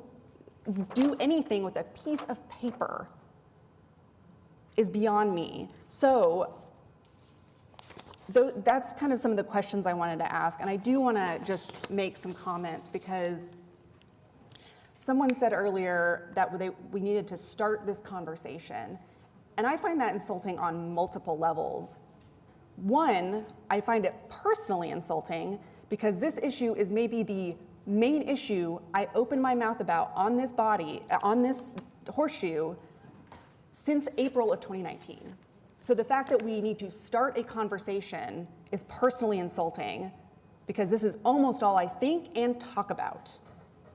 Two, I'm insulted for our service providers, our city staff, who have also been in the weeds of this conversation, and apparently those presentations, reports, data that they have presented to us has consistently fallen on deaf ears because questions continue to be asked that have already been answered by those individuals. And I find it, again, just beyond insulting to think that this is the start of a conversation that we have been some of us have at least have been having when we sat on the mayor's task force starting in 2019, and when we said we need to have better response to an outreach. So I need to get that out there. Two, I'd like to address issues with encampments because I would argue that yes, this is the number one call I get at my office. Almost every service that exists for people experiencing homelessness in this city is in my ward. There's plenty of abandoned, vacant, speculative property that is sitting vacant in my ward because people aren't tending to it.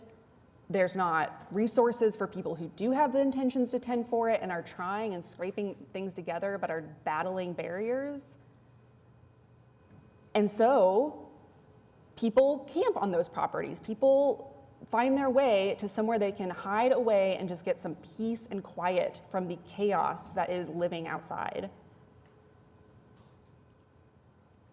And I sympathize because I experience this on a regular basis. I live somewhere where I consistently have people that are outside experiencing homelessness that are causing disturbances. I mean, just literally 2 weeks ago, I opened my windows because it's way too hot in my apartment and I need the cold air once they switch over the heat. And 3 a.m, wake up because someone is yelling at something. And I have to put in headphones to go back to bed but I don't know what to do in the moment to help them because we don't have appropriate mental health crisis outreach rapid response. We don't have appropriate coordinated systems to get that person into the stability they need. And it makes me feel awful. And I sympathize with people who see people suffering and feel bad and want to do something about it, but this is not that thing. Second, I sympathize with the private property owners who get the code enforcement notices, one of which is some of our service providers. I sympathize with those things. The issue will not be solved by creating further displacement of people because when they refuse to take your sheet, they refuse to engage with a police officer who comes by, then you're not changing anything about their lived experience beyond displacing and further putting them into chaos. Plenty has been said about how this does not line up with some of the citations of other cities. So I think I just want to close with this, because I probably could go on for another 10 hours talking about this, as I feel like I have done in previous times, talking about affordable housing, appropriate outreach, like intensive appropriate outreach. We heard earlier, you need that connection and that trust for someone to accept help from you.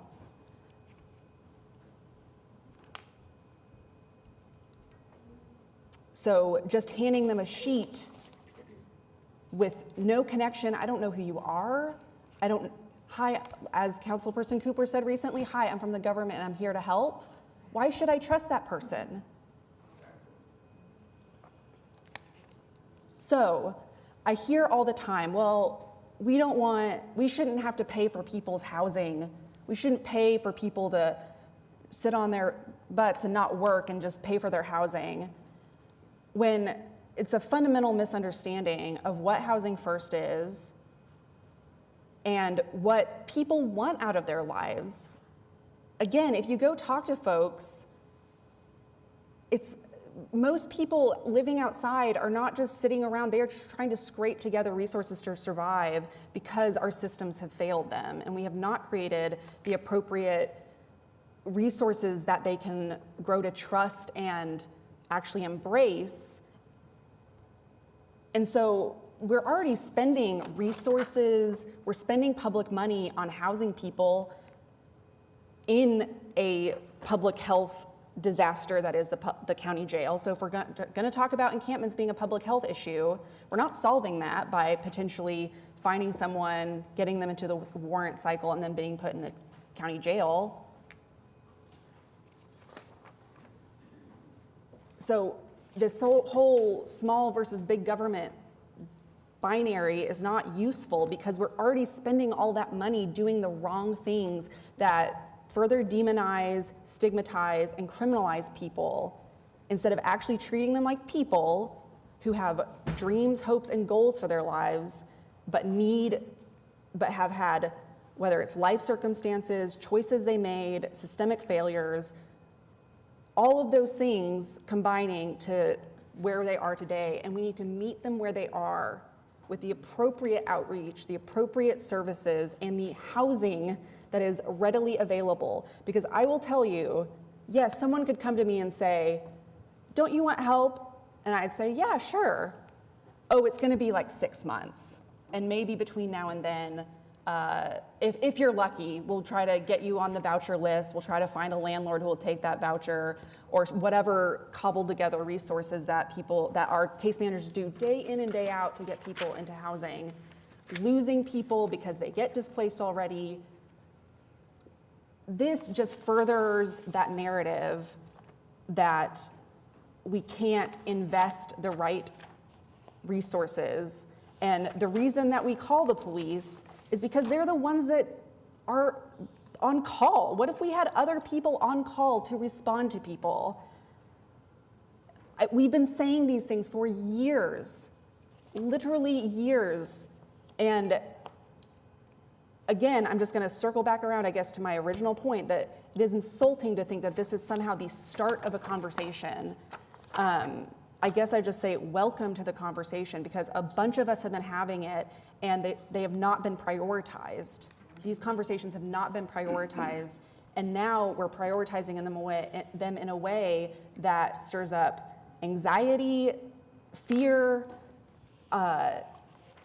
threats of lawsuits, like when we could have just been funding the things that, we put $1.3 million into funding 4 or 5 different initiatives, and we barely started spending that money.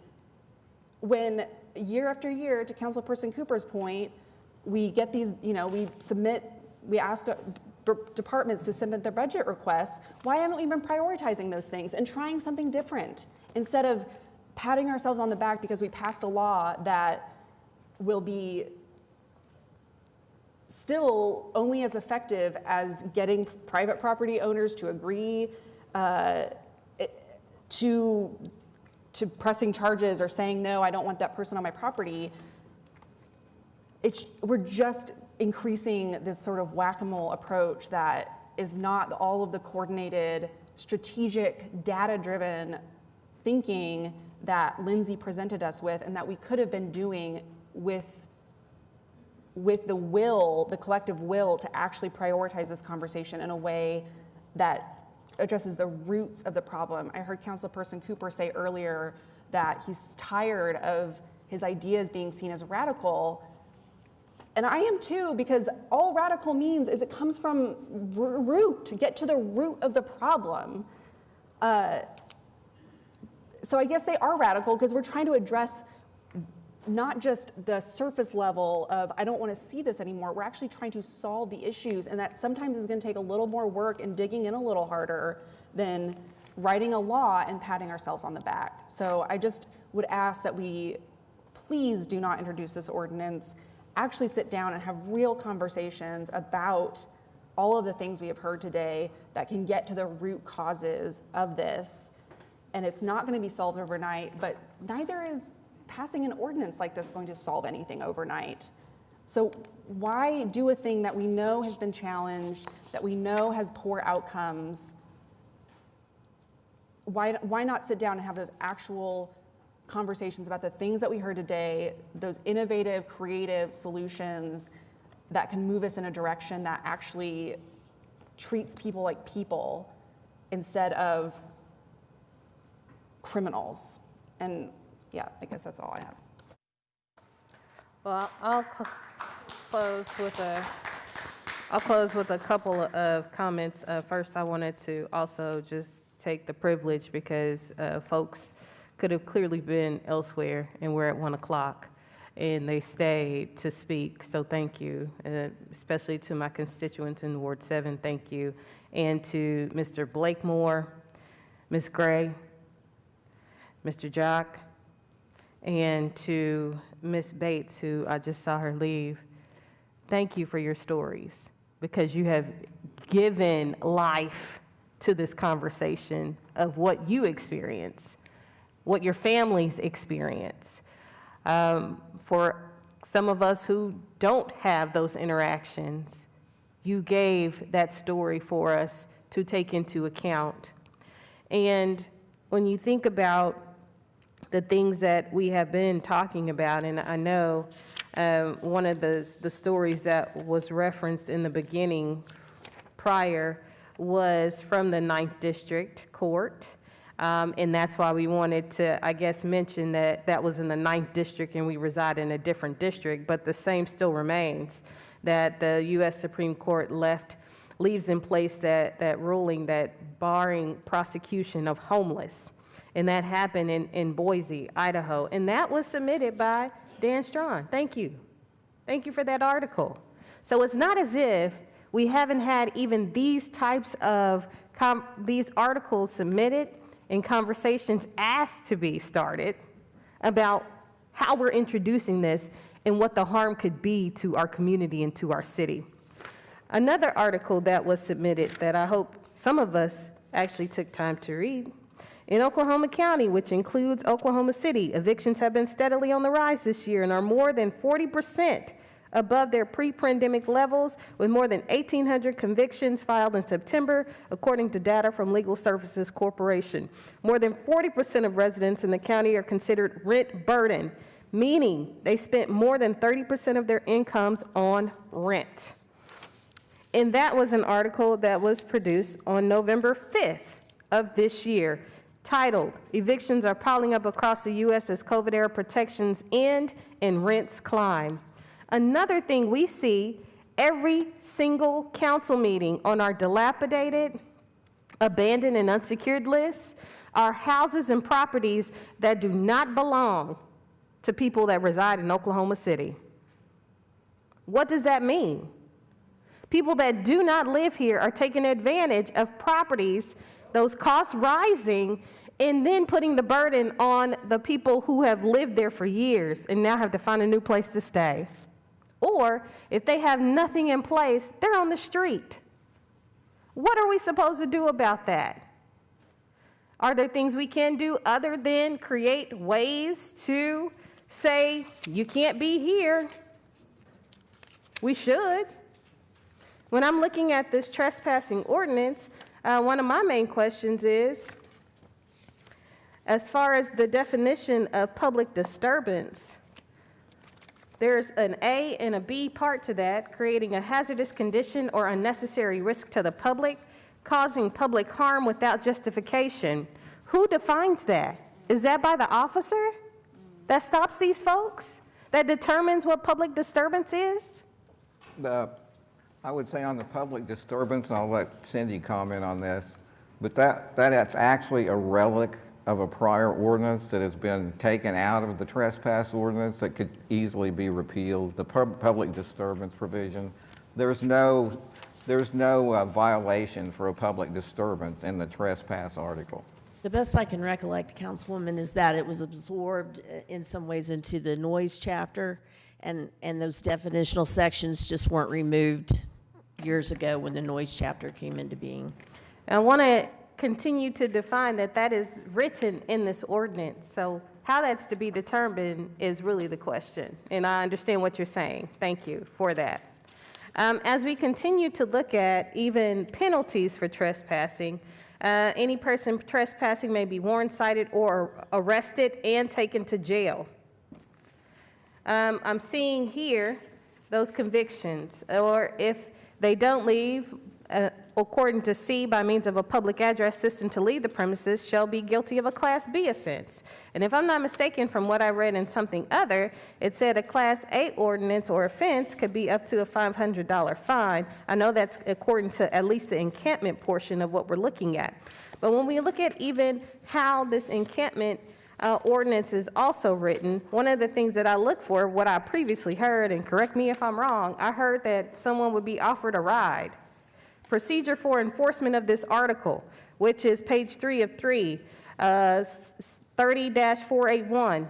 In A, officer may issue a citation or make an arrest for a violation of this article if prior to issuing the citation or making the arrest, the officer has tendered a written warning to the person stating that a failure to comply with the city's prohibition against encampment may result in the issuance of a criminal citation to the person and or the person's arrest, or written notice has been posted in a clearly visible location at the encampment site, and the officer has provided a reasonable time for the person to comply with the prohibition, but the person has not complied.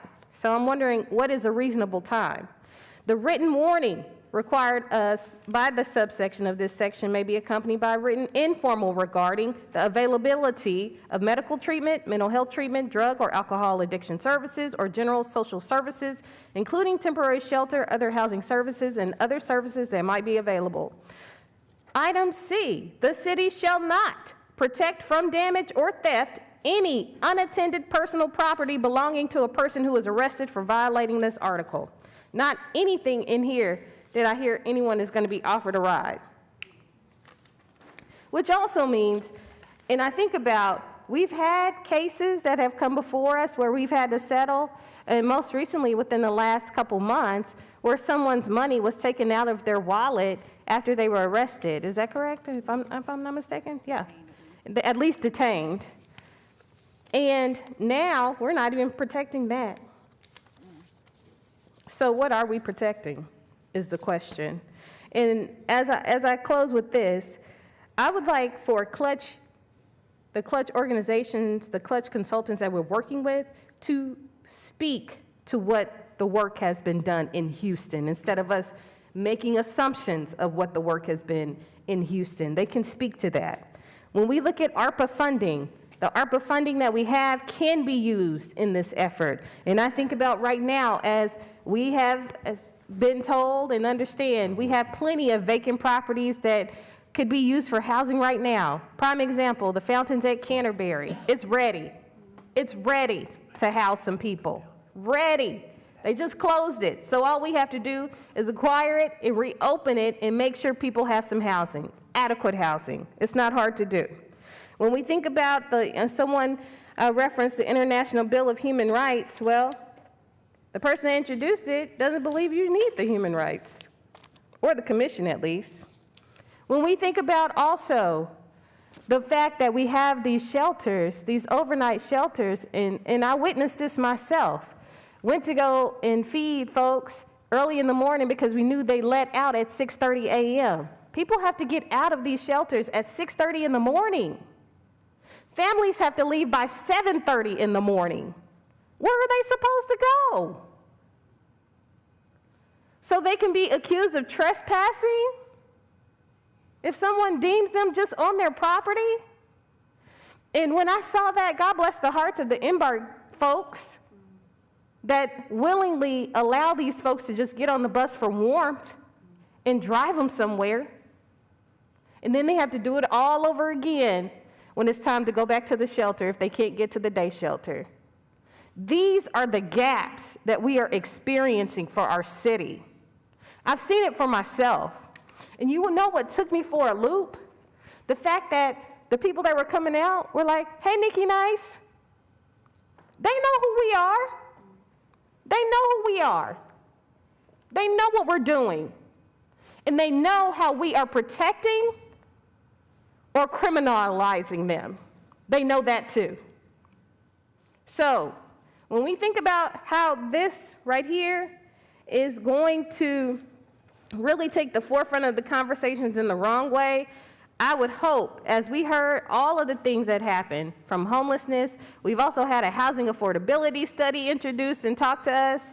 We've heard all of these things that we can use, and I've been in the background trying to figure out all of the ways, especially with the Fountains at the Canterbury, how we can house some people, because that is land that is just sitting for people to be housed. And with the amount of acreage that is, it could be used to add extra housing. It could be used to do that. But as a city, we'd rather invest our money in telling them they can't be some places. They can't camp out in some places. We can't offer them resources. And I go back to the story of the young lady who has to take care for her sister now because her mother died and was kicked out of her apartment by the housing authority and now has no place to go. So those are the things that I think about when we think about this ordinance and the ways these are not going to protect folks, and the fact that this is not criminalizing just those who are experiencing homelessness, it's criminalizing everybody if you are considered trespassing. So just be mindful of that. Mayor, Yes, sir. if I may, one of the requests brought out during this presentation this morning was to speak to members within the areas we represent, which I know we all do. Mine are in the form of neighborhood association meetings, and then this past summer, a group of business owners began to call together meetings and ask me to attend just to listen to some of their concerns. And none of the concerns voiced to me related to individuals that were passive in nature or just, gave the appearance of homeless. The concerns that have been brought out to me are the aggressive ones. One of the business owners does not only convenience store, but leases it out, told of numerous instances where homeless people, and he uses that term because they often come to his property, created disturbances. He called the police came out, and when the police arrived, they dispersed, but then they came out later in an effort to kind of retaliate against the business owner. One got one of the trash cans with flammable material and placed it by one of the gas tanks and set it on fire in an effort to try to create a fire there. The same business owner told of the story where these two ladies driving up from Dallas on their way to Wichita unfortunately selected this particular exit and convenience store to get gas and came inside, and it was one of these individuals that had been creating disturbances previously, approached her with a metal rod and opened up her forehead. Those are instances that they're concerned about. And, we're underfunded in terms of having police presence out there, and they're just not able to pursue those violent offenders who, seek some kind of attention or forgiveness just because they happen to be homeless. There's another instance where this lady who was going through a fast food drive-through restaurant during her lunch break was confronted by a homeless person, and not just the type that was standing there passively asking for money, but one that was aggressively pounding on her window. Those are the kinds of issues that I'm hearing about, and the citizens, at least in Ward 5, are concerned about. These are violent actions being perpetrated by individuals that at least give the impression of being homeless. And in some instances, because of our current statutes or ordinances, that unless the property owner, not just the person who's running the business, but the property owner files the complaint, nothing can be done in these situations. Those are criminal actions. They're not just people passively asking for money. They're aggressively acting out problems that they have.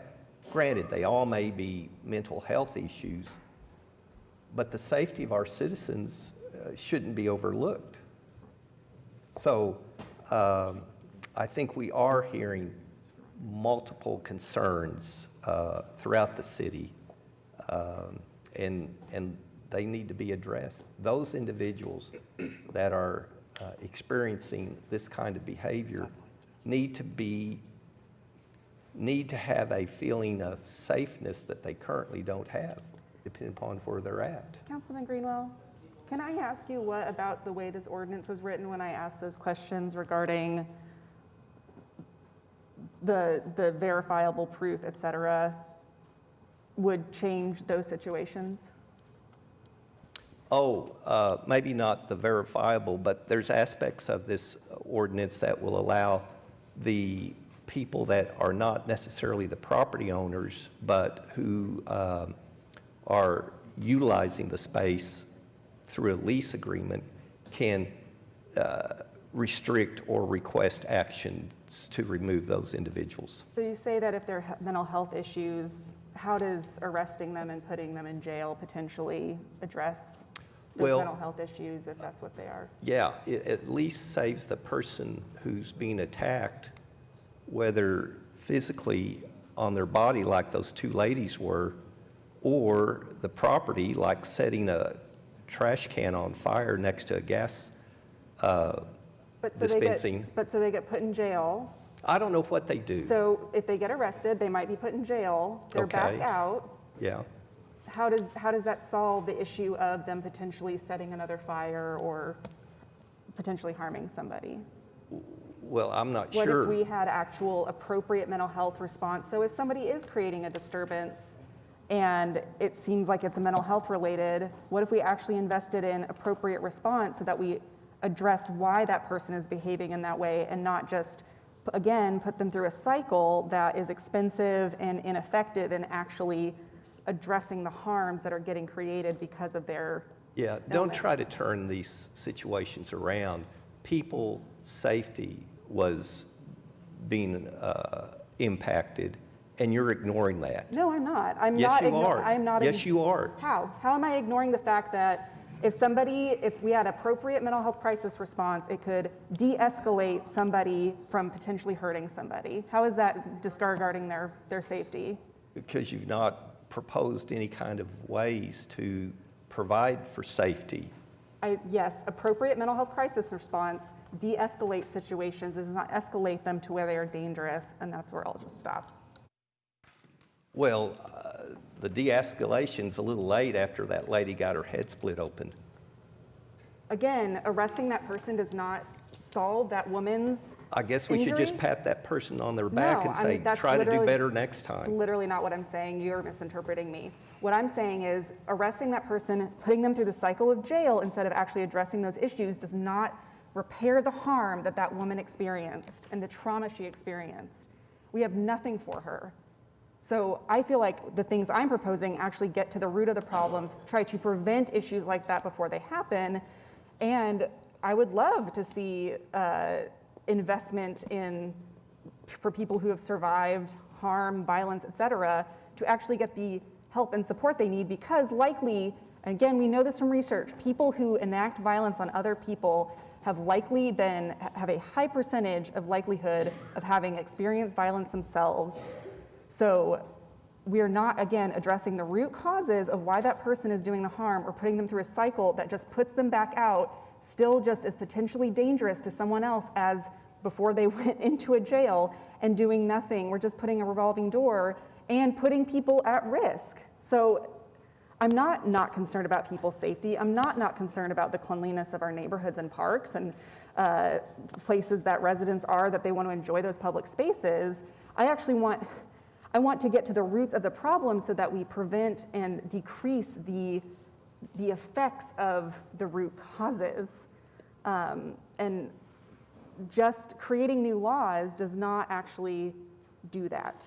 We need to change our system so that we have the appropriate response, so that we get people funneled into correct services, care, support, et cetera, that actually reduces harm to members of the public, not just funnels people through a system, spits them back out with nothing changed, making the likelihood that they might do the same thing over again just as likely. Okay, any further debate on the items? Councilman Stone? Thank you. I'll try to keep it relatively quick, and thank you to everyone that showed up today. You know, I was asked before the council meeting today, I was asked, like, hey, are you supporting this? You're not supporting it? What are you doing? And my response to that was not that we should start the conversation. My response was, this is a conversation that we need to be having up here on the Horseshoe, and we need to be having it with everybody's input. So with that, whether I agree, disagree, you like me, you hate me, I appreciate everyone coming and saying their piece. And I think there were a lot of great points there. You know, the term organized abandonment, I'd never heard that before. But that's one that really kind of stuck in my craw, because I feel like in some cases, with the chronically homelessness, I feel like that's kind of where we're stuck at. And in my opinion, I think we're doing a great job on those that are slipping through the cracks. We're helping them get back started, and I think it's very important we continue and improve on that work. But I think when we talk about those with severe addiction or severe mental illness, that somehow we've got to figure out how to start moving that needle on that side. And I don't think the city's doing enough in regards to that. I don't know what the answer is. I'm not a psychologist or a drug addiction expert by any means. But I think that's something that we really need to make sure that we are focused on. And barriers to construction of low-cost housing. I think that's something important too. And, you know, we talk about affordable housing, but affordable housing doesn't fix the problem for a chronic homelessness issue. It's going to be no-cost housing to the end user.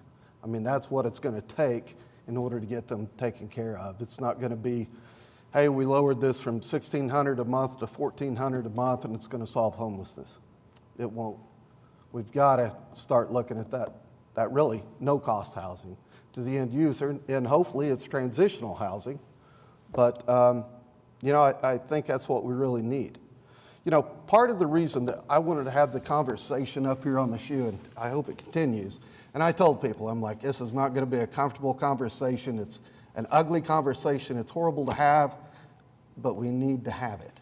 I can tell you, I was in a meeting 2 weeks ago. We were talking about homelessness with fellow counselors. And I just asked the question, what is it specifically we're doing for those with severe addiction issues? You know, I was immediately just shut up. And it kind of blew my mind away, because it was like, it's a legit question on my part, and I think it's a very important question. You know, we've all experienced those that have addiction issues. And I know it's usually kind of a, hey, they're better, okay, they're not, they're better. You know, it's a continuous wave that you can't give up on it. You've just got to continue to try and work people through it. So with that, I just wanted to say again, thanks everyone for coming in. You know, there was never, in my mind, when you look at what we've done with the jail population, I mean, we've lowered it to 20% of what it was when I first came on to council. And that wasn't due to me carrying the water. I was new to council, but I saw the work some of the other people were doing then, and I was really proud of that work. I was proud of those efforts, and I think we've come a long ways there. We have further to go, absolutely. We have more problems to fix there. But I can also tell you from my standpoint, this thing was never about trying to move people into jail. This thing was never about trying to find people that frankly can't pay fines anyway. It's about trying to make sure, especially on the chronicle side, to make sure that we can connect them with services. And that's, in my opinion, that's what it was really about. So I appreciate everyone's comments here, I really do. Very enlightening. Thank you. May I just, well, thank you for that. And I do want to add one more thing. I know it's late and I appreciate everyone's patience. It's just something Councilman Greenwell said and kind of related to what Councilman Stone is saying there, but from that New York Times article about Houston, I'm just going to quote now. And I want you to think about, that housing first gets people off the street is undisputed. Critics do question whether it does a better job than programs mandating substance abuse addiction treatment or other behavioral interventions at improving the long-term health of chronically homeless individuals. Some skeptics argue that in a universe of limited resources like vouchers, prioritizing the most challenging cases can disadvantage housing insecure families, those in substandard housing and others who need help. But these arguments miss the point of housing first, proponents respond. And so Councilman Greenwell, this part is, I think, especially worth your time. Quote, and this is from the former mayor, Anise Parker of Houston, who got them to that 63% reduction. She says, quote, "The homeless guy on your doorstep who spits on you when you leave your house and is always spouting from Revelations may be the least sympathetic character in the world, so you may not like the idea of paying to house him. But you can't complain about him being on the street and also complain about getting him off of it. The street outreach teams is how we get them off of it. The street outreach teams is how we connect them to the services. And as we build the housing in MAPS 4, and any other inventive way y'all want to bring some housing to the table, that's how we connect them to the housing. Those are the steps. It's that simple. It's different, but it's simple. If we want to keep our neighborhood safe, this is how you do it. And I have been advocating for years for us to go in this direction. We're heading in this direction, but it would be very helpful if the rest of council doubled down on more vans, more street outreach teams, more housing, more case managers. That's how we keep our neighborhood safe. That's how we stop violence in our neighborhoods. Thank you. I think there's a lot of common ground up here, and this council does its best work when that common ground is given time to find itself. And that happens over weeks and months and sometimes years, not in a council meeting, you know? And so if this moves forward for a vote, I will not be voting for it, even though I often would vote for an ordinance to be introduced, even if I'm not sure how I feel about its final passage, because I just don't believe this was brought forward in the way that our best work is usually done. And you have subject matter experts in the room who have been at the forefront of an effort that, as I said earlier, has brought our population down per capita 42% over the last 15 years. And I would like to see, if this conversation continues, I'd love to see those subject matter experts who have demonstrated their effectiveness and expertise an integral part of future conversations. Is there anyone else who has any other debate on these items? Councilman Stonecipher, you had previously indicated a desire to make a motion. Yeah, the motion I'd like to make at this time is to defer the item, the trespass item. Defer the three items, B, C, and D? Okay, to what meeting? I'd like to defer them to give us more time to talk to one another and reflect on what was said today and see if we can come up with something that meets the acceptance of more people here. Right, but I mean, I'm sorry, I had a very specific question. Yeah, I'd say probably the end of January. Okay, so that would be the January 31st meeting. I'd actually like to make a motion to just strike it all together. Which motion has priority, Kenny? Kind of like excuse me. I think the motion to strike, although there's not technically a motion to strike under Robert's rules. Okay. What is the city clerk is looking? To defer indefinitely. Defer indefinitely, yes. That. How does it do? Mark has a motion to defer. Mark made a motion to defer. Right. And then Councilwoman Nice asked if she could make a motion to strike. Now, his motion to defer is still sitting here. Oh. And he has a time for his motion, and mine is to strike or defer indefinitely. To January 31st is his motion. Do we have to deal with his motion before we advance to any other motion? And I'd Why like don't we to do that? quote, Hey, I've got an idea. We can speed this up. Let's just motion Defer it indefinitely, all three items. Can I suggest, why don't you just strike it then? And, I mean, you just bring, to defer something indefinitely, the only way to bring it back is to have a vote of the council. Let's move to strike the three items. Okay. It's just like hanging out there forever. It's like a ghost. It's haunting us. It'd be better to just strike it and then start over at a future date when you feel like you've got more of a consensus. Okay. So you amend your motion to be a motion to strike the three items. Strike the three items. Okay. B, C, and D. Mayor? Yes. I'm so sorry, just a quick question. Yes. First, thank you. Second, thank you. Second, I had asked when we did the briefing for a council workshop on this item. After the holidays, can we have a council workshop with the staff to do the sort of work you're talking about so we can learn even more about what the homeless outreach or the task force is doing? I mean, I'm open to what it looks like, but I just, let's do some work. Just a non-voting day. The Yep. pressure's off. We're Yep. just listening and learning. Yep. And you were asking for that in the new year, basically. Yeah. Yeah. Like something to actually build on what today was. Okay. I will ask that we do this before the semester starts next year. I'm not joking, I'm dead serious.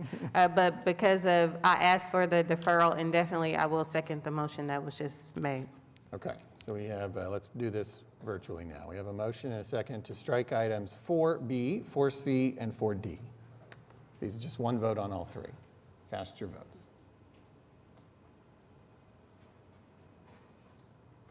Passes unanimously. Okay. We are now going to take a 20-minute recess and return here at 1:55 to continue the rest of our business.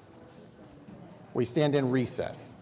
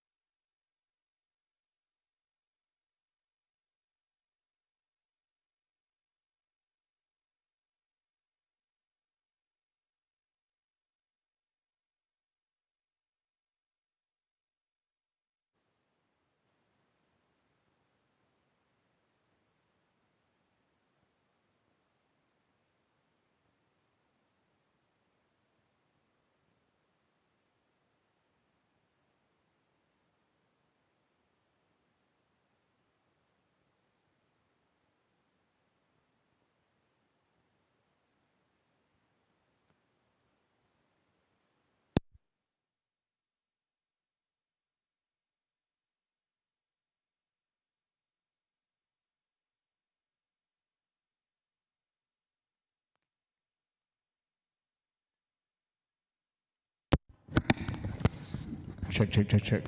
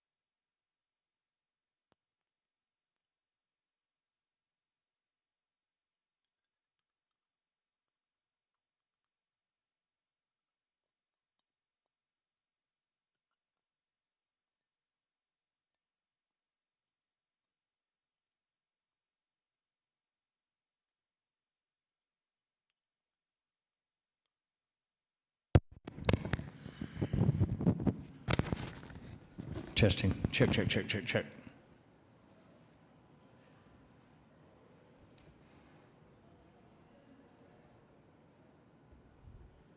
I'm just going to sit there. Let's go whisper. Sing some George Michael. Are we on, are we live on Channel 20 right now?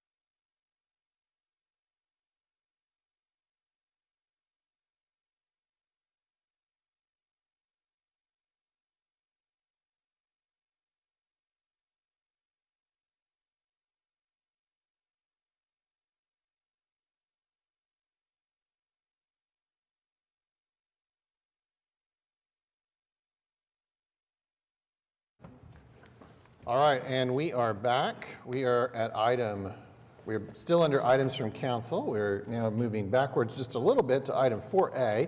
This is an ordinance to be introduced, and the proposal and request is to adopt it with an emergency today, which we would need how many for that? 7. Okay. Why don't we skip ahead then for a moment to item 4E, resolution declaring an extension to June 30th, 2023 of the penalty reduction program that originally began July 1st, 2019, et cetera. This comes from the Judiciary Committee where Councilman Stonecipher is chair. Councilman Stonecipher. Thank you, Your Honor. This is a resolution declaring an extension of the penalty reduction program to June 30th, 2023. I think it's important to note, and I've mentioned it before, we have closed out over 9,000 cases, and as a result of that, we have received revenue in the amount of $1,072,246. It's a good program. It works. It slowed down a little during the pandemic, but it seems to be picking up pace, and so at this time, I'd please move for its approval. All right, we have a motion to adopt item 4E. I have a question. Yeah. What is it going to take to make this permanent so we don't have to keep redoing it? I will tell you this, the committee likes to look at it. There are certain members on the committee that wants to talk about it from time to time and how we're going to deal with it in the future. So I think it'd probably be safe just to leave it the way it is, at least for now. Okay, thank you. Okay, so we've got a motion and a second for item 4E. Cast your votes.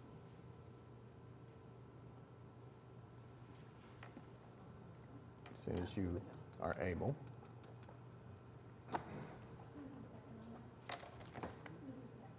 Well, they do it virtually, so. Oh, you couldn't see it? It didn't show up? Carter. It was, Okay, cast your votes.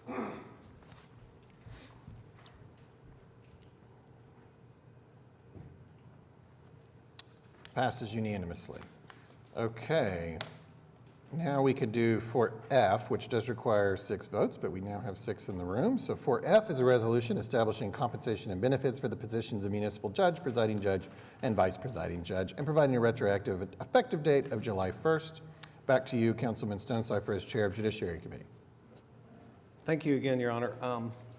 As I always like to say, especially after our last survey results, we have the finest municipal judges that I've ever seen in Oklahoma City assembled at this time. And I'm very proud of their work. We came to a unanimous agreement to raise their annual salaries, their hourly rates, which is set forth in item number 4F. So at this time, I'd move for approval of item number 4F, please.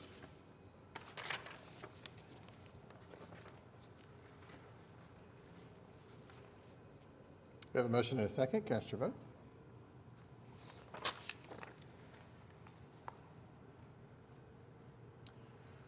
Passes unanimously and with the required 6 affirmative votes.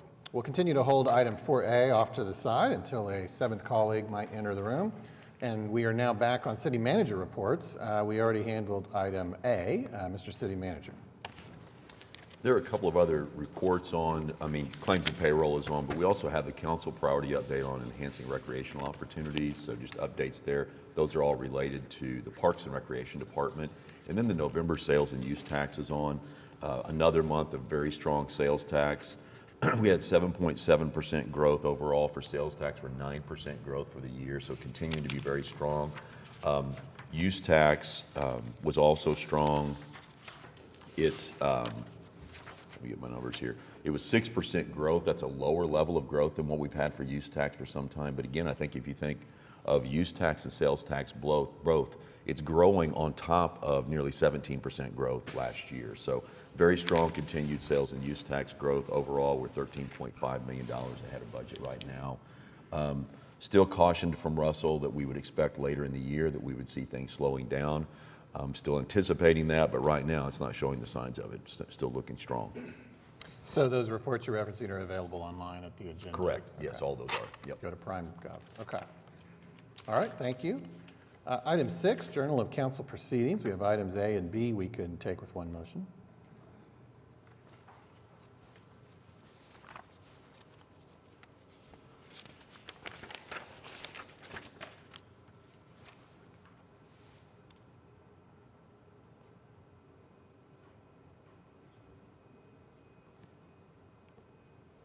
motion and a second. Cast your votes as soon as you are able.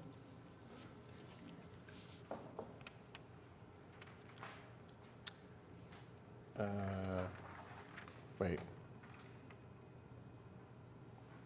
We only have 5. Todd's not recorded. Did it not? No. How do you wish to vote? Aye. Okay. So that should have been, there we go, 6-0. Okay.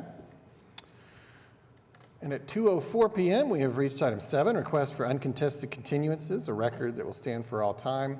Item 11B is listed on the agenda as being continued to December 6th. Anything else, Mr. City Manager? Yes, we have, starting on page 15, we just have a couple of items today, but on page 15, item 11, I1, unsecured structures, this will be stricken from the agenda. It's item E, 1512 North Stiles Avenue, the owner is secured. And item G, 11504 Windmill Road, the owner has secured. On page 16, under abandoned housing, item 11J1, this item is stricken from the agenda. Item I, 11504 Windmill Road, the owner is secured. That's all the items I have. Okay. Thank you. Item 8, revocable permits and events. Item 8A is a memorandum of understanding with Latinas Unitas for a women's basketball league on designated Fridays through January 20th of next year at the Johnny Williams Municipal Gymnasium in Red Andrews Park. No one has signed up to speak. Councilwoman Hammond. I will move for approval. We have a motion and a second. Cast your votes.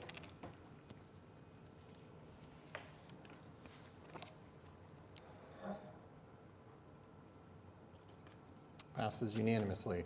Item 8B is a revocable right-of-way use permit with Downtown Oklahoma City Partnership to hold Saints Santa Run on December 3rd. Holly Hoyler signed up to speak but left sometime earlier this week. And so I will send it to you, Councilwoman Hammond. Yeah, I know this is an event hosted by Downtown Oklahoma City Partnership. They also will be doing, I guess, the Turkey Run. That is a very similar event. Lots of folks dressed up in their holiday finery, doing different walks, runs, all that good stuff. So I'll move for approval.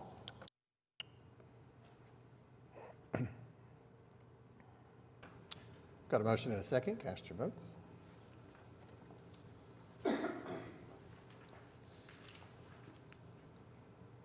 Passes unanimously. We'll now recess the council meeting and convene as the Oklahoma City Municipal Facilities Authority, where we have items A through F we can take with one motion. I'm advised that staff does not request an executive session on item E.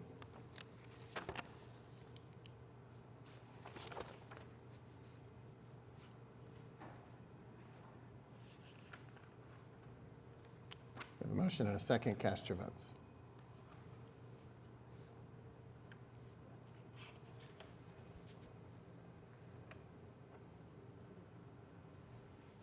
Passes unanimously. We'll adjourn OCMFA and convene as the Oklahoma City Public Property Authority, where we have items A through D we could take with one motion.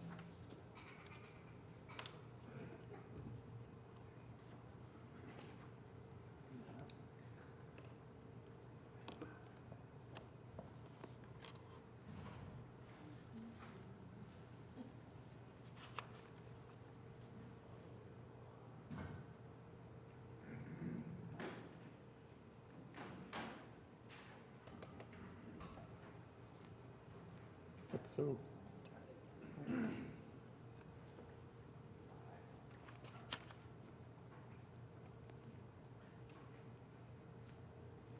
Mayor Norick, the green and red lights worked a lot faster. They did.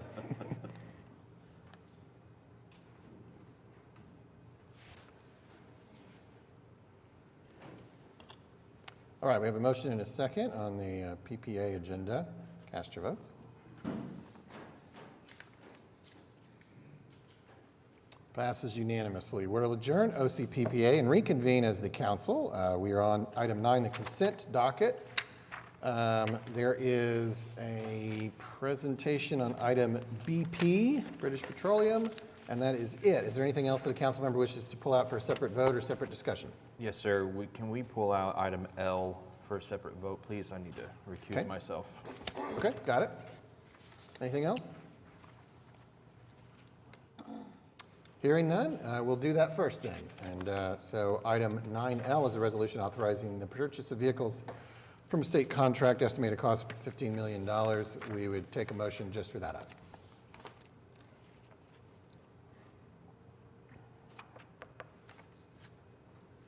We have a motion and a second. Cast your votes.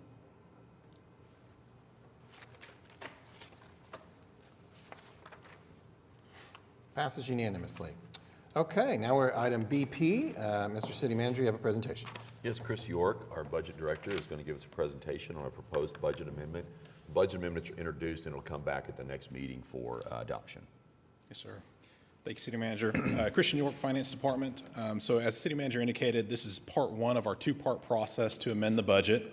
We'll go through the introduction today, and then we'll bring it back to you on December 6th with the public hearing for further consideration. It does impact a number of funds, and I'll go through those for you briefly and then answer any questions that you might have. So starting with our Capital Improvement Projects Fund, we started the year with about $11 million in appropriated contingency. Year to date, we've used about half that. So we're asking for an increase of $6.9 million, which would get us back to our starting point. So we have that necessary authority to address any needs for the remainder of the year. The fund for that, or the funds for that will be fund balance, will be the revenue for that. We also have an increase in the general fund that we're titling Operating Reserve. This is related to the financial policy that Council approved back in April of this year, which in summary stated that anytime we exceed 22% of fund balance in the general fund at year end, staff can recommend that we transfer that excess over to a capital maintenance reserve. We ended up ending the year at 23.15%, so staff is recommending that we transfer just under $6.4 million to the reserve fund. And so the increase today will provide the budget authority needed in the general fund to make that transfer. We also have an increase in the general fund for the planning department. And this is a little bit of financial housekeeping. We have a number of positions that are grant funded, but they may work on more than one grant throughout the work week. In a recent audit from HUD, they asked that we don't combine those, or rather move money from one grant to another. So for example, employee works in grant A and then clocks out and works in grant B. They don't want to see money moving from grant B to reimburse grant A. So in order to comply with that, we're just going to move those positions into the general fund, and then they will be reimbursed by the grant fund. So the net effect after we're reimbursed is $0, but we do need the additional authority to pay for those positions before we're reimbursed. We also have an increase in public works of $500,000, and this is related to street repairs that occur after the utilities department goes out and performs line maintenance underneath a city street. So utilities will make a temporary repair for us, and then public works takes the ball and puts in a more permanent repair. And some of the repairs this year have just been more costly than forecasted. So an additional $500,000 will give them some additional breathing room for the remainder of the year. I will say that this is a pass-through cost. We eventually bill back to the utilities for this work. And so once again, the net effect to the general fund after reimbursement will be $0. We also have an increase for the hotel motel tax fund. So a little background there. Staff retains about $3 million as a reserve to ensure that we can always pay for our debt service payments on fairgrounds bond. When we have excess of that, we make routine transfers for the fairgrounds so that they can do capital maintenance on their campus out there. We've already transferred $2.5 million in excess this year, and this budget authority just restores our authority to continue to transfer it as we continue to receive hotel motel tax funds. We have a $2.15 million increase in the Oklahoma City the Oklahoma City TIF fund. This is a pass-through transaction, and it's related to our investment in the Omni Hotel and Convention Center. We received some matching state funds in the amount of the $2.15 million from their leverage program, and now we must receive that to a city fund before transferring it out to OSET, where it will be used to pay debt service on the Omni. We also have a small increase in the special purpose fund. Lindsay briefed us a little bit about our contract with Clutch Consulting. We received matching donations from Inasmuch and from the Arnell Family Foundation in the amount of $107,500. So this $215,000 increase will give us the authority to spend that donation towards the Clutch Foundation contract. And then finally, in the Utilities Enterprise Fund, we have a couple of items totaling $13.1 million, both related to the same issue of a hot and dry summer. Those conditions required a lot of pumping to keep up with system demand. And then we add to that higher electricity costs from rate increases and securitization charges, and it leaves us short about $8.6 million for the remainder of the year. Likewise, chemicals used to treat the water have also gone up, and so utility staff estimates that they'll need an additional $4.5 million to get them through the rest of the year for that. Once again, it's kind of a pass-through cost. This will get the Utilities Enterprise Fund additional authority that they need, but it will be reimbursed by the trust. No other city funds are being amended today, so the total today is $25,037,423, and the city's total budget, if you were to approve it on December 6th, will be $1.87 billion. And with that, I'll take a breath and answer any questions you might have. Thank you, Chris. Okay, we have no other items then on the consent docket for discussion, so we could adopt it. Other than the one previously adopted. Oh, is that for this? Uptown bid is somewhere else on the agenda. Okay, sorry. Back on the consent docket. We can take a motion.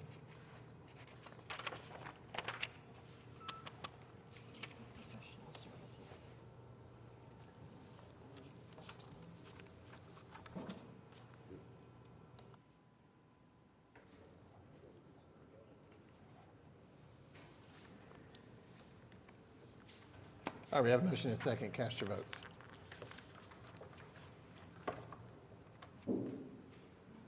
Passes unanimously.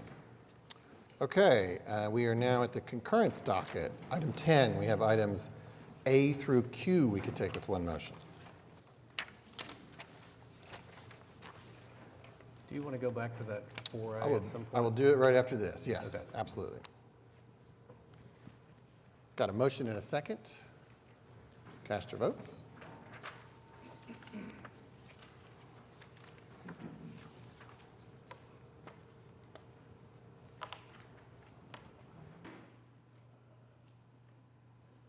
Passes unanimously. Okay, before we dive into items requiring separate votes, let us finish our work in items from council, and we have item 4A there. This is an ordinance to be introduced and potentially adopted with an emergency. That is the request. It is to extend the 905-day moratorium to a 1,085-day moratorium effective from November 19, 2022 to May 17, 2023. Regarding, this relates to PUDs and SPUDs having signs with certain size display areas. Councilman Stonecipher, you are the author of this. Thank you, Honor. A couple of things have come up that have caused this moratorium to need to be extended. The United States Supreme Court decided the Reagan National versus City of Austin case, number one.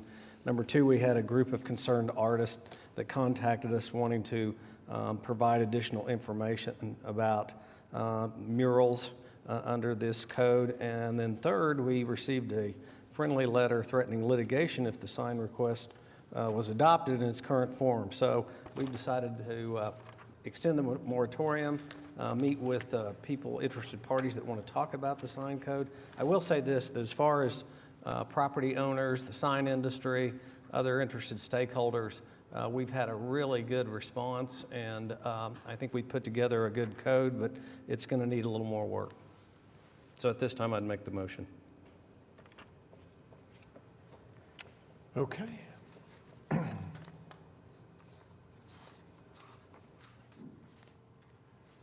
have a motion and a second.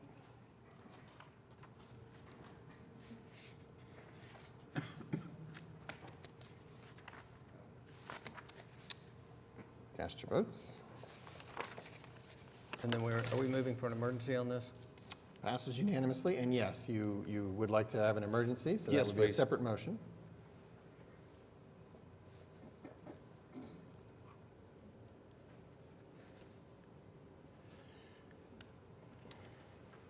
This is for the emergency on the item. Requires 7 votes. We have a motion and a second. Cast your votes. Passes unanimously and with the 7 required affirmative votes. Emergency passes. Okay, now we are back and able to mostly go in order from here. We'll still have those items regarding salaries to visit at the end, but we are at 11, items requiring separate votes. Item 11A is an ordinance on final hearing that was recommended for approval at 508 North Kelly Avenue, going from R2 and PUD 1550 to SPUD 1442. Councilwoman Nice, no one has signed up to speak. Yes, and I understand the applicant is present, a representative for the applicant. The applicant was here earlier with us, and clearly we lost quite a few people due to the time. I will point our attention to a couple things as we look at this. SPUD, as far as Northeast 4th Street is concerned, on the couple of last pages, those exact locations of where this is being proposed. And the reason I bring that up is because there's also a conceptual site plan of altering the street as well with this plan. And I want to be very clear that that will have to go through our traffic commission in order for that allowance to take place. And I bring that up also because at the moment we're working with community pertaining to our South of 8th study. And this particular area of our community also is incorporated as a part of that study area that we're looking at how we can better protect and serve our neighbors as far as development and making and ensuring that their asks of development and streets and uses are also incorporated with that plan as far as the South of 8th is concerned. So I wanted to give those prefaces as I allow for us to move forward with this application. So again, this is for the multi-use development, and for that conceptual site plan to add the additional, they will need to go through the traffic commission for that approval. So on my end, I will request that we approve this application.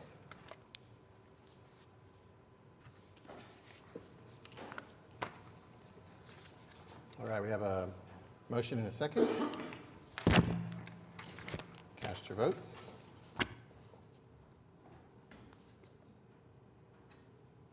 Passes unanimously. Okay, item B was previously deferred, which brings us to item C, which is an ordinance on final hearing that was recommended for approval to close and vacate the north, south, and east-west alley in Block 10 of Oklahoma City Original Edition. That's interesting.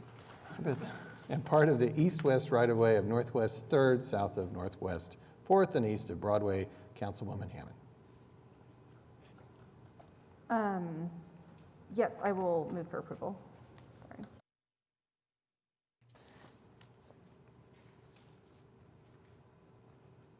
We have a motion and a second. Cast your votes.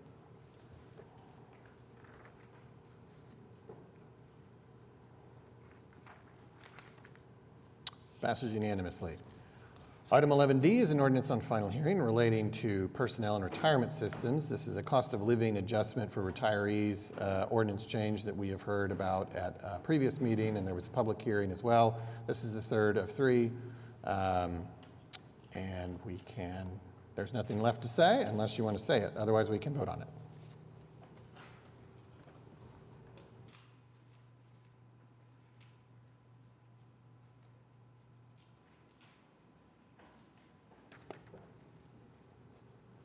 All right, we have a motion and a second. Cast your votes.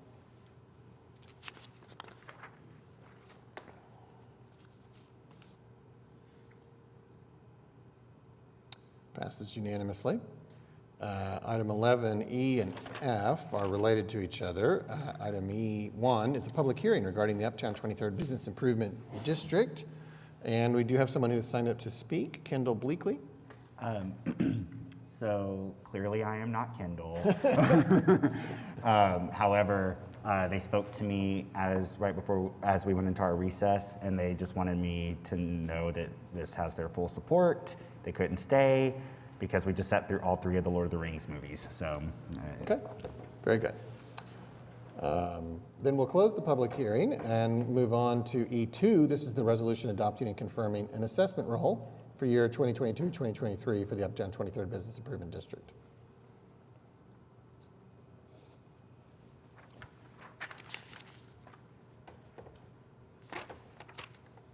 We have a motion and a second. Cast your votes. Passes unanimously. And finally, on this topic, 11F, ordinance on final hearing, adopting and setting the assessment roll for the Uptown 23rd Business Improvement District.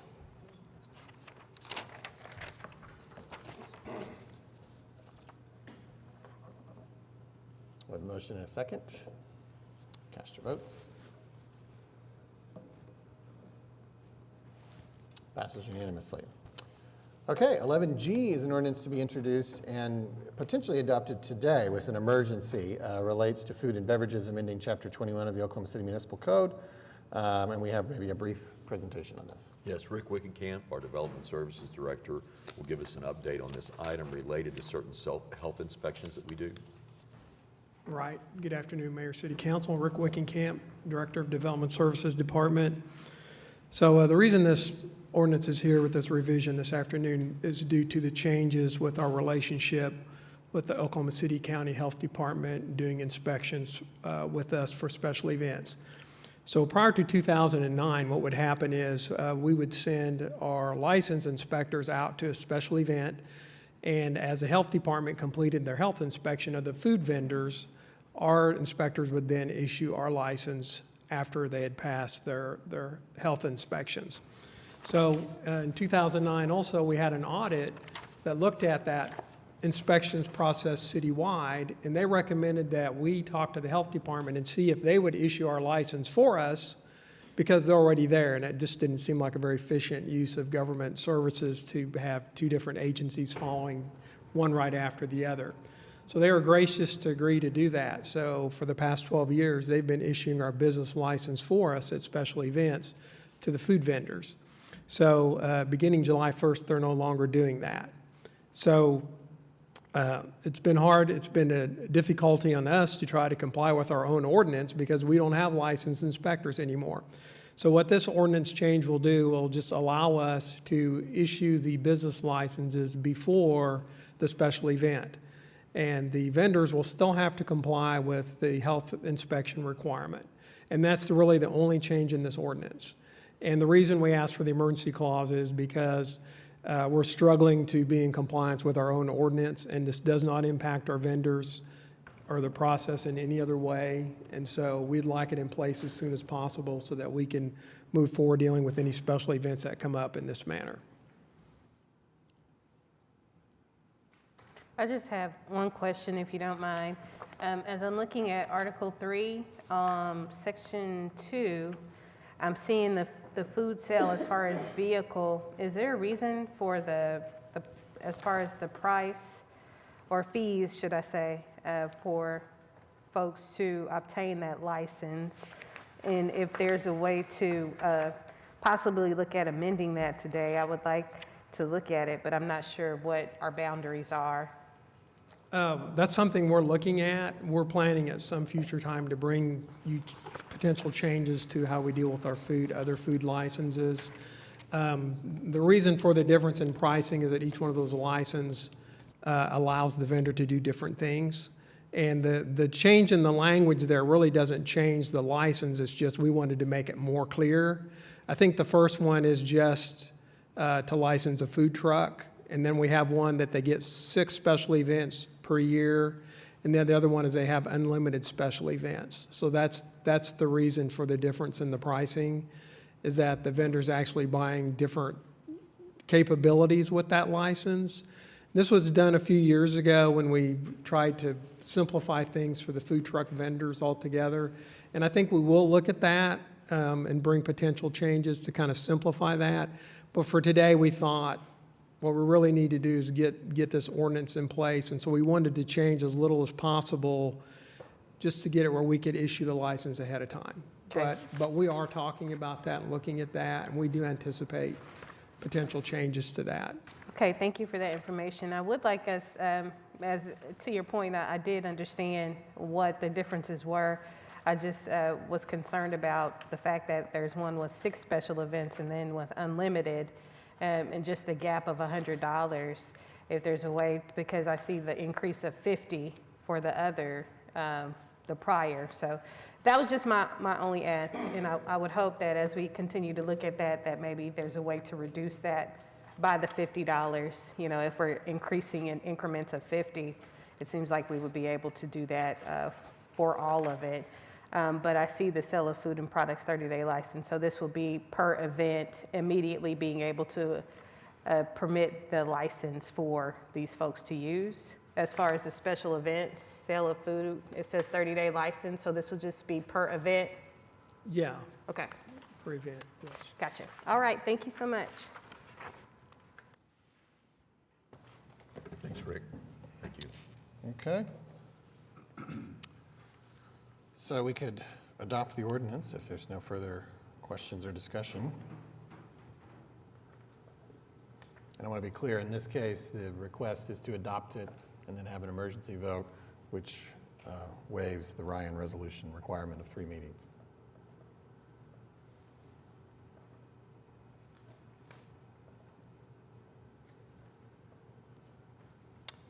We have a motion and a second. Cast your votes. Passes unanimously, and so then we would also need a second vote on the emergency.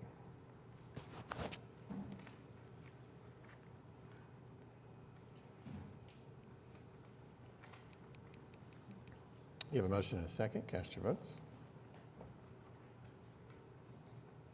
Passes unanimously. All right, 11H is a public hearing regarding the dilapidated structures here listed. Amy, has anyone signed up to speak? No, they haven't. They have not. I do see one here, Councilwoman Nice, that has been deferred a number of times, so I certainly want to ask you if you wish to do that again. This time I will decline. I was in contact with the family, so, and to my knowledge, and ask that they have not been in contact with our city, to my knowledge. So therefore, unfortunately, we'll keep it on, and I do regret that because this is a very historic place. So I'm hoping we can still find other means of being able to preserve it instead of actually demolishing.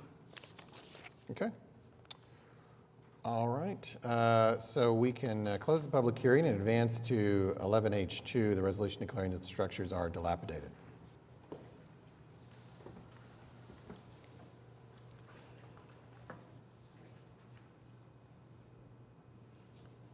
We have a motion and a second. Cast your votes. Passes unanimously. 11I is a public hearing regarding the unsecured structures here listed, other than those previously struck. Amy, has anyone signed up to speak? No, they haven't. We'll close the public hearing and advance to 11I2, the resolution declaring that the structures are unsecured.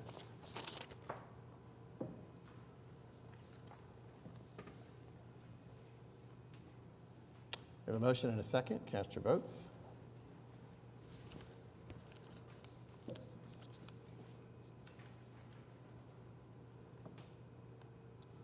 Passes unanimously.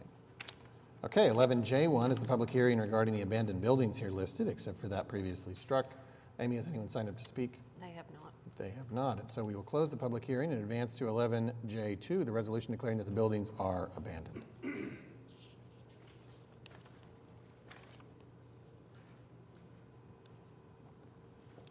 We have a motion and a second.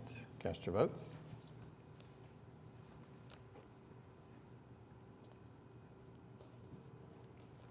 Passes unanimously. Okay, 11K1 is the public hearing regarding the resolution authorizing acceptance of the joint award for the 2022 Edward Byrne Memorial Justice Assistance Grant in the amount of $500,133. Amy, has anyone signed up to speak under this public hearing? No, they haven't. They have not. We do have a presentation, and so we'll handle that at K2, the resolution authorizing acceptance of the joint award. I'm not seeing the chief yet. Okay? This is a grant that we get every year, and the public hearing is just a requirement of the grant. That's why we have that item listed here. I just sent a message to see if he's coming out. The grant does not require a presentation, does it? No. Does anyone feel like they have any questions if the chief does not present himself? If not, I certainly am open to entertaining a motion to adopt the resolution found at 11K2.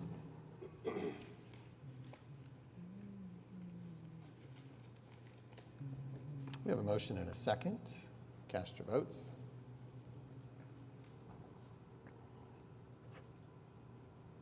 Passes unanimously. 11L is a resolution accepting beneficial interest in the second amended and restated Emergency Medical Services Trust Indenture, etc. And it's my understanding this should have been perhaps a part of the things we considered in relation to IMSA a few weeks ago, but we need to clean that up today. And there's a little bit of an explanation. Yeah, Paula Kelly with the Municipal Counsel's Office will just give us an explanation of what this is, but it's part of the IMSA documents that really should have been included in the ones that we approved at the last meeting. Yes, exactly right. I mean, it is a very small but very important legal paragraph that we neglected to include the first time. And this just puts the cap on amending the Emergency Medical Services Trust indenture, the items that you voted on and approved on the 25th of October.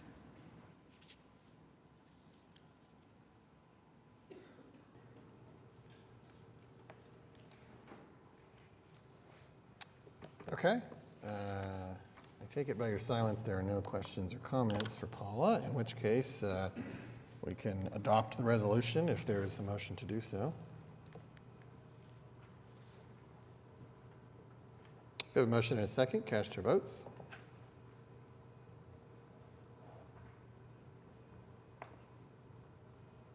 Passes unanimously.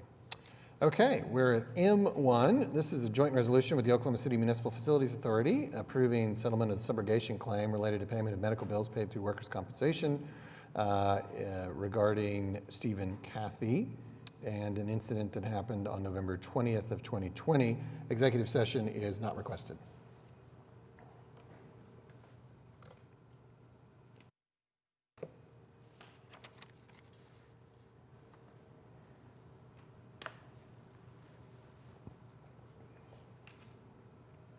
We have a motion and a second. Cast your votes.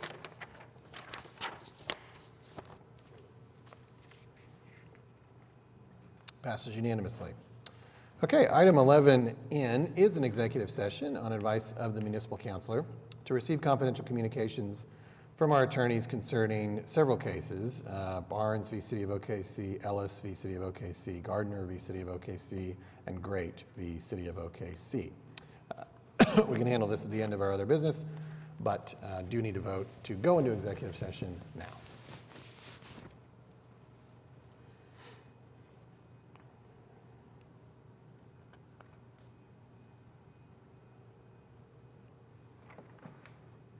We have a motion and a second. Cast your votes.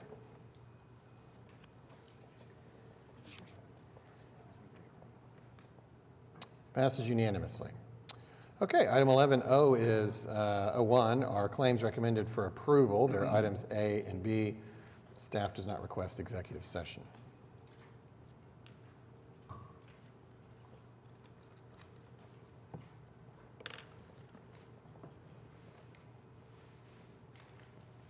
We have a motion and a second. Cast your votes.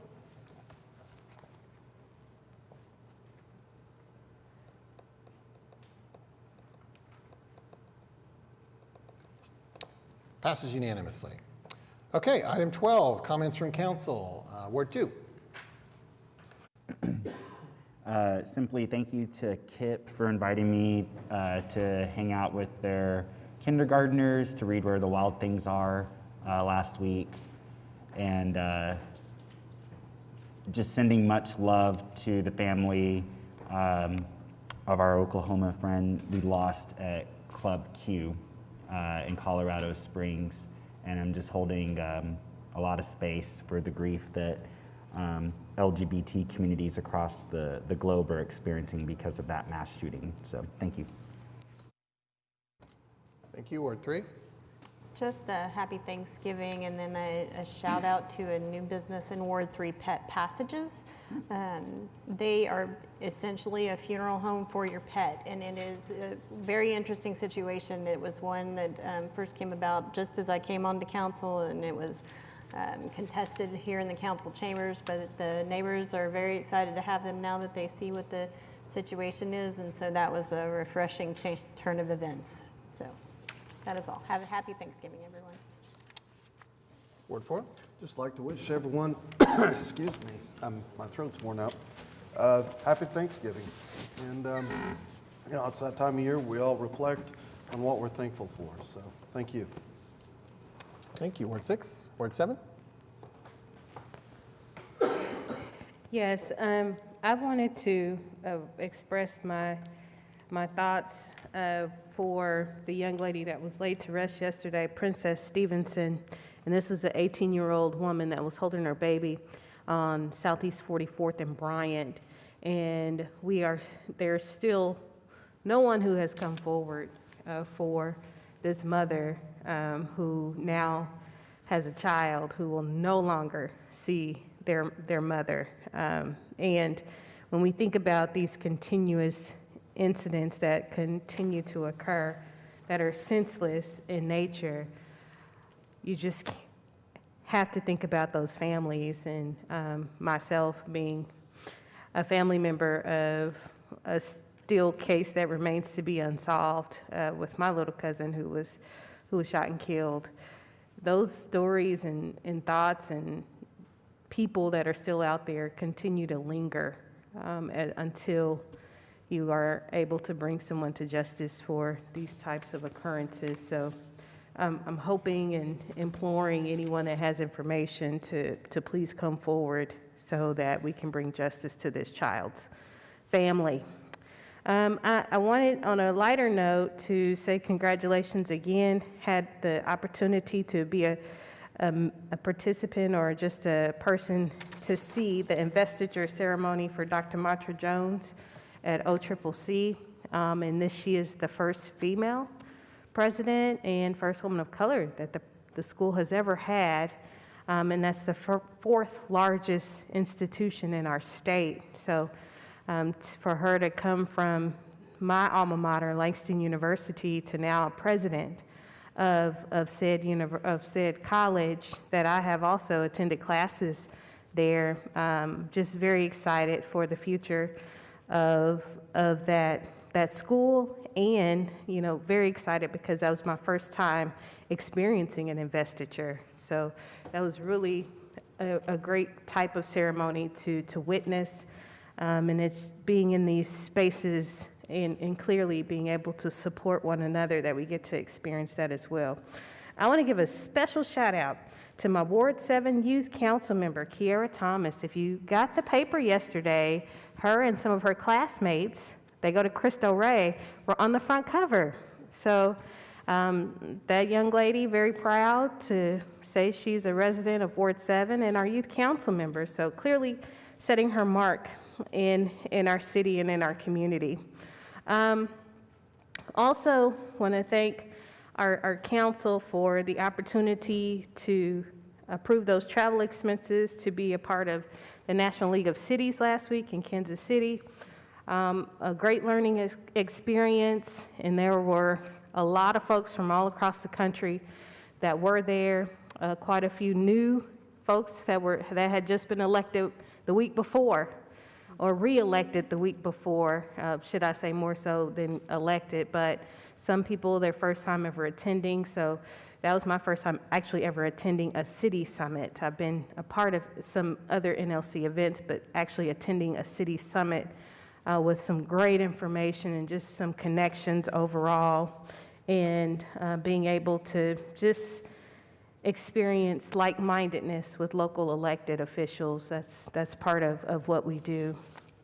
And I just wanted to close and end my comments with a letter that was sent to myself and the mayor pertaining to our Capitol View neighborhood. So I want to read it in hopes that we can help and assist our neighbors in finding a resolve to some upcoming decisions that will be made that they may or may not be able to speak their voice to and have a vote in. So this is addressed to the mayor, but I have also received it. Dear Mayor Holt, I sincerely pray this communication finds you well in both public capacity and personally. I'm writing you not personally, but in my capacity as president of Capitol View Neighborhood Association. We're reaching out to you, requesting you, in collaboration with Councilwoman Nice, assist your CVNA constituents in an amicable solution to our concerns. And the commission will not vote until December.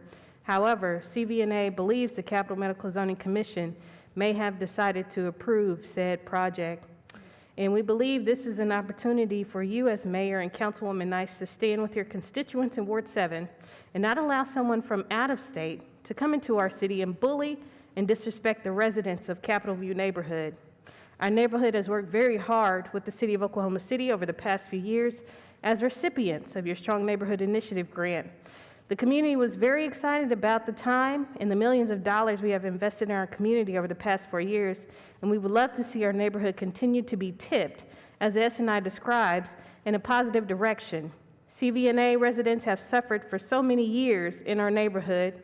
The neighborhood is truly baffled as to why, after so much positive change in the last 4 years, the city of Oklahoma City will risk the investment of our neighbors have made in homes and community and the millions of dollars invested in S&I in the neighborhood.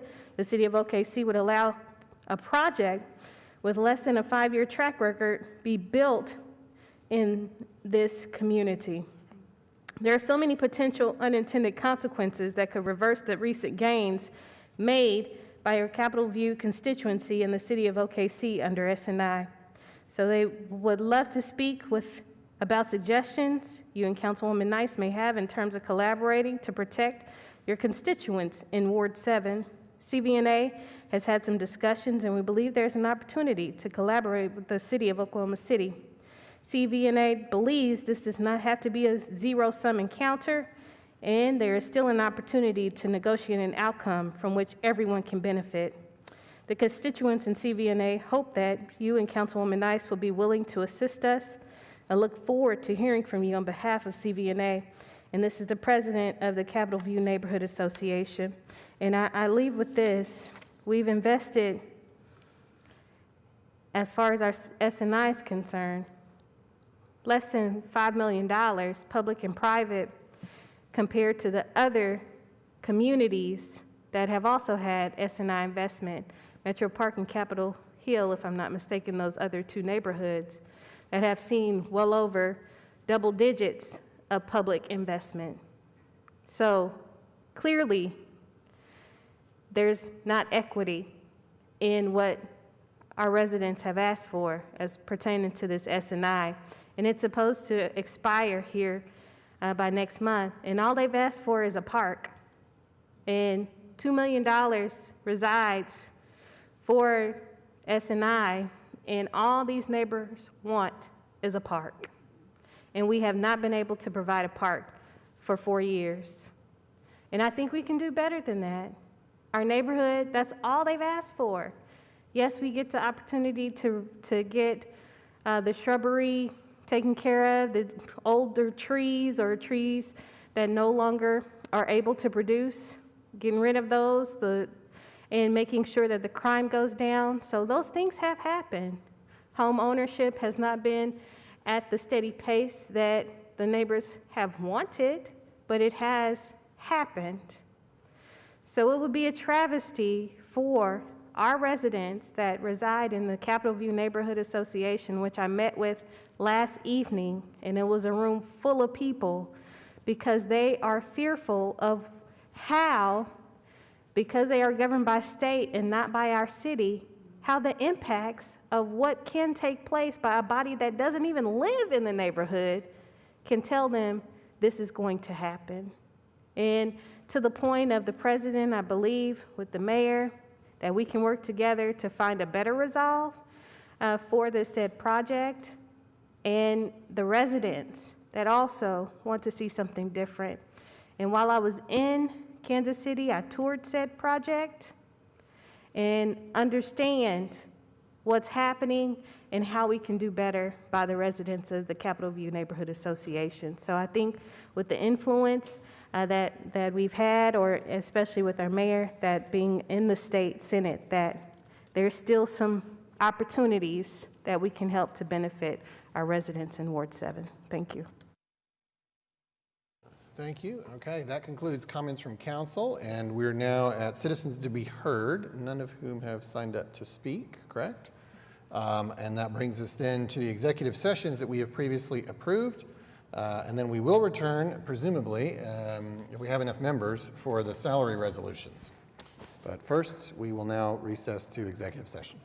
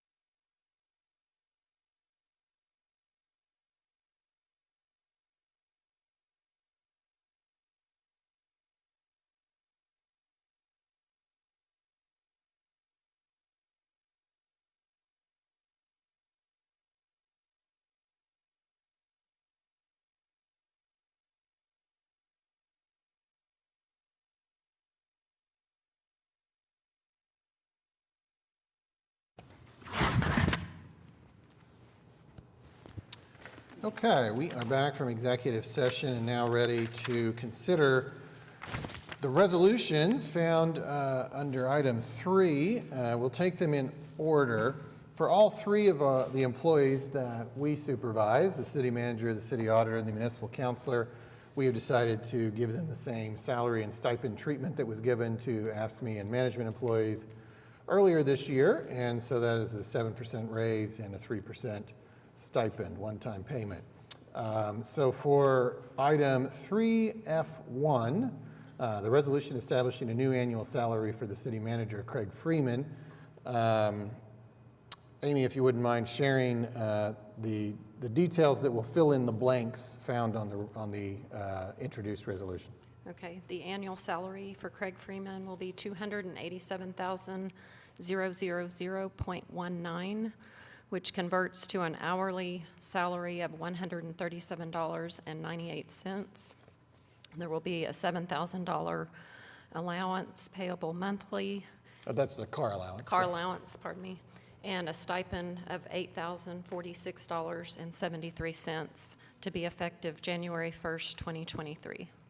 Yes, and in all 3 cases, we did have to add an whereas for the stipend. Do you want to read that just so for in the verbal record? See. Whereas the council deems it appropriate to provide a one-time stipend payment of $8,046.73 payable at the first pay period of the effective date. After the effective After date. the effective date. Okay, so that'll be that the version with the right dollar amount of that whereas will be added to all 3 resolutions. Okay, so right now, though, we'll pause on this one and adopt it. This is 3F1, the resolution establishing a new annual salary for the city manager. You've heard the details that fill in the blanks of what was provided prior to the meeting, and we can now take a motion on that. We have a motion and a second. Cast your votes.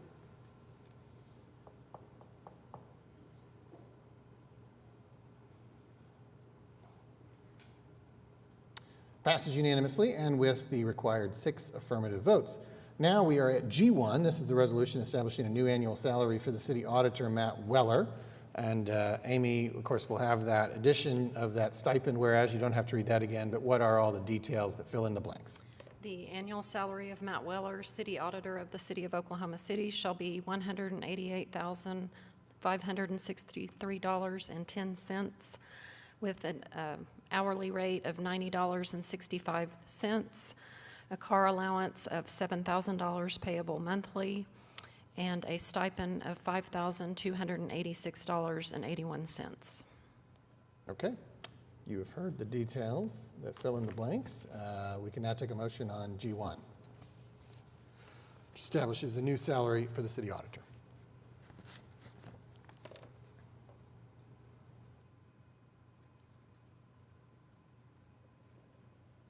Coming up. Here we go.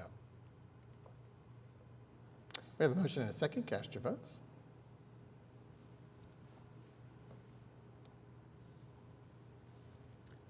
Passes unanimously and with the required 6 affirmative votes. And finally, H1 is a resolution establishing a new annual salary for the municipal counselor, Kenneth Jordan. You've heard previously the additional whereas that will be added relative to a stipend, but Amy, if you would share the details that fill in the blanks of the resolution. That the annual salary of Kenneth Jordan, municipal counselor of the city of Oklahoma City, shall be $231,101.51, which converts to an hourly salary of $111.11, with a $7,000 car allowance payable monthly, the stipend to be $6,479.46 to be effective January 1st, 2023. Okay, you've heard the details that fill in the blanks of the resolution found at H1, establishing the municipal counselor's salary. Now we can take a motion.